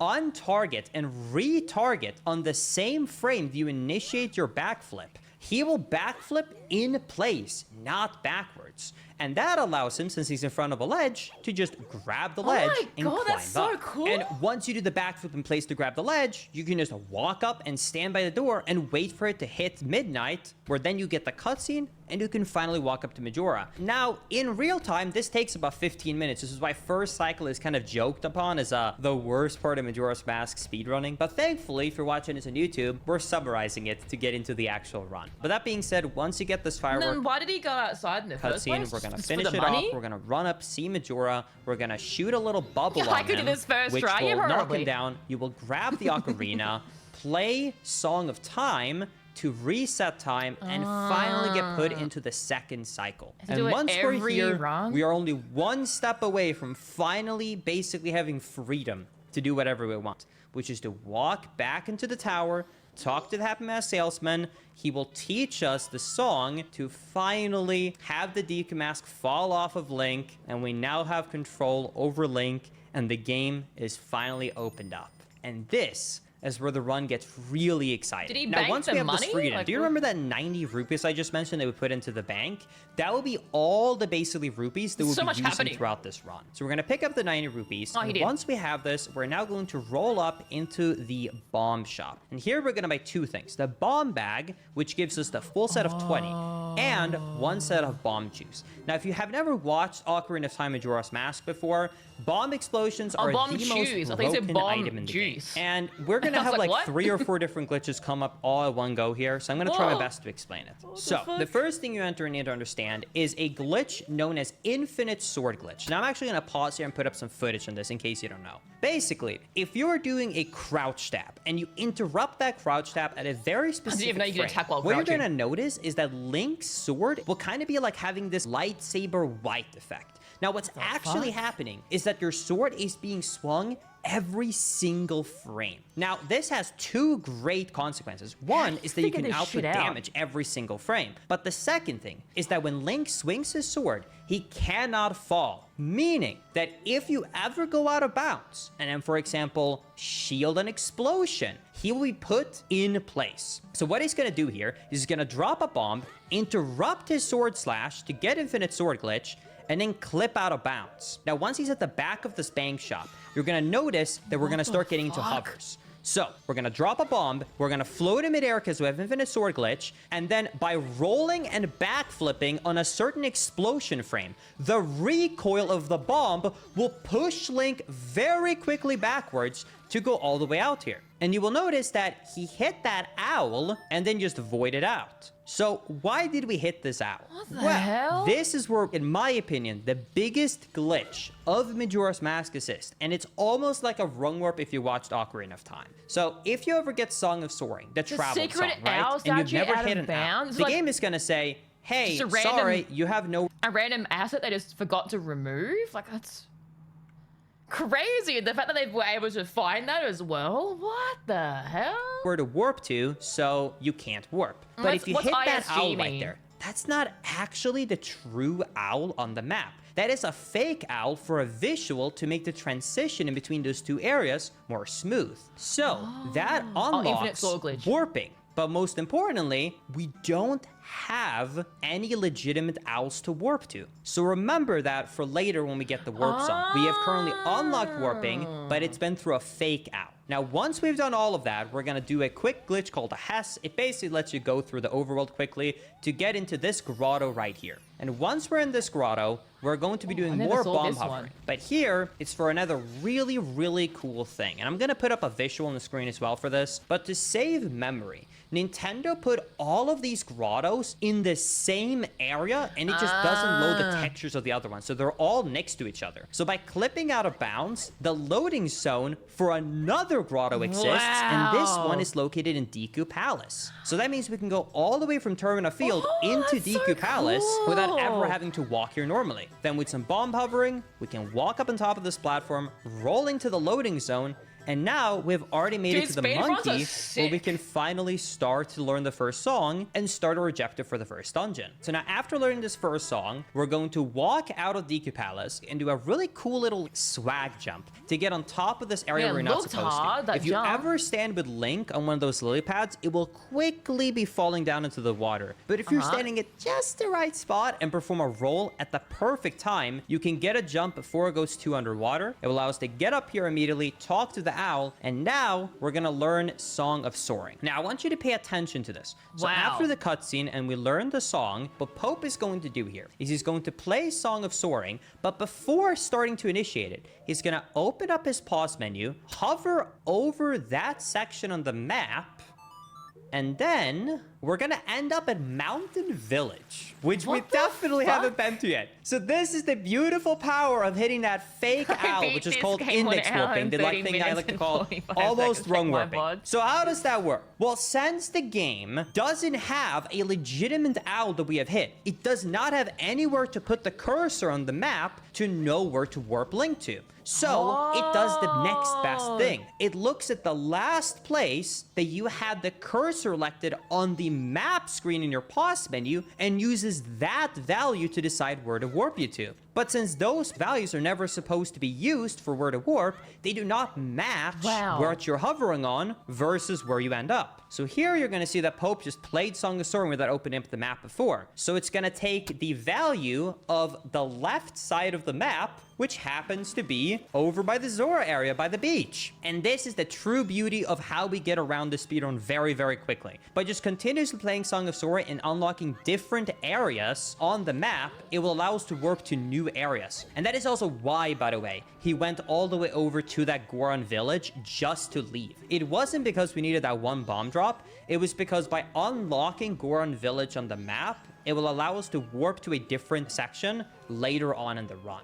Now, unfortunately, here, we have a little bit of a sad cutscene. We have the Zora. He hasn't had the best of days. Sadly, we need his mask. Sorry, homie. So we're going to push into the beach. We're going to get the Zora cutscene, pick up the mask, This was so and then messed we're up. immediately going to do a super slide, another cool Yeah, movement how they glitch right there find that you this saw. shit is All of those are based upon the same crazy. thing. Bombs push you zooming. very quickly backwards, and if you roll at a very specific time while the explosion is going off, by either shielding or by holding a position on the analog stick, you can get very quick momentum to go go backwards. And we're going to use that to head over here as quickly as possible and enter the Zora Hall. Now, just like I mentioned earlier, we don't actually need to be at this area yet. We just want to enter here so that we have this little section unlocked on the map. Since by having more options on the map here, we can warp to new areas thanks to index It's warping. so cool because, like, you know, video games are just lines of code, right? But, like, it's crazy how much speedrunners genuinely reduce a game to just lines of code. Like, Now, right here, we're going to play Song of Soaring, and we're going to teleport all It's the so way cool. to Swamp Palace, where we're now going to do the first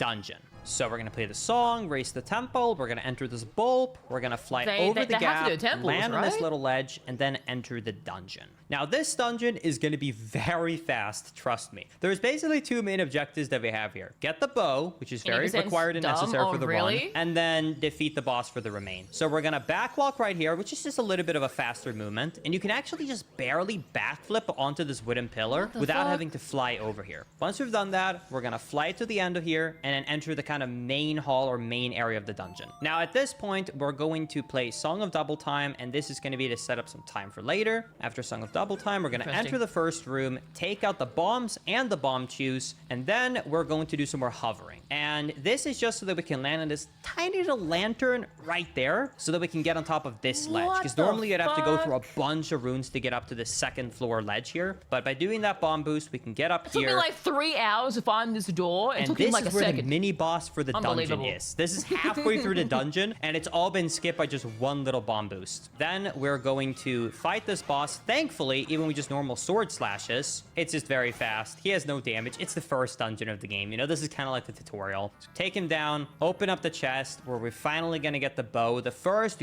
good Stone item Tower in the room? run. What we want to do now is go to the I end. heard that you can do the whole stone tower like climbing sequence with only like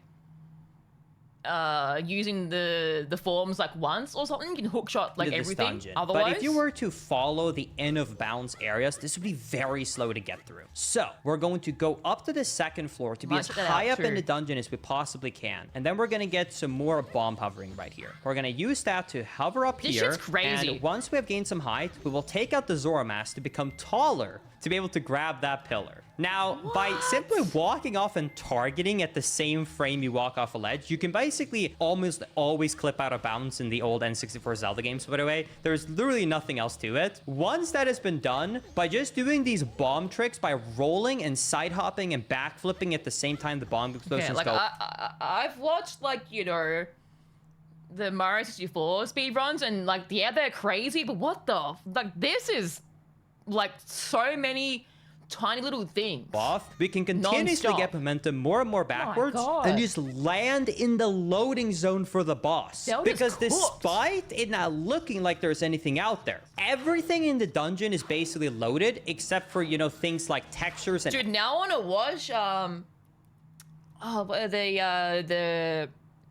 what are they called? The AI assisted ones, where it's a robot doing the speed runs, but like perfectly. Taz runs, yeah. Now I want to see Taz Zelda runs, enemies. man. But the loading zone for the boss is loaded. So by The, heading the all the way over Taz there and avoiding all the Sunshine, end of Mario bounds stuff, Sunshine we can run activate is the boss, absurd. and then by doing these perfect spin attacks, we can just barely stomach him, and he is dead. Wow. It is that fast. I absolutely love this fight. It is so cool. So that's it. He's done. It is a cool No fight. glitches, by the way. That's just incredible spin attacks to get him down. We're gonna walk up here and pick up our first remain, 1 out of 4, because we have to pick up all the remains for this dungeon, or for the speedrun, I should The say. Hollow Knight Sorry. ones are And you're gonna crazy also too. notice that for once, we're not gonna try no fancy cutscene skips. Normally, speedrunners would like to try What cutscene console skip for did anything I longer play like this. it on? However, Majora's there's Mask? one very important caveat I played it on, to 64. the first remain, which is that the giants that We are finished around it, here last will week. teach you a song, and this song is required to be able to beat the game. Tasmanian So Devil we with will speedruns. have to watch this cutscene to get the Oath of Order so that we can complete the game later on.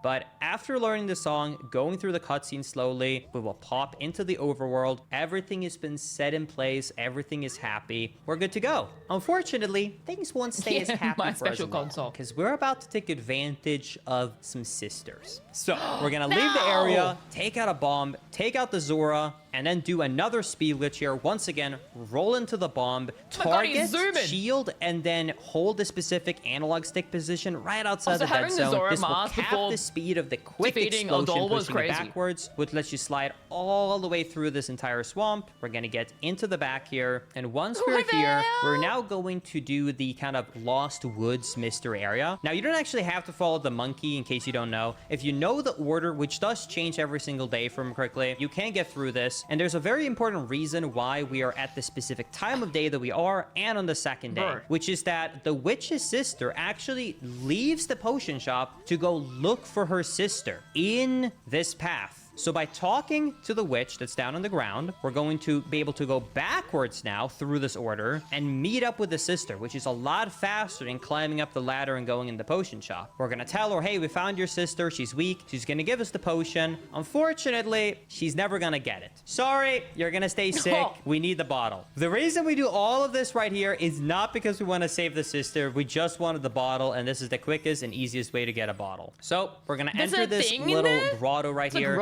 Pick up some nuts, pick up some sticks, which is going to be used later for some duplication glitches, a few more rupees, which is going to be important, and then we're going to warp away. Now, this warp is going to take us back to the Zora area, and once we're over here, we're now finally going to enter Pirate's Fortress. Now, I think, personally, this is one of the toughest things to do as a casual. Pirate's Fortress was a pain because there are so many eggs that you need to collect, and there's only so many bottles they usually have at this moment in time. Thankfully, that's why we got the bottle, because thanks to duplication glitches, by only receiving one bottle with one egg, it'll be all that we need for learning the Zora song for the 7 eggs. You're also going to notice here, by the way, that what Pope is going to do is jump up and down on the water here a few times. That's just to gain a Can you, like, speedrun aside, if you just know how to play the songs, can you just skip the whole quest and just play the song without having learnt it yet in the game? A little bit of extra swimming speed to get over to the side. Once we're here, we do not want to go through the sewers. It would be so slow to go through the sewers to get to this main part. So we got to do some more bomb hovering. So 2 ISGs, backflip, and shield the explosions to stay in midair. And then for the last little space, by doing a backflip right as the explosion happens, the recoil will push us back, and we're now into the Pirate's Fortress. Now, I promise you right here, when you're about to watch, that you're going to feel very upset, because if you play this game casually, trust me, you probably got caught 1,000 times, unless you're just a Giga Chat. But you're going to notice that speedrunners who really know the kind of hit detection of these enemies, you don't really need to be careful. So we're going to run straight into the middle, slash the sword on that girl right there to immediately get her down, not have to worry about any of the other ones. And here we're gonna do the most ruthless thing of all. Get infinite sword glitch, do a super slide. Because this sword is being swung every frame, it will hit the guard while we are super sliding backwards to knock her down. To then walk into this room, shoot down the beehive to scare all of these pirates away to get the hook shot accessible to us. Now, once we have that, we're quickly going to drink the red potion, jump down here, go into the room where we finally can go and get our hook shot. Now, this hook shot, believe it or not, has turned out to be the most broken item in the game, because we're about to come up soon on the new glitches that have been found. But that being said, I'm getting ahead of myself. For now, we're going to jump down into the fish tank. We're going to grab our first and only, thankfully, Zora egg. And we're going to play the ocarina, warp back to the beach. And once we're here, we're now going to go into this laboratory and drop the 7 eggs. And we're coming up on a new glitch here you haven't seen before. And this one is called Equip Swap. So we're going to see that we're going to do here. So we're going to pause the game. We're going to hover over the bottle and then flick our inventory left and right, equip the bottle again, drop the egg. But once we've dropped the egg, you're going to notice that when we open up the pause menu here, if I pause for a second, the Zora egg is still in the bottom left, but now where the ocarina was, there is now a bottle. So what just happened? Well, how this glitch works is when you hover over an item in the menu and you swap screens by pressing the L button, the game is going to remember the item that you were hovering over. In this case, it was this bottle with the Zora egg. Then when you swap the screen back to the item screen, the game needs to take 1 frame to update what item is supposed to be selected. And here comes the exploit. if you, on the first frame possible, press both upright Wow. and the button to equip an Infinite item, it children will glitch, equip the yeah. item in the top left slot, but not update what it should be selecting. So it's gonna select the Zora egg instead of the ocarina. And this can be done an infinite amount of times. So he's gonna do this crazy. over and over again to duplicate the same egg to be able to have all 7 necessary to learn the song. Now, you might have noticed, wait, we just lost our Ocarina of Time. Isn't that a problem? Technically, yes, but you can notice that the It's in the ocarina equip. in the top right is still selected. And as long as we never fully unequip it, it will be fine. So Imagine doing don't it by misequip. accident. Let's just put it that way. Because if you accidentally, let's say, equip bombs over I that bet someone's done ocarina that in now, a run the before run is and pretty fucked much it. screwed. Thankfully, we're gonna be fine. So That's cool. drop all the eggs. We're gonna learn the song. Thankfully, happened? here's Yeah, another of beautiful course. cutscene Oh, I'm skip so right brutal. here. Because since it takes a little bit of time for a cutscene to start, by mashing the start button and the was ocarina so button weird. at the This same whole time, part of the game you was can weird. play the ocarina and get the song added to your inventory, but not have to watch the cutscene. So we just learned the song before entering the Zora dungeon, but we never have to watch the cutscene. So we're gonna play it, we're gonna warp out, and now we are ready to Yeah, I continue. should've done You're gonna this, notice that right man. here, we're gonna go to Milk Road.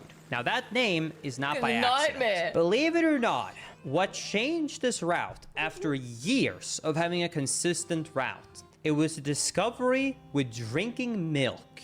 I'm not kidding you. Milk is the most broken item in the game now in combination with the hookshot. So we're gonna go here, we're gonna talk to these people, we're gonna purchase a bottle of milk. And once we have that, we can now finally warp away and head over to the next dungeon. We're gonna go to Snowhead. Now, there is a glitch, huh? problem with Snowhead. We never learned the lullaby. You're supposed to learn the lullaby to make the big Goron fall asleep, fall over the edge, and you're good to go. Fortunately, speedrunners are very fast. Unfortunately, this glitch is very hard. So, remember earlier how I mentioned that you can't fall off of a ledge as long as you're swinging your sword every single frame? Well, right here, basically, we're doing a hyper extended super slide backwards by rolling into a bomb and shielding it. And while we have that active, the sword is being swung every frame. So we actually cannot fall off of the ledge. So by carefully pausing the game here and Wow. slowly turning our basically hyper slide backwards here, left to right, we're able to slowly make our way back and try and avoid all the snowballs. That was very close. So we will get through this entire area and hopefully we can get up this ramp. And once you're up this ramp, you're basically safe because as long as you never lose infinite sword glitch, you will not fall off This the is ramp. crazy. And you just have to watch out for the snowballs. And once we're up here, we can now Must be start kind of so just rolling. That scary is as so well. close. You can see here every I'm time he tries to blow us scared off, he won't because we have infinite sword glitch enabled. And now we will go to this ledge, line ourselves up, and in between the two blows, enter the dungeon, and we're good. Now What? here is where the run gets very complicated. If you didn't think this run was complicated already, this is where we're gonna have to start pausing a lot because there's a lot to explain. This is some of the most complicated He's getting so into it. He's like, guys. glitches in the run. I'm going to simplify them as much as possible to try and give you an idea of what's happening, but it's going to be impossible to explain all of it. So the first thing we're going to do here is we're going to enter this first room. We're going to take out our hook shot. Then we're going Oh to yeah, because you need the fire arrows at this point, right? side hop and basically Oh, no, you take get it out a in this stick dungeon. at the same time as this text box appears. Now, what that is going to do is it's Huh? going to have the game kind of take out the stick, but it got interrupted at the same time. All of this is setting up a glitch shown as action swap. So what How is going to do you happen by figure doing this all of that out? is that when you take out the stick a second time, this will happen. A fire What? arrow will shoot out of your basically hookshot / stick. Now, it's a very complicated reason why it works, but simply put, to save memory, timers in this game share values. So the timer for how long a stick can burn and the sound that your hookshot should play is actually shared internally in the game. Because of that, with a lot of That's more complicated reasons, crazy. by doing that convoluted glitch, you can have a fire arrow shoot out of your stick / hookshot, and it will allow you to shoot a fake one, melt the ice, and get into the main room. Now, once we're in the main Why room, didn't I the do this, complicated guys? glitches are not done. So here, Pope is going to do a super precise hookshot to get on top of this arena to this lantern. Now here we're coming up on the second trick, and this is one of the newer glitches called remote hookshot. So I'm first just going to let it play out in full, and then I'm going to explain what's going to happen. So We're gonna get to the specific place. Then we're going to aim the hook shot, drink some milk, turn around, hook shot, and we launch ourselves all the way up into the sky into the end of the dungeon. So what just happened? Basically, and this is... That doesn't even look possible by a human. That's like some Taz shit, man. What the fuck? Cinema. why milk is one of the most broken items. If you are aiming your hook shot while holding target and then drinking milk, it's going to interrupt the hook shot by drinking the milk, and the game is going to remember, oh hey, I am standing here and I'm aiming right here. So the next time that you take out your hook shot, the initial one where you're aiming is going to be shot. Now, you can combine that with a lot of different things, and in this case, it is going to be used by hook shotting this torch at the same time as the first hook shot hit the wall. That will basically interrupt it, fling you up in the sky. You will then take out a bomb explosion to fling you backwards, get to the top, clip out of bounds with another bomb explosion, and we're now at the boss fight. Now, if that's still complicated, trust me, there is a almost 20-minute long video just discussing the coding of why that glitch worked. It is so complicated that without making this video an hour long, that's the simplified explanation. Like, yeah, it's impressive enough that they are able to pull off the glitch, but I feel like it's even more impressive figuring out the glitch in itself. I mean, I guess maybe the people that decompile the code work with the speedrunners a little bit, I suppose, and like, I don't know, man. I don't know. It's basically storing a hookshot remotely. Now, once we've done this, we're in this boss room. We're going to stand at this specific spot, and we're just now basically waiting for our little text of, you know, like the hey. Being on like half a heart as well is so scary. And that is because with the text box in mind, we can do action swap again, the glitch we did earlier, to shoot a fake fire arrow, melt the ice, and we can now start the second boss fight. Now, this boss probably gave you a lot of trouble as a kid. If you ever replay this game, I have one advice for you. Don't use the Goron. It's literally a scam. Trust me. Wait, it's really? easier to just use the bow and arrow. So, wait, what Pope is really? going to do here is just stand here, shoot arrows in place, and anytime he knows that he's about to do an attack, he side ups to the right to not get hit, and that's the fight. Now, once we've done all of that, we're coming up on our second remain now, and there is a long cutscene for these remains. So there's going to be a very complicated glitch right here. Basically, by dropping a bomb in the warp, taking out your hookshot in the hand, walking up, and then sort of doing a timing by releasing the shield and picking up the bomb, you're not going to pick up the bomb, you're instead going to pick up the blue warp. Basically, what this convoluted glitch does is it puts you in like a kind of a pick up, get item state. And by picking up the blue warp, it is going to immediately add the remain into your inventory without having you watch the cutscene. And then the bomb is going to kill Link, respawn us. We have the remain in our inventory. We don't have to watch the cutscene, and you can just warp away. So, yeah, like I said, this run, it's very complicated. By the way, it's a quick side note compared to my Wind Waker videos. Usually, I can really explain every... Dude, the Wind Waker speedruns were just pressing pause for like 10 minutes straight, over and over, and getting across the map. This is insane. Glitch in full detail in a Wind Waker run, no problem. But with Majora's Mask, I'm having to simplify and kind of half explain some of these glitches because they're so complicated that it's just pure code, like to really explain them. So I hope if you're watching this on YouTube that you're enjoying these somewhat simplified explanations, you know, while still keeping it fairly accurate and you're still following along what's happening. That being said, we're now over at the Zora area. Here we're doing another cutscene skip. Play the song. It's about to start the cutscene. Pause for every other frame, just like the first glitch we did in the run. That lets you get into the loading zone and skip it. And then here is a second cutscene skip.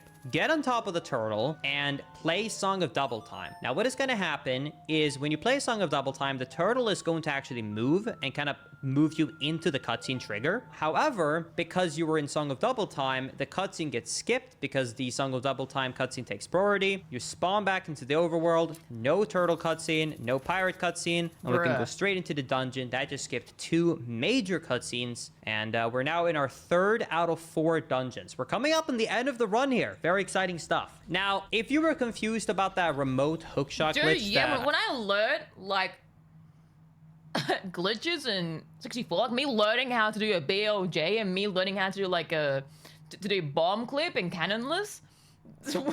This is so much more cooked, man. Oh my god. Why didn't I do this? explained earlier, you're going to get a better demonstration here, but also even more confusing. Show me how he So he's skips his going to temple. aim at this torch, and then while aiming towards the torch, Yeah, like frame drinking milk. perfect. What that means is the next time The Link milk takes out the skip hook again. shot, this specific place of the hook shot will be shot from, and it will go to that first torch. Now, while that is happening, it will be interrupted by hook shotting a second torch. And now we're gonna have this crazy hook shot just going out of What? Link's hand. Why do we want this half-interrupted hook shot? Well, because gravity just kind of gives up. You can kind of just float as you want. So you're just gonna float over to this yellow platform. We're gonna side hop up into the sky. Yeah, gravity doesn't really care once you have two hook What shots the out at the same time. hell? Float into the main room and skip a bunch of puzzles. If you guys haven't been motivated yet, by the way, to drink some milk, please do. Like, literally look at what Link is doing. Drink your milk, kids. That being said, we're going to get up on another complicated glitch. Like I said, this run is a lot. This is why I really wanted to make this video, because there's so many complicated glitches. It never stops. So we're coming up on the next glitch called Gim, or I was Get wondering how he's Item getting extra bottles of milk. Manipulation. What is going to happen here is that by taking out the hook shot in front of this chest and drinking the milk to set up this remote hook shot, The milk as he's drinking is opening up this crazy. chest, it will get canceled. And this will put Link in a get item state, where the game knows he's about to receive an item, but he didn't actually open the chest, so it wasn't able to give him an item. And here's where the entire glitch comes into play. When you walk in front of a chest, the game goes, oh, he's about to receive an item. So it prepares the item you get. But here's the weird thing. In this example, I'm just gonna use a fake value. Imagine that this chest has an item and it has value 20. Well, when you walk in front of a chest, it doesn't actually prepare it with value 20. It prepares it with negative 20. Don't ask me why, it just does. And then when you actually press A to open the chest, it switches this from negative 20 to positive 20 like it should be. And this is where the whole glitch comes into play. By getting this get item state and then walking in front of a chest, it will get you the negatively prepared value, not the positive value that it normally should. So, by rolling into the water and getting up to the surface, it will complete the get item state animation. So you can see Okay. Link is holding up his hands and he's actually receiving Praise an item. the sun. And this is Praise using the that item get. glitched value in front of that chest. And now you didn't see what that item actually was, but that was actually the Still going ocarina. is- So now the ocarina has been added back into the inventory. But we're gonna do it one more time in front of this chest. Now, why are we doing it in front of this What? chest? Well, this chest's item value happens to be in the negatives, the light arrows. Because this game is broken, and we love that Nintendo just decided to be kind of funny wonky with how the values are set. So we get the light arrows, we clip So you out get of the bounds, light ar- swim straight into the loading zone for the boss, and you think this is normal too? No. The glitches are not done. We're never getting a break. We're going to do a weird shot, which basically kind of glitches the view you have of the bow so it's under the ground. And it's used to shoot the boss before you watch the cutscene. It completely skips the boss introduction, deals damage to him immediately, and speeds up this entire fight very quickly. You can see there's no boss music, there's nothing going on.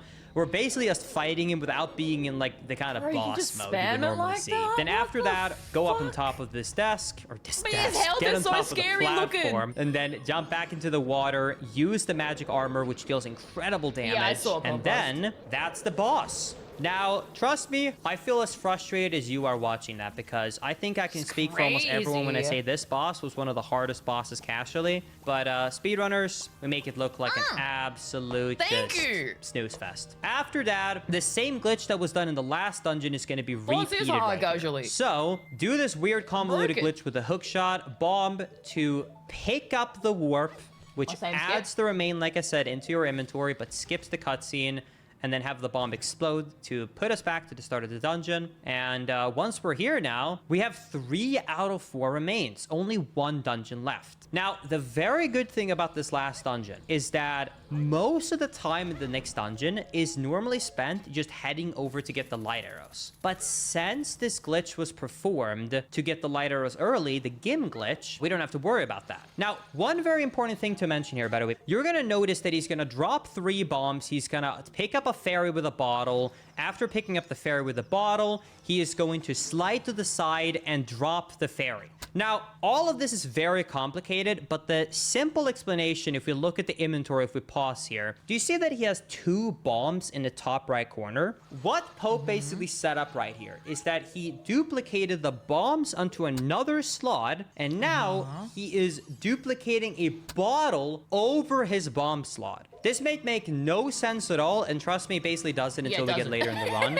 But just remember this, okay? We currently have a fake bomb slot equipped on our C button, and the actual bombs in the So many inventory things you have no to longer do and exist. think If we about. pause the game and we look, there's a bottle over it. Bombs are gone. Now, once we get to this next area, we're gonna do a really cool trick. I love this glitch. So shoot the light arrow perfectly angled towards the eye.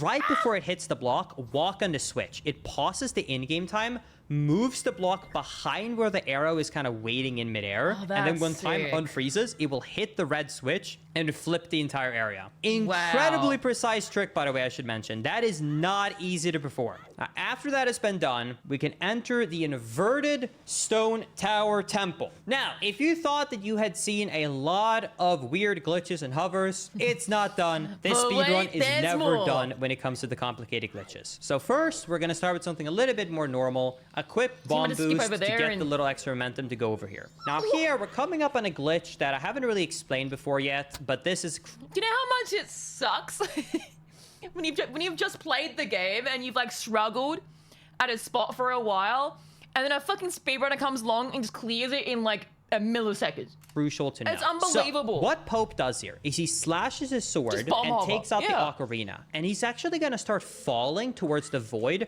while he has the ocarina in his hand. And then he's quickly going to play Song of Time, but it will get interrupted before the cutscene starts. And the only thing you need to know about this is that the game will remember this. So the next time a cutscene or like a text box, I should say, come up on the screen, it will remember that he was playing Song of Time. But once that has been done, we're gonna do some of the most complicated and precise hovers in the world. So a bunch of precise bomb hovers here by shielding these damages and doing some mega backflips fair, will it took put us them into the hundreds of loading hours zone. to Trust me, figure it it's out. Yeah, out me there. You too. might not see it, but he just went basically around a bunch of out-of-bounds rooms. That is where the actual loading zone is if we were to go through the normal rooms. Gets into the loading zone for the boss. Now, once we are at Twin Mold, we don't have the Giant's Mask, and we don't really have any, elemental arrows. So, just have to hope for no NA aim. Normal arrows deals very little damage if we hit the end of his tail, and a light arrow will deal some extra damage, but they take a lot of magic and they're slower to couldn't shoot. shoot So, you just have to hope that the you don't miss worm any of the thingy light because arrow my shots to sensitivity take was down the too damage for cooked. Twin Mold. There's 2 of them. I didn't and even bother thankfully, if you don't try. miss any of them, immediately Would've been Blue Twin horrible. Mold is down. And after Blue Twin Mold is down, we have the second one. So what Pope is going to do Crazy. is open up his menu, read the description of an item, and it puts up this text box. Now, remember earlier how I mentioned that Song of Time got interrupted by voiding out? This is why that glitch was done. By getting a new text box up on the screen, the game remembers, it kind of stored it, that, hey, we're supposed to play Song of Time. So with just reading any text box, which can be done through just reading an item description in the pause menu, the save and return to Dawn of First Aid box comes back up on the screen. Now, So the you grab reason the this is sheet and so then hit useful yes. is because normally you couldn't walk around or interact with things while this text box is Yeah. up on the screen. And that is the entire purpose for setting up this glitch. Because what is going to be done here is the second Twin Mole is going to be defeated, the Remain is going to spawn, and then you're going to walk into the Remain, and then hit right yes. as you pick up the item, you click go back to first day, the game is going to save, and then you can just soft reset, and you got the Remain. It's Well, an if you entirely new mistimed form it, of you cutscene didn't get skip. the Now fucking here is something important I want to Remains. note. Look at the top right. His bow and arrows is at 0. That's how it should be. But his bombs was at 12. This Yeah. is why this weird kind of glitch took place where you made a duplicate bomb and then you basically duplicated a bottle over the bombs. Because by removing the doesn't bombs register it from your properly, I inventory, guess. the game never cleared out your bomb count like it normally would So it when you wasn't- go back in time. Because there was no bombs in inventory. Hey, look, there was just a bottle there. It's all legit, don't worry, game. So by doing that, Yeah, he now stacking has glitches bombs, is and he will use that to crazy. hover over that door right there. It's hard to see because he's against the wall, but he hovers against the door to backflip into it because the top of the clock tower doesn't actually have collision. And that is just done so we don't have to, Wow. you know, play a Song of Double Time like over and over and over again to make it the final night. So you can see we're actually here during the daytime now. Now, once we're here, Yeah, I I'm don't going to have the summarize patience this. for You're shit going to like play this. Oath How of many Order. times You're going to get all the you Giga fuck Chats up, walking up to the guaranteed? moon. They're going to be like, no, I'm not going to let you crash. The Majora's Mask comes off the body, so it goes up into the moon, and the final boss fight area comes up. And once Hopes we're in on the moon, a 8,000? super Oh quick my super slide God. here by rolling into a bomb explosion as it pops off. Super slide all the way over to Majora to initiate the final boss fight. Now, this boss fight, I cannot stress enough. Even as a speedrunner, so many world records have died to this boss fight. It Really? is not only difficult as a casual, but as a speedrunner, especially when you don't have enough equipment, it is so difficult. Not only is it He has, like, difficult, nothing. it is RNG 3 based to a hearts certain too, right? extent. If you check out Pope Squidward afterwards, which I definitely recommend, thank you so much once again, Pope, for letting me use this VOD, you're gonna see that there's a good chance that he will get to this boss fight and straight up die, because it is just that difficult. And he's one of the world's best Majora's Mask speedrunners. So, there's a few different strats that can be done here to speed this up. For Boss first really that phase, hard use the without it? Zora, throw the fins to stun him. Immediately switch back to human and shoot a light arrow. And this will be done over and over again to take down Wow. all the damage for the first phase. Now, you want to make sure that you're trying to look against this wall, because all of these masks that come off here, they will try and just shoot you and they will ruin your run. But there is one thing that is in our advantage. Because this is a Nintendo 64 game, if anything is off screen, it doesn't exist according to the game. So by keeping the camera in this very specific way, the masks are unloaded and will not shoot him unless they're right What? by. That's why you can see that Pope ended up shielding because one of those masks was How did he super close to where he know? was. Now for a second phase, you have to pray you get good RNG because you want him to run RNG? into a corner so that none of the masks are on screen and they're far away from you, because otherwise they will hit you. Now, if you get lucky, like this record did, you will see he will jump slash and then jump slash right as he's about to run off, spin attack, jump slash, and stun lock him so precisely that you will get him right in the right spot and just take him down that fast. I cannot Wow. overstress. Like, I'm getting stressed just watching this. So with how amazing this run we just saw went, I'm assuming he's not the world record holder right now. Those jump slashes Wow. and spin jumps are so precise, and the timing to not have him run away is incredible He's because he second? runs really fast. Oh, I'm getting pumped just watching this again, and I know he's not gonna fail. Now, for this last phase, he's gonna throw a bomb to purposely manipulate the last boss to jump back in the arena to get far away from the masks. Now here, it's gonna be tense. You have to jump slit this guy about 15 times. Any missed timings, he will jump away, your run is dead. But if timed perfectly, he will be stun locked. And if you do it right,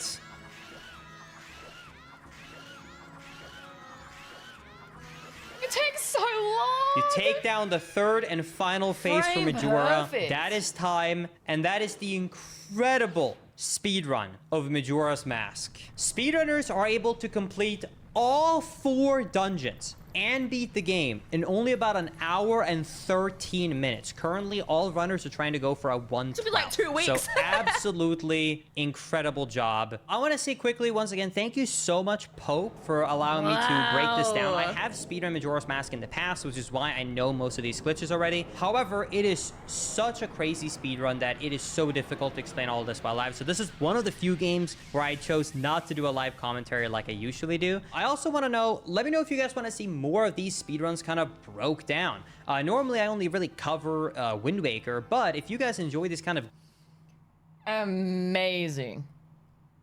Absolutely amazing. Yeah, yeah.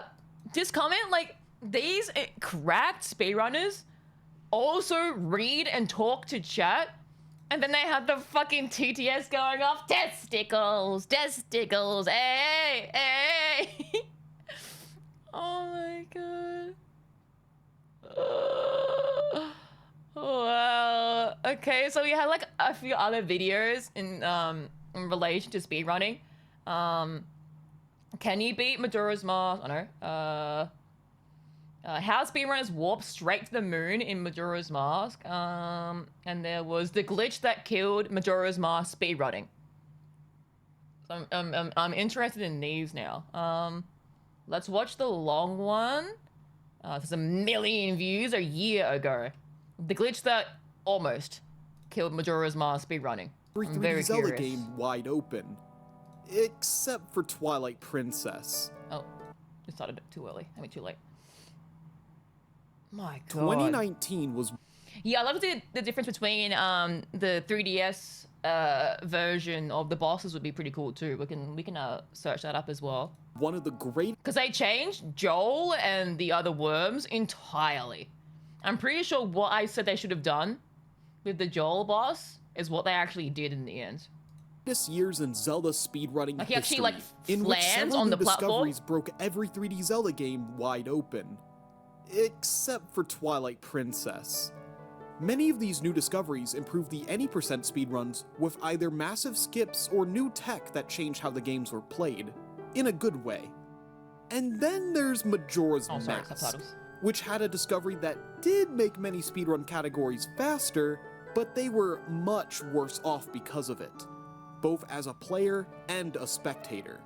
This trick was so horrible and made the run that much more frustrating to play, you could say that it almost ruined the game. Almost. So, what was this awful glitch, and where did it come from? How's it ruin a speedrun? Almost. Its origins date back to January 16th, 2014, when one of the best glitches in Majora's Mask speedrunning was found. On that day, a The milk glitch one? hunter, Indexstick, discovered a way to warp to various areas of the game early, specifically owl statues that had yet to be activated. In Majora's Mask, you'll find owl statues you could strike with your sword to activate them. This is These what, owl statues serve Park as did, quick right? saves on non-Japanese versions, but primarily act as warp points once you learn the Song of Soaring. It's genuinely crazy that people have been like speedrunning for years and there's still like glitches that can be recently discovered. You know, like the milk one was only last year or something, someone said, right? It's crazy that there's still stuff that can be figured out to make things even faster. It blows my mind. Which you learn pretty early on in Southern Swamp. There are 11 owl statues in the game, but one of them is not like the others. If you've played the game, His voice was like, they're right behind me, aren't they? pretty familiar with this owl statue in South Clocktown, adjacent to the clock tower and the entrance to West Clocktown. You can even see this owl statue from West Clocktown, except actually, that isn't the same owl statue. Oh? It is the hidden 11th owl statue that is normally inaccessible. Oh, what? Okay, so it's the one that Pope glitched to before. What the fuck? As it's located behind the loading zone to South Clocktown. It was intended just to Where'd he mimic just the go? appearance of the real South Clocktown owl statue. Hi, Geely, how are But you? thanks to bomb We're hovering watching, glitches, it is possible to Majora's access Mask this hidden owl speedrun statue stuff at the and moment. activate it. Very fascinating So, stuff. now that this owl has been activated, where does it take you? In 2009, Glitches and Stuff discovered that when no other owl statues other than Fraps.com, it's crazy. Not the fucking Fraps watermark. the hidden one have been activated, you can soar to Great Bay Coast? Okay, so That's this so statue good. can allow you to get to Great What was the other one? Fuck, there was another one. Oh, I don't remember. Fuck. Bay early, but it's just I much used to use faster it. to just bomb chew hover over the fence. Why would Bandicam, yeah, speedrunners that's find this it. useful? Will I continue to play another Zelda? Yeah, I will. I'm gonna play Skyward Sword at some point. Probably not for a little bit though. Got a few other games in the queue, but Skyward Sword's next. But I've already played Twilight Princess, Ocarina of Time, and Wind Waker already Maybe we can change might our play the 2D destination after ones. playing the song? as well. And the game crashed. Huh. Oh. Weird. Of course, years later, was crashing the game? Indexstick discovered that by pausing the game and changing your cursor on the map subscreen to a different location on the map, and then playing the Song of Soaring, you could warp to locations Wow, other than that's Great cool. Bay, such as in front of Snowhead, Woodfall, and even the top of Stone Tower. Now, those save a lot of time and resources in a speedrun, and thus, index warping was born. By pausing the game, Dude, it must feel so cool being the one to figure out a speedrun glitch, and then the glitch is like named after you. Oh my god! Imagine if I figured out a Zelda one. You could literally call it the Lost skip or something. and setting your My cursor God. on the map to a location that you already visited, That'd be so the cool. game sets a value known as a warp index depending on where your cursor is. There's gotta be something with the Goron rolling into the lizards. There's gotta be something you can do there. As it turns out, the bytes in memory that track where your cursor on the pause screen map is shared with the warp indexes when the Song of Soaring map pops up. But when we look at this diagram made by Fash, another glitch hunter, we can see that the pause map points do not correspond to the actual locations they point to when warping to the Hidden Owl. In addition, the Z and R button cursors on the left and right side of the map subscreen also So on the map screen, you can hover over areas of the map even though you haven't unlocked them yet. That's interesting. point to warp indexes, although these ones are special, and it's not because warping to one of these softlock the game, it's because the respective warp indexes are -1 and 11, and if you cancel the warp and then pause again, putting your cursor over Z again will subtract 1 from the current warp index, while R adds 1. This means that if you keep on repeating this Oh. process over and over, you can get warp indexes far out of the intended range of 0 through 10, and when that happens, things get a little weird. Later that day, SVA, a Japanese Zelda speedrunner, decided to Why keep are their on icons increasing so the warp cursed? index value until something interesting happened. But all that happened was that the game crashed after a while. Many years would pass before anyone would mess with stacking the warp indexes again, as it appeared to be useless. For now. Meanwhile, index warping For by now. itself was incredibly versatile, allowing for runners to warp to faraway locations without needing to visit them prior, and it is still a staple in Majora's Mask speedrunning to this day.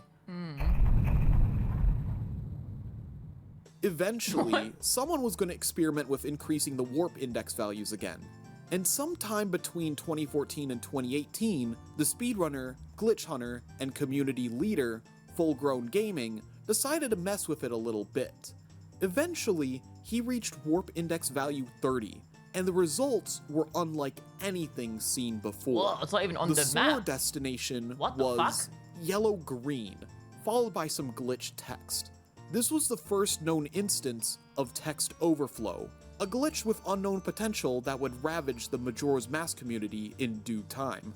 In November Ravage them. 2018, Fash decided to look deeper into the glitch and essentially rediscover this property of continuously increasing or decreasing the warp index value, how it affected the game's memory, and how to prevent it from crashing the game. This shit's When the warp index unbelievable. value is outside of its intended range of values, it starts pulling garbage data from other parts of memory and rewriting it to the message content where the warp to X location here text box is written.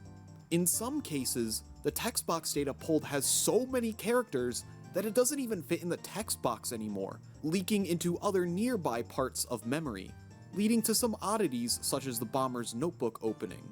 Flash forward to April 2019, where glitch hunter Exodus had an interesting hypothesis. What if you could use the index warp text overflow to open the debug menu?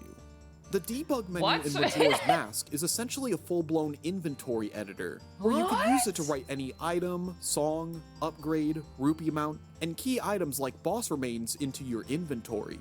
That last part is huge, because if you could access Okay, the they must have, debug like, menu banned this using from text speedrunning, I guess, right? overflow, you could 'Cause it give would yourself actually all 4 boss ruin remains the instead of runs, completing I the 4 guess. temples, the oath That's to too order much. to reach the moon at the end of the game, and the fierce deity mask to completely trivialize the final boss fight against Majora. In May 2019, Fash and Exodus worked to find a method to manipulate the game's memory by performing various actions in the game, along with a warp index value that would correlate with a pocket in memory, there's no fun which in would that, pull right? up the debug menu and allow the game to be saved. The results were promising, but unrealistic. Not only did the setup require quite a bit of traveling out of the way to obtain the Goron and Zora masks, but you needed a warp index value of 8,037. This meant that you would need to play the Song of Soaring over 8,000 times. Oh my god. Yeah, not quite what they were looking for speedrun-wise. But it was a start. Oh boy, was it a start.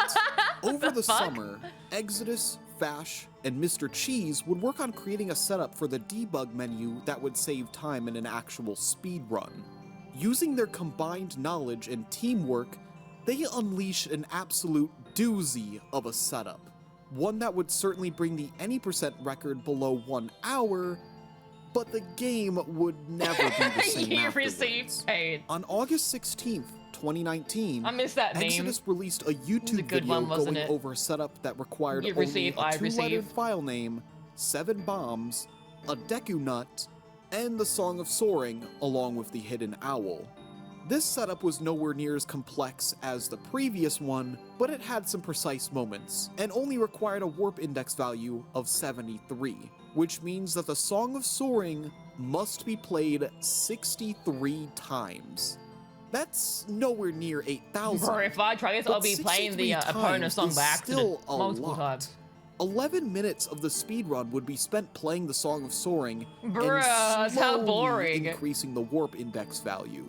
Add this on top of the 20-minute opening sequence before Link becomes human again, and you have transformed one of the coolest Zelda any % speedruns, previously packed to the brim with awesome tricks and sequence breaking, into one where the adventure and action has been replaced with a lengthy The code glitch in this game setup must be and tedious just so menuing. cooked. It was a I mean, novelty what the that fuck? quickly wore off. I mean, we saw how but I cooked wish it that was. was the worst part.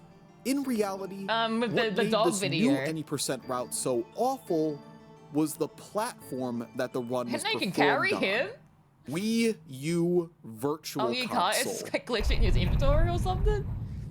The Wii, For what? several years, Majora's Mask speedrunners did their runs on the Wii Virtual Console release, as it had eliminated the intense lag from Nintendo 64 and had faster Oh. loads. I didn't There were know still you could some downsides, such as the game being slightly more crash-prone and worse stick sensitivity, but it had significantly more advantages that made it the superior platform.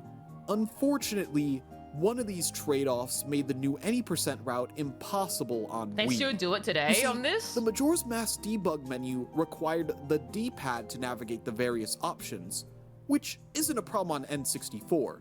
But for the Wii Virtual Console release, the D-pad controls aren't mapped to any of the buttons. All the D-pad does is toggle the mini-map on and off, like the L button on the N64.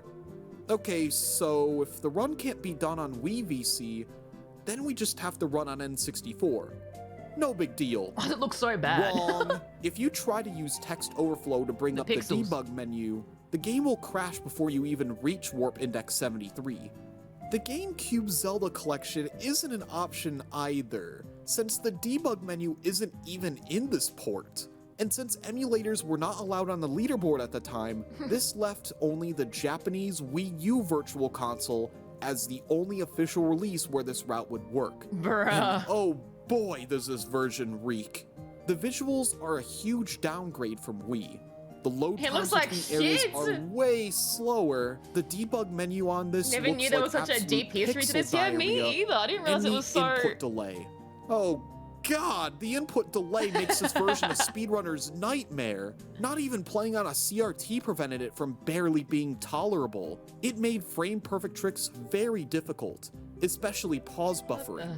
Runners who ran this new any % route didn't even bother with Yeah, some more tricks lore than the such as the actual Happy Mask game. Salesman cutscene skip at the beginning of the run, a trick that saved over a minute and was a common early game reset point if you failed it.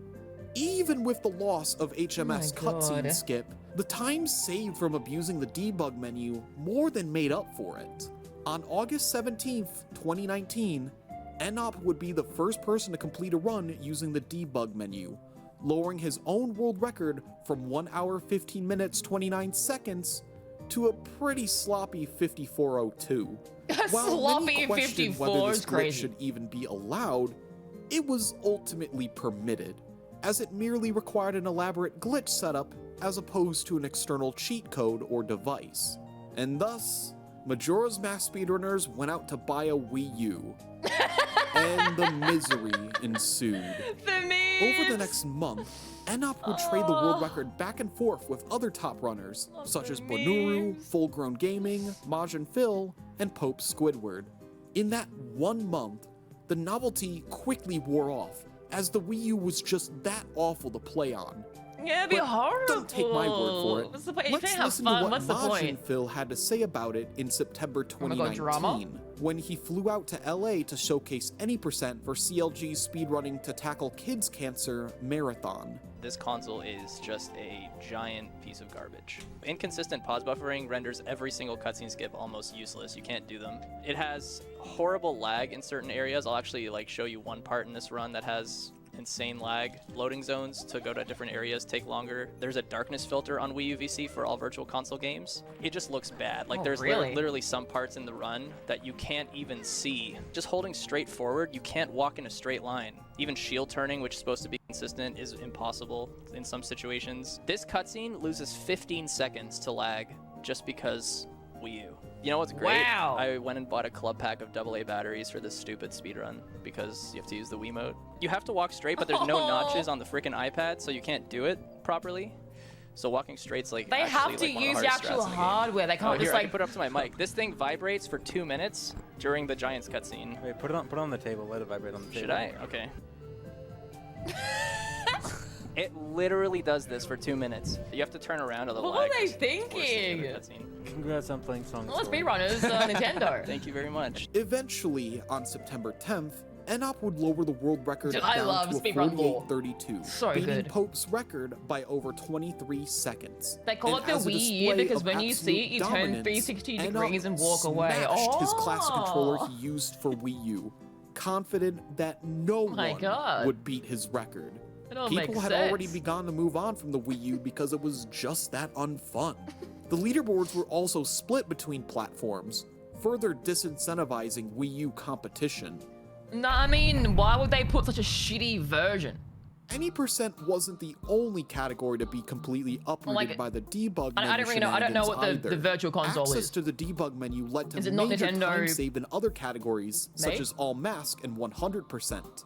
While you could just give yourself any item you needed in those, the requirements for those categories demanded that certain items be obtained from their intended locations and at some Mario 64, the Nintendo Switch versions, they've patched out all the speedrun glitches you can do. They removed them. That's how much fucking Nintendo hates their point in the viewer run. base, or This player base. led to an honestly very cool route for 100% in particular, which abuses the debug menu to cut out annoying parts, like depositing 5,000 rupees into So the annoying. bank for a piece of heart, which is made trivial by giving yourself 5K for just a heart? rupees, as well as giving yourself dungeon stray fairies and skulltulas from the spider house to get the rewards quicker. But by far, the most interesting thing obtained in the debug menu in this route is the Sun Song. The Sun Song is one of the songs from Ocarina of Time you could learn, and was used to change the time of day straight to sunrise at Wait, 6 what? a.m., or to sunset at 6 p.m., whichever was going to happen sooner. It was left over as an inaccessible song in Majora's Mask, as the Song of Double Time effectively you can had the access same it with the purpose. debug menu, I However, guess. there is one property of the Sun Song that sets it apart in this game. Unlike the Song of Double Time, which instantly jumps to 6 in the morning or evening, the Sun Song speeds up time until it reaches 6 o'clock. The speed up can also be cancelled when entering a new area or when a cutscene plays. One area in particular where this is official abused is on the night Yeah, that's of what I the first mean. day, Like, where why? at 2:30 a.m. If it was Nintendo aliens made, descend why onto does a it run mounting their own ridge, games so and badly? you normally need to defend the barn I mean, until they we already disappear at experienced that on the 5:30. Switch. The Switch can't even handle its own games. Like, remember Princess Peach Showtime was lagging like crazy? a.m. The Sun Song allows this entire sequence to be cheesed, because if you play the Sun Song and then continuously pause and unpause the game until 5:30, the aliens won't be able to reach the barn. This whole route in general is really cool. Too bad it had to be on Wii U. Full Grown Gaming would get a second place time in 100% of 4 hours 39 minutes 41 seconds using the debug menu. But eventually, playing on Wii U became too much of a hassle. Very frequently, he would experience soft locks and game crashes that just didn't happen on other versions. 3 hours And so, in? 100% on Wii U, even with a faster route, was dead. The text overflow debug menu era was Just like honestly the one of Wii the U. darkest times for the Majora's Mask community. Many runners took a break from running Majora's Mask to run other games, while others just stuck to playing on Wii, the that's so actual sad. competitive platform. But you couldn't help but feel jaded. Hell, some people went as far as to speedrun on Wii Virtual Console using a cheat code that actually mapped the D-pad to the controller. It wouldn't count as an official run on the leaderboards, but at least it was actually tolerable. Still, you couldn't Yeah, if help it's but wish enjoyable, that it's all Wii that Virtual matters, Console right? could be as fast Really? as Wii U, and that something else could just be found to completely obsolete the Wii U once and for all. It was one thing that the Wii U was such a horrible version, but we can't forget how boring the debug menu made runs now. The debug menu was a blight that was killing the game, and the once intense like a competition fucking virus, grinded they to hate a it. halt. It would take something Understandably big so, to it's save terrible. Majora's Mask speedrunning from a terrible fate. Thankfully, that time came much sooner than anyone had anticipated. On October 10th, 2019, Glitches and Stuff would discover stale reference manipulation, the most broken glitch in Ocarina of Time and Majora's Mask. I've explained SRM in some previous videos, so I'll keep it brief. When Link carries an object in the game, Link's XYZ position and facing angle values are copied onto the object so it gives the illusion Link is actually carrying it. However, by performing certain glitches to unload that object without breaking the pointer that copies Link's positional and rotational data to the object, those values are copied onto whatever fills that empty slot in memory. It's very similar to cloning in Mario 64, but SRM is way more powerful. What would you be cloning in Mario It could 64? transform the properties of various actors, such as where a grotto may take you or what item you get from a treasure chest. It can even change the entire function of certain actors, and even at its most powerful, write and execute arbitrary code. Long story short, SRM is much more broken than using text overflow to access the debug menu, and it worked on every version of the game. In November 2019, Vash, Exodus, and others would use SRM to achieve Moonwarp, the holy grail of Majora's Mask speedrunning. By using SRM to change the properties of the owl statue in Southern Swamp, you could spawn Link into the moon upon loading up the save file and fight What the Majora. fuck? This was not only faster than text overflow, but completely removed the need to run on Wii U. Over the following year, SRM would pioneer new faster routes for most of the major categories, including faster moon warps, credits warps, and a really cool 100% route that brought back the Sun Song. The categories on the leaderboard were no longer split between mind-blowing. platforms, It's but rather crazy. no SRM and SRM variants. For a few months in 2020, 100% with SRM was incredibly competitive, with several runners competing for world record. The route was actually really cool, and it was fun to watch for a bit. Gradually, SRM's popularity fell off a cliff, as more powerful applications of the glitch were discovered, leading to 100% routes constantly changing, discouraging many runners from sticking to running it in the long run. However, SRM was much more widely accepted than text overflow, because people just hated running on Wii U that much more. Oh, These fears a vote? resurfaced in September 2020, when a new application of drama SRM in the allowed Zelda runners to speedrunning log warp communities. anywhere in the game by manipulating where grottos would take you when entered. Many runners speculated that these extra cam wall up warps top? combined with text overflow debug menu would make Wii U the fastest version for 100%. To ensure that their worst fears weren't realized, in October 2020, a private vote was held between select members of the Majora's Mask community by the moderation team on whether to continue allowing using the debug menu in speedruns. My 2 God. weeks later, it was announced that the debug menu was officially banned from the leaderboard, just so no one could set a precedent by getting a world record on Wii U. While this decision may have improved the quality of life for received Majora's no Mask Wii U. speedruns, this ruling was quite controversial, drama. especially considering that it was a private vote that many people in the community were excluded from. And it was clear that people just wanted Wii U out of the picture. This drew heavy criticism within and outside of the community, which many people began to villainize as a shadow government. Needless to say, things got ugly. And following the shadow really that government drama, serious? the entire community moderator team was replaced. Despite the circumstances around the vote, the debug menu remains banned to this very day. Holy shit! Over 3 years have passed since the debug menu was drama. banned, and in that time, things have been looking up. After admittedly a couple slow years of SRM's decline in popularity, present-day competition in non-SRM categories, such as any % no major glitches and 100% no major glitches, have been very hot recently, especially with some cool new wanna watch routes, tricks, and the return of runners like Ennop, who previously quit years ago. Like a full run. If you would like to Not learn 80% the more other about one. how awesome Majora's Mask speedruns are 100%. in the current year, I highly It's like a recommend long-ass checking out video. some recent videos made by Jake ZSR and Majin Phil for more details. Majora's Mask speedrunning is more exciting than ever, while the dark age of the Wii U, debug menu, and shadow government drama remain as a mere memory as we approach the dawn of a new day. Wow, wait, I didn't realize there was drama with the Majora's Mask speedrunning community. There's so much drama. 3D randomizer. Oh god, Luigi's Mansion must be a cool one too to speedrun. Oh man, crazy.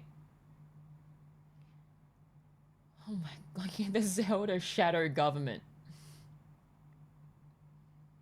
Oh, Ocarina of Time had drama too. They voted to skip the intro cutscene.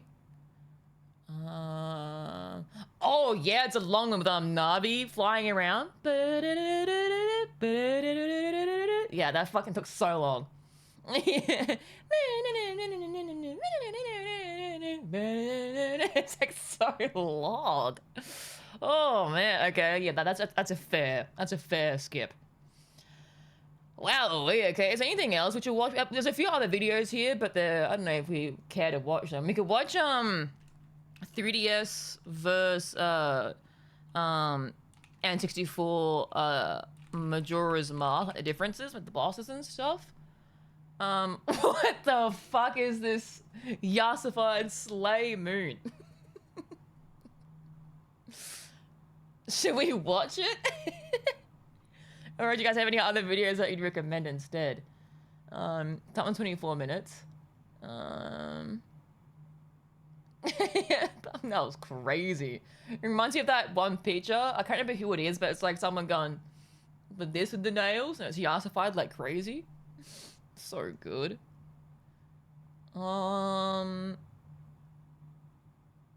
Japanese version is very different too, apparently.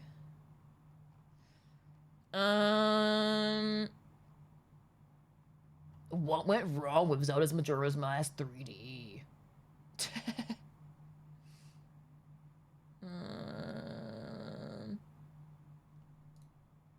This one might be good. It's got 4.5 Majora's million Mask views. 3D was one of the most requested remakes in gaming history, with fans petitioning Nintendo for years until the game's release.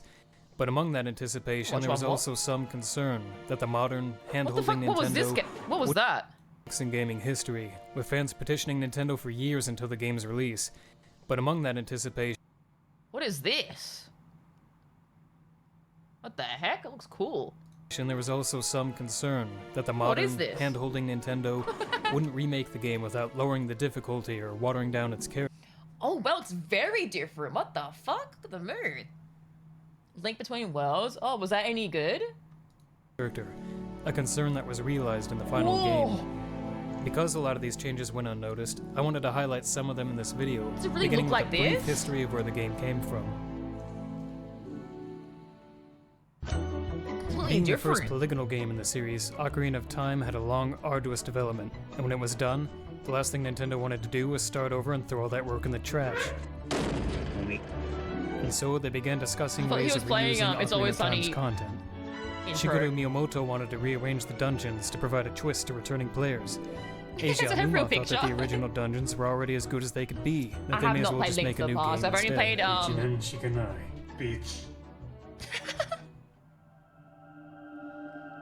only game played, should like, have been a train wreck. main 3D ones. Nintendo was rushing, shamelessly reusing assets, and using experimental mechanics to pad out a Shamelessly limited using amount of assets. content.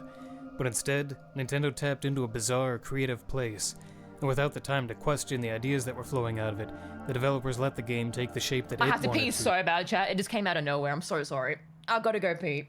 I'll be right back. I've been pissing all day. It came out of nowhere. I'm sorry. I'll be right back. I was like, can I keep watching the video and hold it? No, I can't. I gotta go. I'll be right back.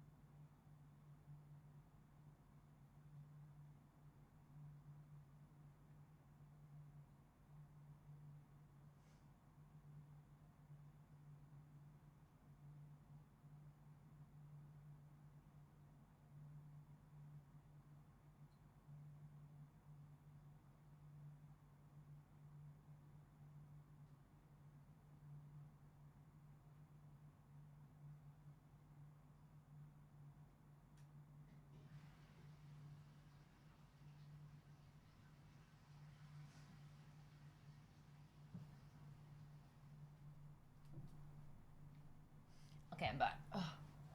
Sorry. This will be the last video, I reckon, as well, because I'm The result is a game where you watch cartoon characters struggle with the reality that they're going to die. I feel terrible right where now. Asia Numa's nightmares found their way into the game by pure coincidence. Where Tingle! Nintendo never would have made such a bizarre game under normal circumstances, and so it wouldn't be fair to say that Majora's Mask was great in spite of its rushed development. It was great specifically because of it. But it's easy to understand how hard this experience must have been for Eiji Numa. In interviews, he revealed that he didn't want to do the remake, going as far to joke that he hoped that fans could forget it even happened. Oh, damn! His attitude towards the original seems to be one of embarrassment rather than pride, which makes it risky to go back and try to improve it. Because when a creator doesn't understand what the appeal of their own work is, they're liable to make changes that undermine it. Meddle with things that didn't need to be meddled with. Or break the fourth wall with CGI dance sequences. Okay, so that's where Only that a thumbnail is visionary from. can pull this kind of thing off. And I would argue that Majora's Mask 3D didn't exactly stick the landing. So let's take a look at some of the changes and how they impacted the game. Okay.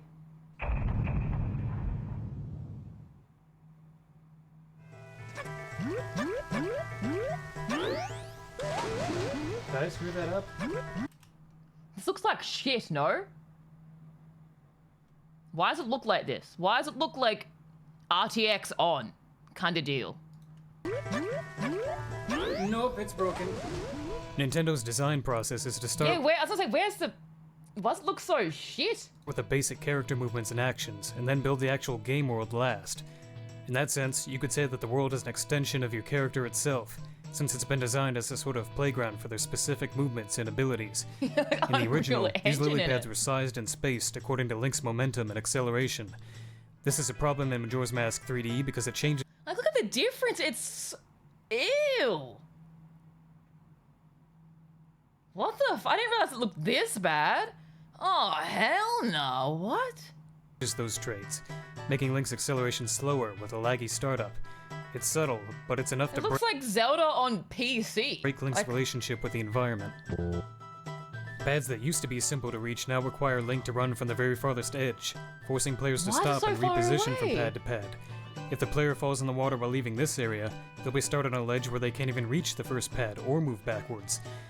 The player will have to awkwardly run along the mouth of the cave in order to overcome the broken game design and escape. Spin hopping was also broken by this change.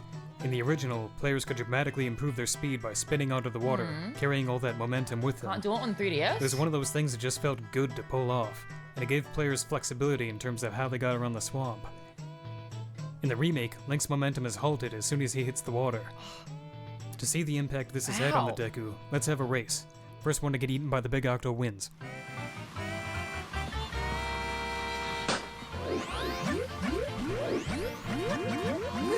The dog music.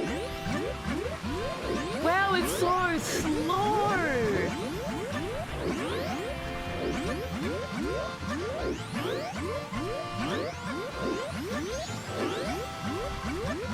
It's so slow. Looks terrible to... By the time 64 Link finished, 3D Link was only halfway across the swamp, which is not a small difference. You can imagine how much more tedious it would be to hop all the way to the palace or the Skulltula house. It looks too realistic. Why did they do that? Why take something no one ever complained about and break it like this? I can only imagine Aonuma was replaying the game, ran off of a ledge, and thought to himself... Like, when I googled it, like, you know, should I stream the 3DS version or the 64 version? People were like, oh, the 3DS version kind of doesn't, you know, have the same kind of, like, eerie, spooky vibes. They change a few things that make it, like, worse. I'm like, oh, okay, I'll do the 64 version then. I didn't realize it was this cool. This is bad and needs to be fixed. Someone who isn't confident in their work may see any little hiccup as a problem with the work itself, whereas a player might run off a ledge and think, I screwed up, and I need to be more careful. And I'm stupid. And that summarizes a lot of the changes in Majora's Mask 3D. Anytime there was a learning curve or a skill to develop, the remake removes the challenge, as if it just wants to get itself over with as fast as it can, and this is especially clear with Azora swimming. In most games, underwater segments slow down the pace, but in Majora's Mask it was just the opposite. Link had never been as fast or agile as he was in the Zora form, taking tight, spiraling turns, I loved diving out of the water like a dolphin, and generally doing a bunch of cool shit. The problem is that an inexperienced player may end up ramming the walls in tight spaces, but with some practice, the players would learn when to dog paddle, or to walk, or just how to swim without crashing into things. It took a while to learn, but like it's entirely possible to do if you invest the effort, means, but it was, and it's rewarding and I fun got to master a mechanic like this. Rather than asking players to do this, Nintendo replaced the beloved original swimming with this. Slow human swimming. It can't dolphin jump, can't take spiraling turns. Why? Can't do any cool shit. The bay was designed around Zora swimming, to the point where certain platforms could only be reached by dolphin jumping in the Japanese version. Without that swimming, it becomes clear how empty and boring the bay really is. It wasn't the environment itself, but the action that took place here that made it memorable and fun. And now that action is gone. Or at least, heavily restricted. Majora's Mask 3D allows using the Zora swimming at the cost of magic, which drains so quickly that players can no longer use it to travel without running out in a matter of seconds. The fact it drains. Even just tapping the R button to break barriers consumes magic now. And since no magic was added to the bay, there are new problems to deal with if you run out. For one, Shiro, the invisible soldier, has been moved to the fortress, and if you don't have magic, you're not seeing him. The game only allows Zora swimming to be used in a few specific instances where magic is provided. Where is the... what? Where's this? And even there, the gameplay is usually compromised by the need to veer out of the way to hit pots, or by the annoyance of the magic shield whirring and blocking the screen. Oh, this is the baby shit. Oh. But there's another problem with the Zora swimming. When is the player supposed to learn how to use it? One of the most basic ideas in game design is that you Was that introduce up the players to a new waterfall? mechanic step by step, giving them a chance to experiment so that when the game throws a challenging segment at them, it won't feel unfair or cheap. In the original game, players wouldn't be able to resist running straight into the ocean to see what the Zora mask could do. Yeah. I spent half an hour swimming just for the fun of it, but more The importantly, I movement learned how the felt mechanic so worked. good. In Majora's Mask 3D, players will enter the water, see the new slow swimming, which doesn't really need an explanation, and that'll be it. If they do try the Zora swimming, they'll say, "Oh, that consumes magic, I'd better stop using it." This is a problem, because a new dungeon at the ending requires using Zora swimming with strict timing, and it's entirely possible for a player to get here without having any real practice with it. Is it fair to ask players to master a mechanic you've forbidden them from using the entire game? Which brings me to the next point. Is this the temple? Oh, that was the moon one? Oh, I was like, Iwata what the asks for fuck? Ocarina of Time 3D, the developers recalled how they broke the ability to burn webs in the Deku Tree a certain way. They made sure to correct the issue so that players could continue to play the way that they always remembered, and for some reason this kind of consideration was absent in Majora's Mask 3D. Take the swimming, for example. Why not tap the A button once to begin slow swimming? This would free the player's thumb up to move the camera, which would help considering that it's god-awful in the water temple. Oh no. The swimming was designed for this place, by the way. When you want to stop, tap A again. To Zora swim, hold the A button down, just like the original. And there. Just like that, both speeds are freely available, and a bad change has turned into a good one. This is so All sad. Nintendo had to do was just not throw the original swimming in the trash. Yeah, imagine, dude, the egg. The save Shit must system be is another terrible. example. The original was a barrier to some players, And and there's it's no great to egg see a new stuff in system this. that everyone can handle. But did they have to remove the original one? It's the definitive Why way did they to change play. it so much? You start with a new cycle and you can do whatever you feel like at that moment. If you're bored of the main game, you can do a side quest, or mini games. Whatever you choose, you have to plan your day out at the start. Oh, so you can just like go back whenever you And execute it want? as So this efficiently as you removes- can. Every play session is like a speed run, requiring more exertion than other Zeldas, but the cycles are perfectly timed to end when the player starts feeling exhausted. Finally, Yeah, that being was able to perfect. rest and lock in all that progress at once makes you feel like you've accomplished a huge amount. Yeah, I felt And that feeling of good. gratification simply doesn't come through in the remake when you can save every 5 minutes. So how about this? Keep the prompt to save when playing the Song of Time so that players can ignore the statues and play the original way. Or add an N64 or Hero Mode option at the start. Star Fox 64 3D did something like this, and that game was developed in just 1 year without using the Wow. original source code like this game did. Then you have Oldalwa. In the original game, there was no clear pattern for defeating him. You could use He every kinda went attack at your crazy, disposal didn't to he? a good effect against him, and you needed that kind of flexibility because he would rapidly cycle through attacks against you. It was a dynamic, unpredictable fight with only one clear rule. First guy to die loses.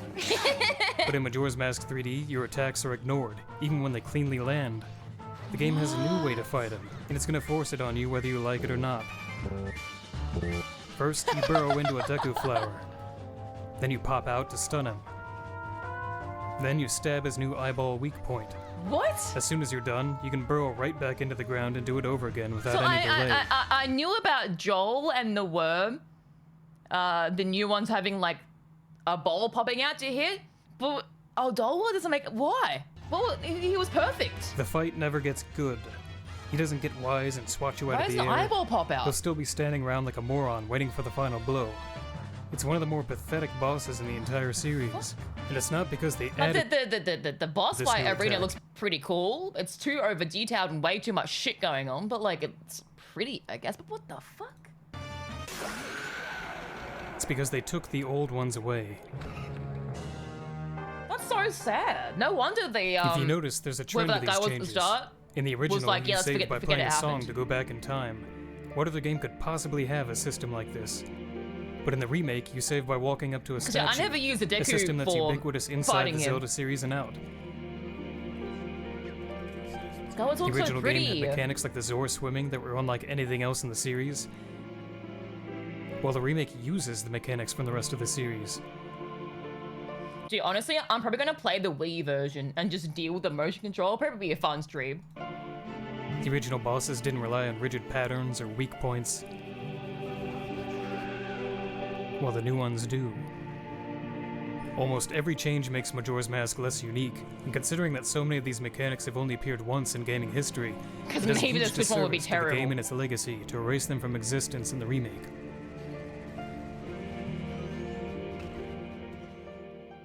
Okay, so it seemed like that one was fine. The bull boss. They This is a changed big this? one. What? Fans were so concerned that Nintendo would nerf the game that Aonuma had to go out of his way to clarify that they weren't going to alter the difficulty. But that wasn't exactly true. I Take get the an eye Kita as fight, well. for example. The original premise of this battle is that you were chasing a boss through a gauntlet of enemies. With perfectly executed attacks, you could catch him near the end of the track. Somewhere around here on the map. Took me a few times. It was a stiff challenge, but one that could easily be retried. How With a did they little ruin it? experimentation, players would find a number of ways to gain the upper hand. And isn't that what Got video right in games the are all booty. about? Overcoming challenges think through about shooting him with an resourcefulness, arrow. problem solving. See if you can spot the change the 3D Great version idea. made to this fight. Okay, first of all, RTX on. Is he slow as fuck? Kita can now be caught before the very first gauntlet, right at the start of the track. Even without using any items, the fight is over before it begins. The battle has been nerfed to the point that the entire premise, that Wow. you're chasing Kita through a series of enemies, doesn't even get off the ground. And this is far from the only example of this in the game. These platforms that used to move back and forth in the Deku Palace no longer do. What? Not until you've landed on them, which misses the point.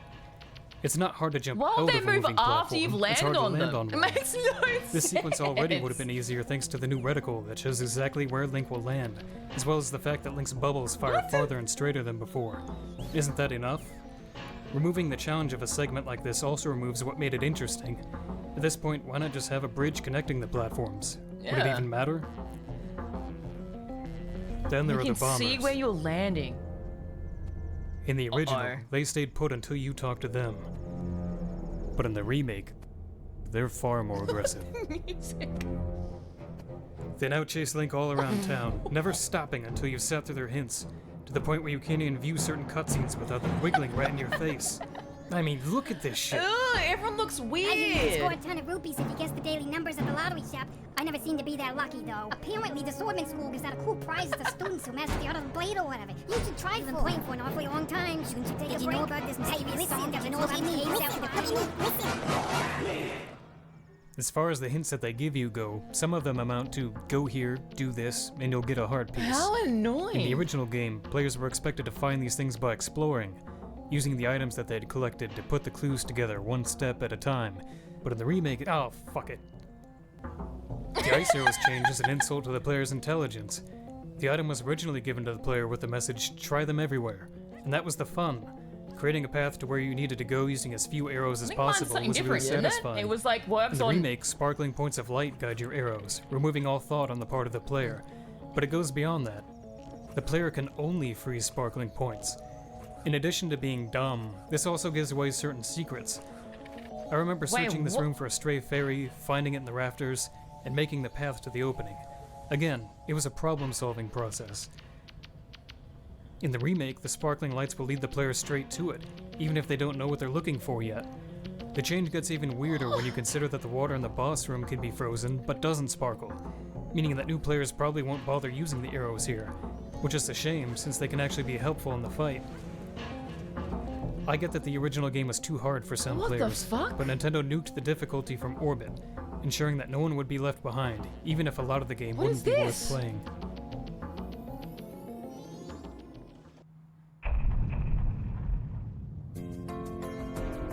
Okay, let's show me the Obviously good not stuff. every change in the remake Sorry. There's something about an old guy playing a game and like with motion. It's so funny. was bad. There were a lot of great ideas for improving the game, but some were implemented better than others. The new Bomber's Notebook keeps track of more information now, and even allows the player to set alarms, which is Yeah, great. taking a selfie on an The problem is iPad. that it now pauses the game with a slow-moving menu anytime that you talk to any character with any purpose in the game whatsoever. It's exactly what players hated about Twilight Princess and Skyward Sword, beating them over the head every time they picked up an item. Oh, true, In yeah. comparison, the original game just played a quick little jingle, enough to let you know you were on the right track, and then it got out of the way. The developers turned that rewarding moment into a tedious one. The boss of Great Bay has a new underwater phase added to the fight, which is a great idea. Until you realize that it consists of awkwardly trying to trigger his attack while getting swarmed by pestering, magic-draining fish. These mines explode on contact, and are about as likely to blow up on you as they are dislodge. And when you actually find one he hasn't blown up while swimming by, he rarely seems to inhale when you actually want him to. It leads to a fight that drags on far longer than welcome in a game where you don't have the time to waste. Twin Mold is an even worse example of the same thing. The original fight was admittedly just a showcase for the Giant's Mask, but being able to just wail on the boss felt like a fun reward after such an intense game. Majora's Mask 3D has the brilliant idea of withholding the mask until halfway through the fight, leading to a battle where you engage one half of Twin Mold while avoiding the attacks of the other. Hell it's intense, well-designed, much more like what the final dungeon boss of a Zelda game should be. Then you get the Giant's Mask, and it all goes to hell. Instead of just resuming the fight as it had originally gone, Link now becomes a lumbering pile of lead, with a hitbox about 2 centimeters in front of his face. Why does he look like The object that? of the fight is to throw boulders at Twin Mold, then scrape across the desert like a glacier to perform a stiff wrestling move. Get the fucking thing. I'm pushing the button. After using up all of the boulders, the fight is already far longer than the original, and the new phase has long since run its kinda cool, course. actually. But the fight just keeps going, But it's a completely evolving different into aimless game. punches as Twin Mold flies Like, how by. many And if you times? happen to get scraped on the way, have fun flying way on your ass. So long, The fight Gay drags on for Bowser. so long and with such poor feedback that I had to How search many online to see times? if I had been doing it wrong. And it turns out, I was far from the only one asking that question.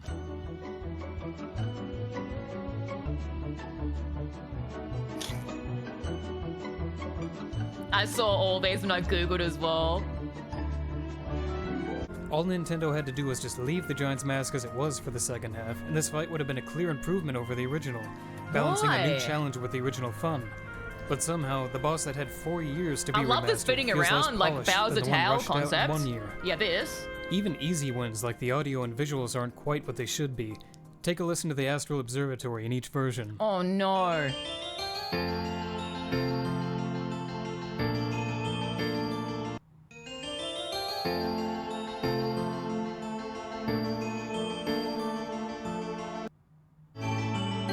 Ah.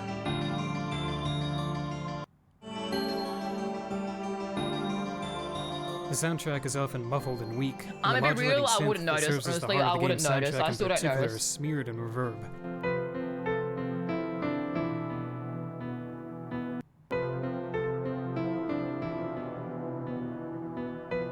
Can kind The of new tell high there, poly but like geometry not is great, really. but the developers didn't catch a few screw-ups like this one, where the hardest fairy to get in the game was made even harder by a grabbable edge being made ungrabbable. Oh yeah, I did that, but I used a The only sword slash reliable the way end, to right? get this fairy now is to waste a minute of your life floating down from the Ew. very top of the tower. Enjoy. What? My mind is growing.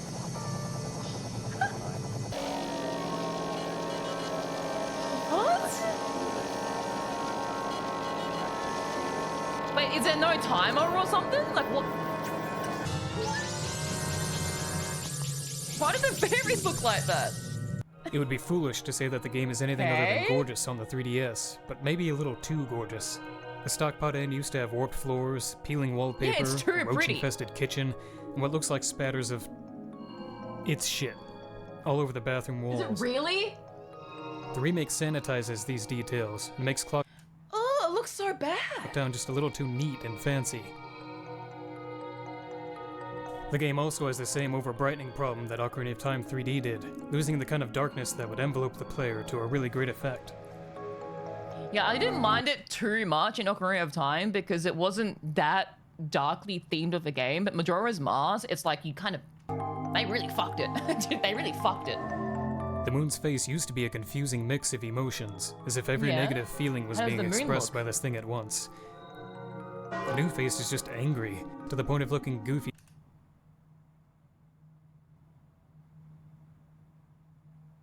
Its eyes are so from anything wide. that's not. Alright. But before wrapping this Yeah, it's up, very I want to talk goofy about looking. one change Nintendo did not make.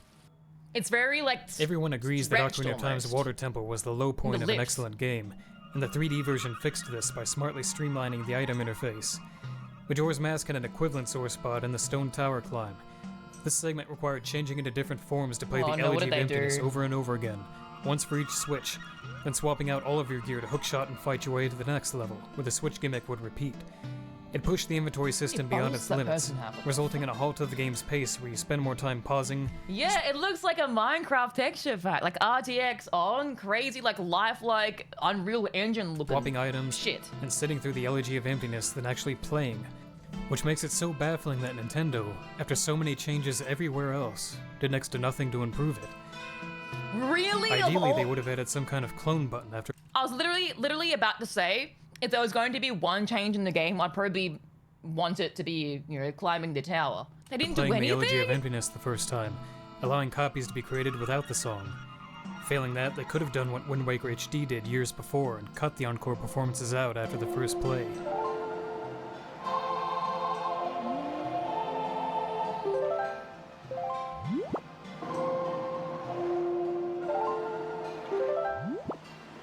The player will hear the Elegy of Emptiness 24 times before reaching the top of the gorge. The song has to be used even more inside the temple. Just cutting those repeats out would have gone a long way. Wind Waker HD also made great use of the D-pad when sailing, putting commonly used items on it to free up the mappable buttons. The 3DS just happens to have 3 unused directions on the D-pad. Why not put the transformation masks there so that they never need to take up an item spot? The fact that Nintendo didn't try to fix this segment, but did take the time to add 2 fishing holes, makes me feel like we're on entirely fishing! I didn't different do all pages this with this game, which is really the takeaway of all this. What the fuck?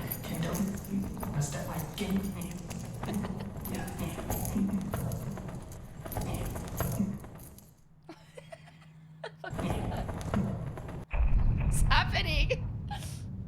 Nintendo closed their eyes and pressed buttons randomly to decide Obviously, what changes Majora's to Mask make. 3D was not a good remake to me, but it wasn't made for fans like me.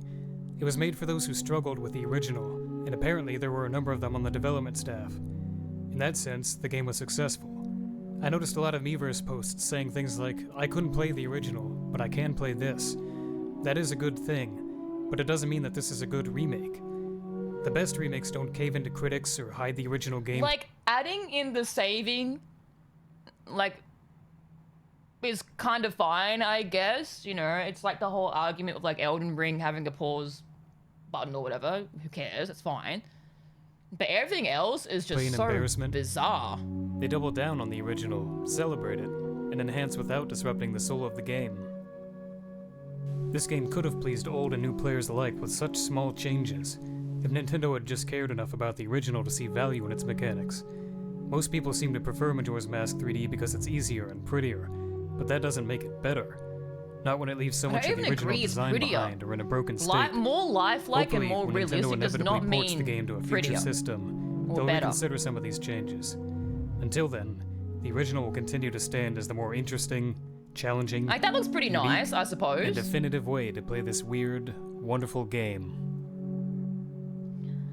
Yeah, very bizarre. It's most iconic thumbnails. Yeah, the ice arrows is so sad. The Zora is so much.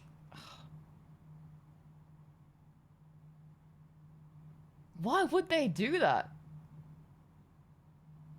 Like, one of the best things in Majora's Mask was the Zora form. It was so much fun. Like, the moment I dove into the water, my reaction, I was like, oh, it felt so good to swim around. It was so fast. It was fluid. It was smooth. It felt great.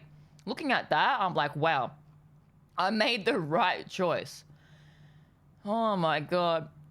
The fact that they didn't fix this but took the time to introduce 2 new fishing ponds is crazy. Wow, how sad. I'm glad we did the 64 version, chat. I'll look into the Skyward Sword version. I'll see the difference between the two and, like, whether or not... Because I don't mind the Wii Remote and whatever else. It might be fucking horrendous to, like, actually play, but probably be fun content if it's, you know, funny to watch. Like me doing, like, this with the arrow and stuff. It could be fun. But if it's, like, genuinely just, like, cooked, and like the Switch version is just a million times better, then maybe. But we'll see. I'm leaning strongly more towards the Wii version for sure. I didn't even realize my 3DS Majora's Mask randomizer used a lot of the original settings until seeing this video and how bad some things are. Yeah, it's quite a night and day difference, isn't it? You enjoyed the Wii version? Yeah, like I'm so confused because like the 3DS version of Majora's Mask seemed pretty good to me. Like, yeah, there's definitely some differences and it made some stuff a little bit like easier, I suppose. But it seemed to mostly stick with like the overall concept of the game. Like, it didn't change anything like too crazy, right? It seemed to be pretty much the same, just like, you know, a different sign or something more. I don't know. It didn't seem different, but I could be wrong. But yeah, either way, chat, that was a very interesting day. We watched a lot of videos.